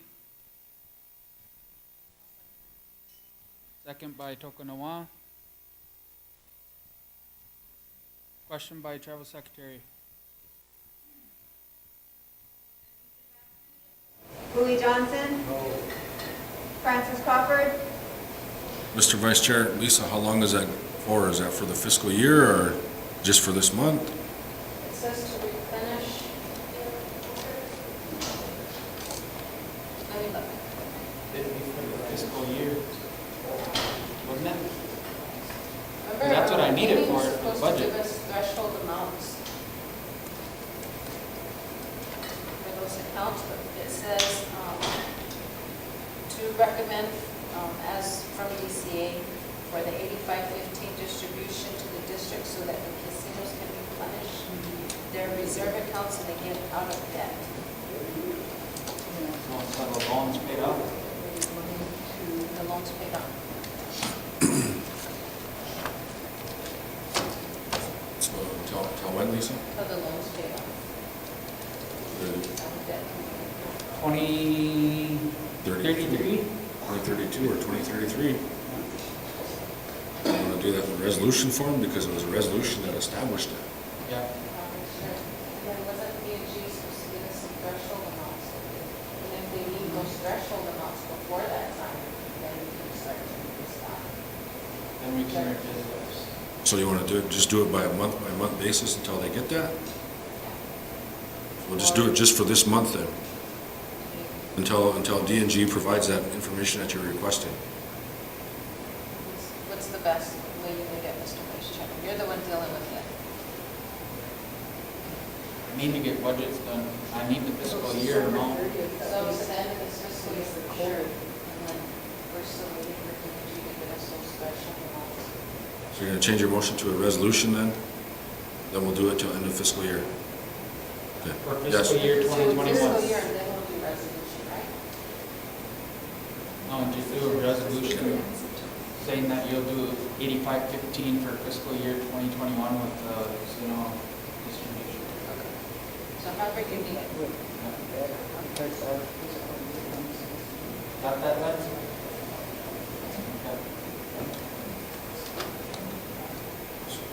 My vote? Yep. No.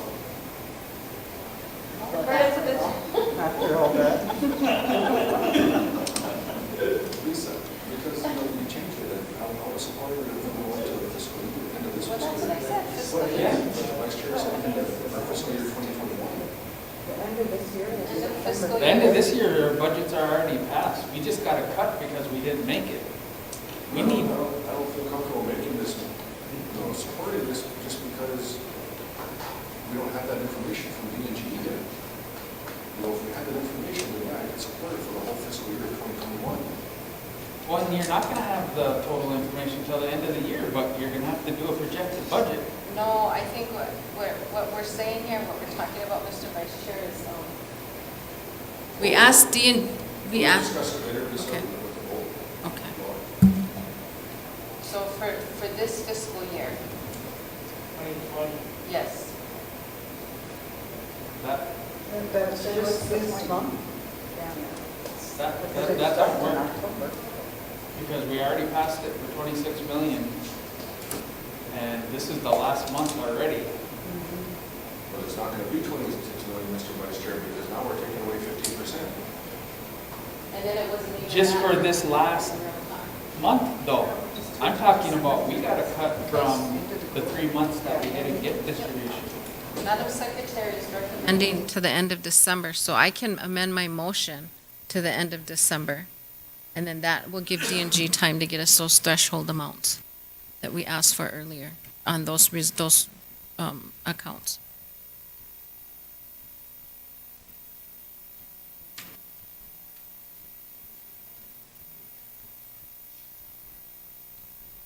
I'll just finish this vote first. What do you have, Lens?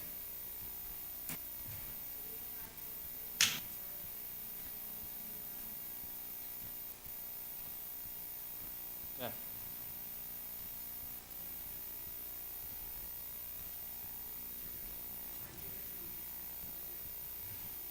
No, we'll just go through because we're halfway through already. And then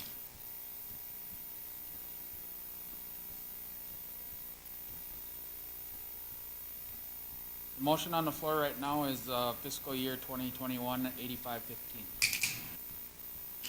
in resolution form. And we're at Long Hollow. Okay. No.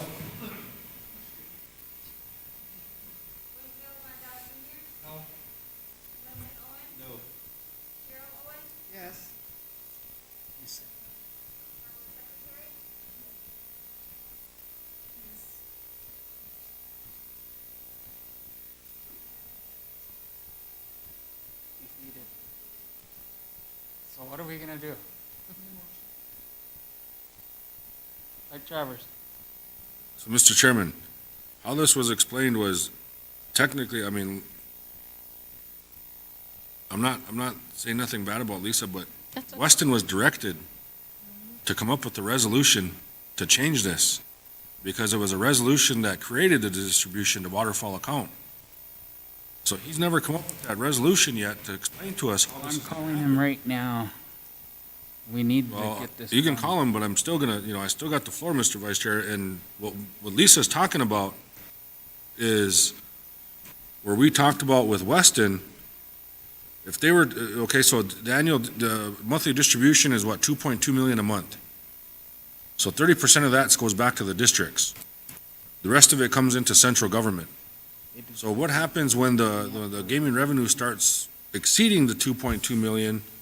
They were supposed to have some accounts set up where anything above and beyond that, certain amount, 50% will go into their extra coffers for their contingency funds, reinvestment plans, then the tribe would get the other 50% with the same thing, that we would have a plan and an account for that as well. That's the way I understood it. Yes. So, I mean, like I said, I mean, I understand, Lisa's district made that motion, but I mean, our CFO was supposed to come up with the resolution. Okay. Okay, thanks, Weston. There's never been a resolution made on distribution. They can't find one. The banks never had one. Greg Paulson couldn't find one. The casino lawyers.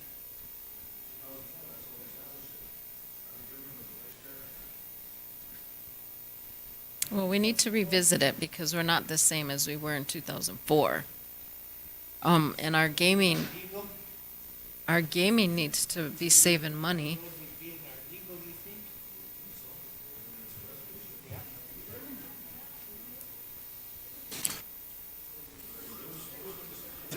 Those were the stipulations, Mr. Vice Chair, that, that was given to the CEO and CFO. And I understand where Lisa's coming from, her district made the motion for her to support that issue, and she did it. But I mean, there was also other parts of stipulations that weren't in the motion. And that's what- That ain't what's bothering me. What's bothering me is I can't do budgets. I understand what you're talking about, but you need to make a decision on it so that I can do my job. Otherwise, we're gonna have all the issues that we have with Derek. And that's what we're having right now. And I got all these other support programs that are asking what the budgets are, and I can't tell them.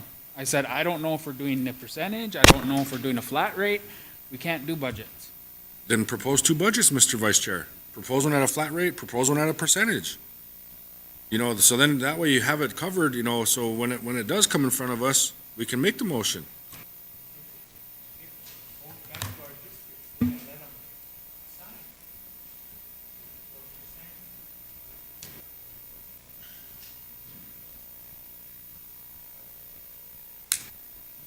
Yeah. I'm sorry, Lisa. No, Bikuli. that's okay. And so that's the reason why we asked gaming for those threshold numbers on those accounts was so that way we would know the duration of this 8515. So either those accounts will get replenished and meet that threshold amount before or after. Yeah, and it can be modified. Yep, and it can be modified. So we do, you're correct, we do need to hear back from D&GE on those. I mean, even if we gotta go into another session, a special session to approve it, as long as we get it from D&GE. But now I need to know what's the flat rate. Well, your flat rate's always been 2.2 according to the 2004 resolution. Well, if you're gonna do that, we could have started doing budgets a long time ago. The thing we did it because of this COVID. We didn't know if we were gonna do it the same because we didn't know if we get shut down again. We never lost anything, Mr. Vice Chair. Yeah, we did. We have to cut the budget this year by 7 million. I told you that. Yes, I understand that, but our distribution's been the same coming from the casinos. We didn't get distribution for 3 months. But when it picked back up, when it started back up, they never changed it. Yeah, but okay, now what if something happens and you have COVID and we shut down the casinos again? Either way, That means Mr. you have a $26 million budget that you're gonna have to cut by 2 million each month. Either way, Mr. Vice Chairman, the projected budgets are just projected numbers. They're not always gonna be accurate. You know, so I mean, just get us a budget at the flat rate and get us a budget at the percentage rate. Because what happens if they shut down again? Those That's are just why I'm projected saying, numbers. You don't want to do it at the 2 million. That's, we can't even get it down to the 7 right now that we're doing. But I mean, Mr. What's that percent, what's that 7 million, at what percent is that? That's 3 months worth of distribution. Yeah, but what percentage of that? Then we just cut our budgets by that percent. And then we do a projected budget. I know it's projected, but you want it to be as actual as possible. But it can't be because we're not operating under normal revenue. And that's why I would like to do a percentage. And if we do a percentage, we just go by what their average last 5 years.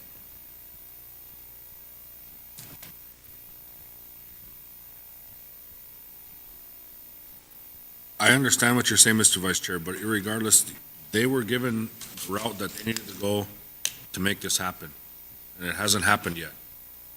If they get it to us by the end of by tonight, tomorrow, whatever, then we'll go into session tomorrow and approve it.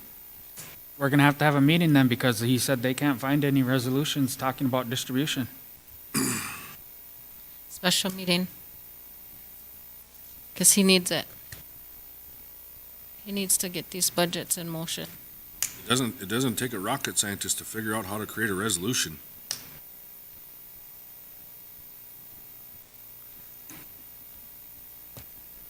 Or as Noam says, that's not scientific.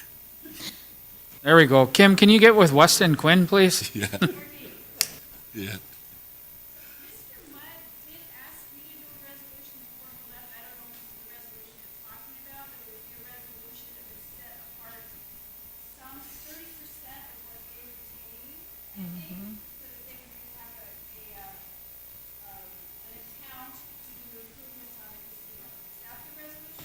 Exactly what we're talking about. Maybe you can talk in the mic. Talk in the mic so our people can hear you. Thank you. Okay, can we give her the direction of what 8515? Is that what, everybody good with that, or? The day before Mr. Mudd left, he asked me to draft a resolution that would set apart 30% of what they retain in an account for the casinos to do capital improvements.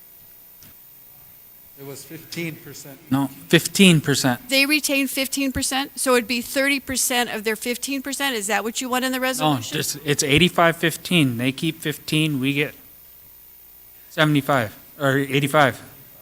So, but he wanted, of the 15 they retain, he wanted 30% of that put into the special escrow account for capital improvements. That's what Mr. Mudd asked for. I think Weston had that figured out, didn't he?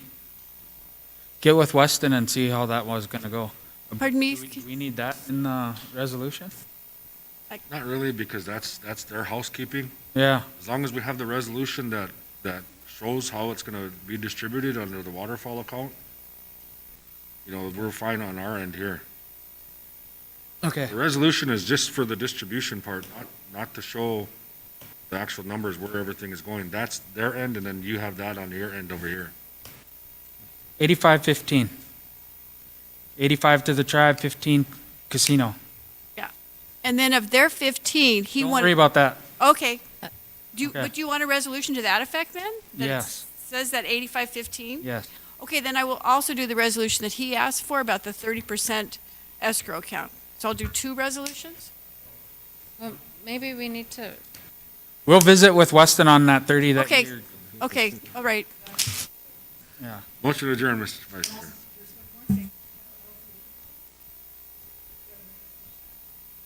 Do we have the funding for it? do we have funding? Yeah. I'm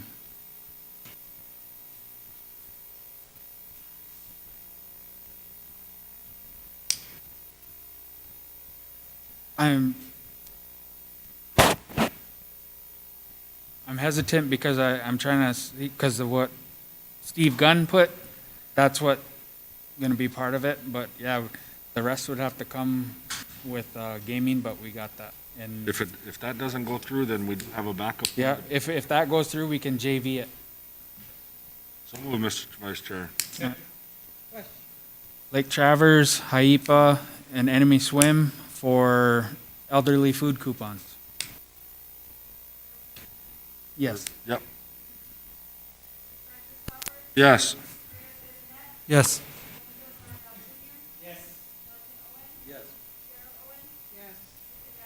Yes. Thank So you. then we're gonna get asked about the elderly distribution, that 1,500. Is That, gonna be a that's no? in our, that came out of exec budget, so that's still That's no. nothing. Okay. Yeah. Motion adjourned, Mr. Vice. All right, motion by Lake Travers, second by Haipa, we're adjourned.